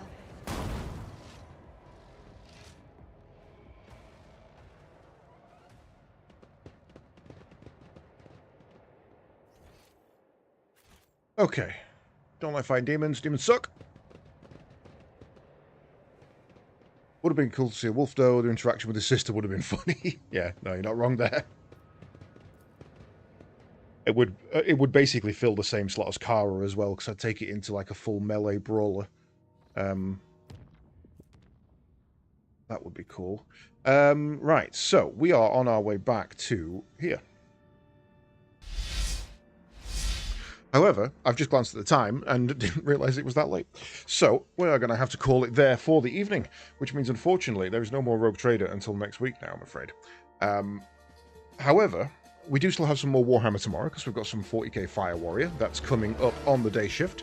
And then Super Sneakret bonus stream will... well, maybe not stream. I don't know if I'm going to stream it. But either way, I'll be playing some Mechabellum with Wasted that tomorrow night. So if I'm not live on my channel, I'll definitely be live on his kind of thing. Because he will be streaming it, no doubt.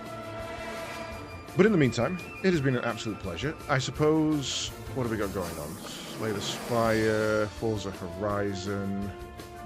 What else we got going on? I suppose it is only fair... send you across to the madman himself, which I will do. So we'll go and say hi to Wasted for the evening. It has been a pleasure. Thank you very much for joining me. Hopefully I shall see you for some more Fire Warrior and games and shenanigans tomorrow. In the meantime, it's been a pleasure. Bye-bye.